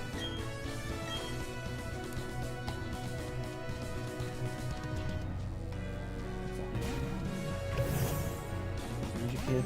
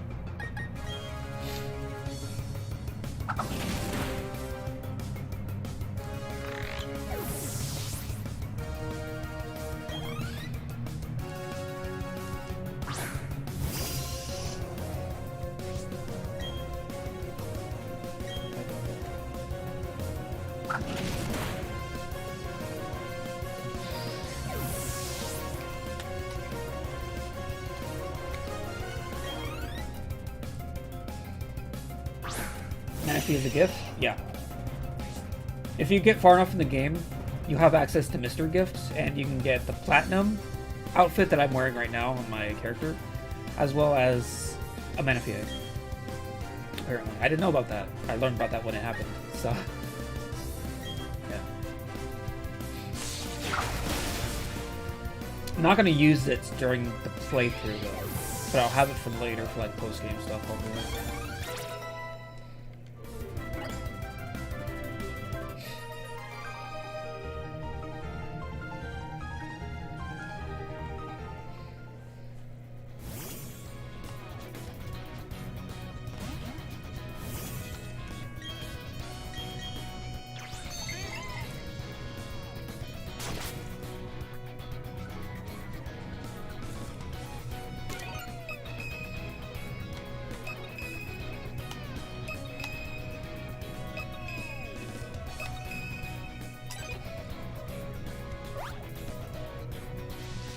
go down.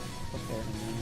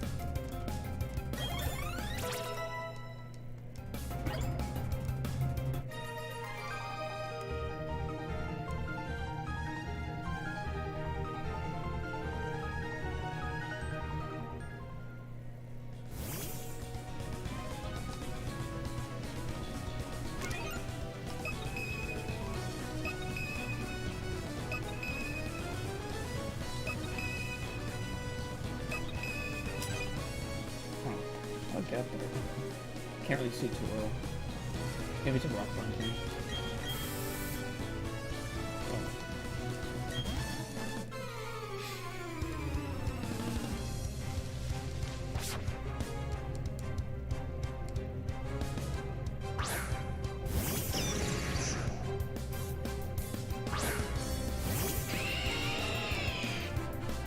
Look how tiny that Gyarados is.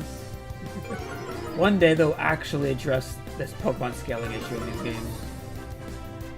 They really committed to not addressing that. Would I say Brilliant Diamond Shining Pearl is worth getting? So far it's not too bad. It's a decent like Pokemon game. Like in isolation, it's a decent Pokemon game. There's nothing too much inherently wrong with it. Visual presentation is fairly consistent, especially like in the overworld. The only thing about the overworld is that's a little weird is when cutscenes have those extreme close-ups of the chibi characters of the overworld, but other than that, the overworld's fine. There are some problems with the battle presentation, as always with 3D Pokemon games these days. As you can see, we have a really tiny Gyarados. That's supposed to be pretty gigantic, but... what can you do?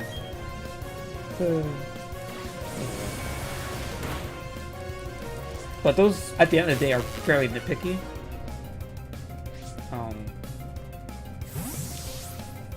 And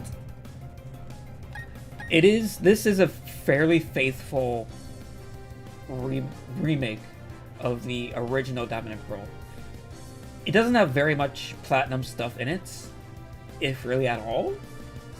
It's mostly just taken from Diamond and Pearl, and that's it, which is kind of a downside, because Platinum came with a lot of improvements to the Diamond and Pearl base game that are very much objectively, like, better. So, take that for what you will. It is a very much Diamond and Pearl game, not a Platinum game.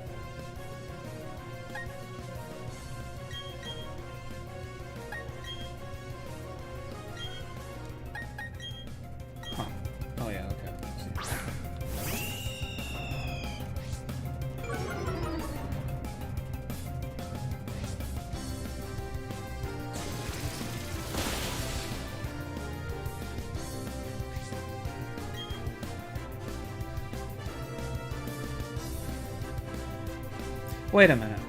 Something... Wait a minute. Wait a minute. How'd this happen?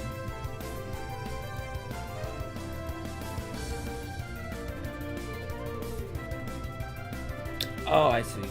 I was wondering, because I swear I just YouTube Restore After, but I also vote switched with Luxray too, so of course, yeah, I can just bring Restore After right back out.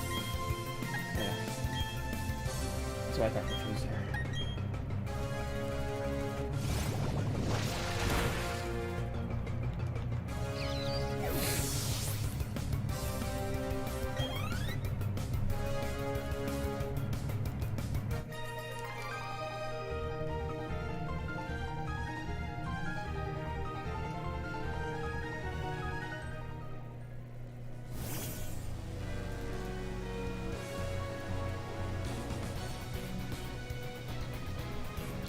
Okay.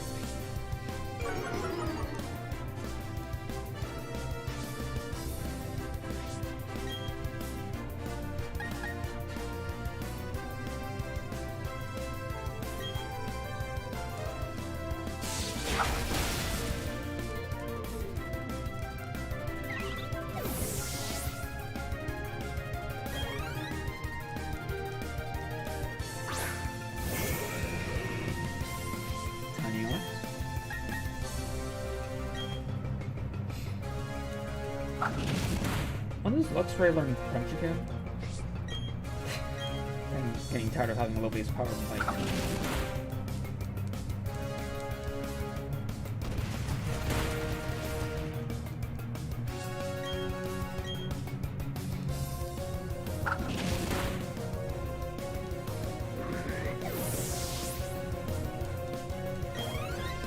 Level up timings might be different in this game too.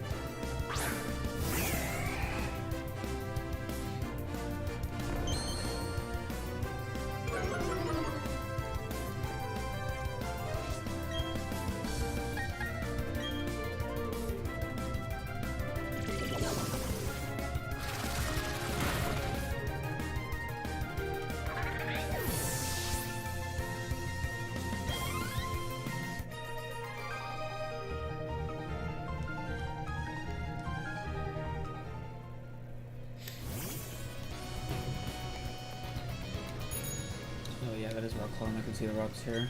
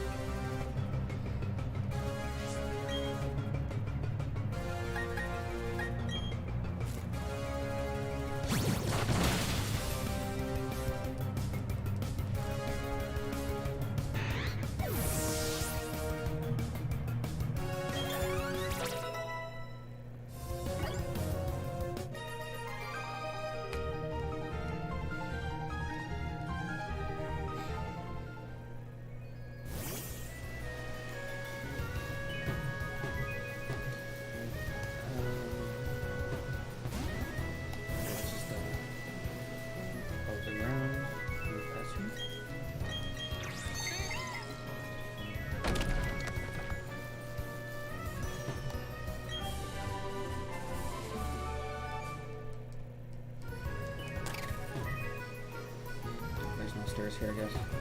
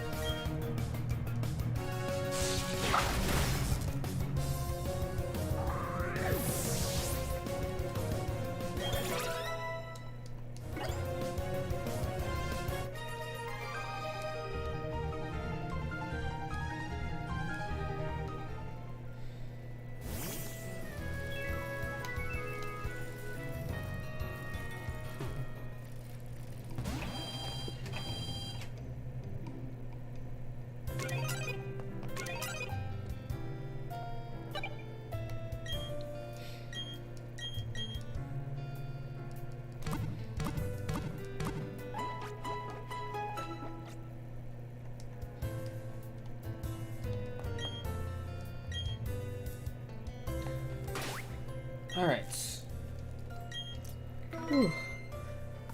I think that's a lot of progress done for today.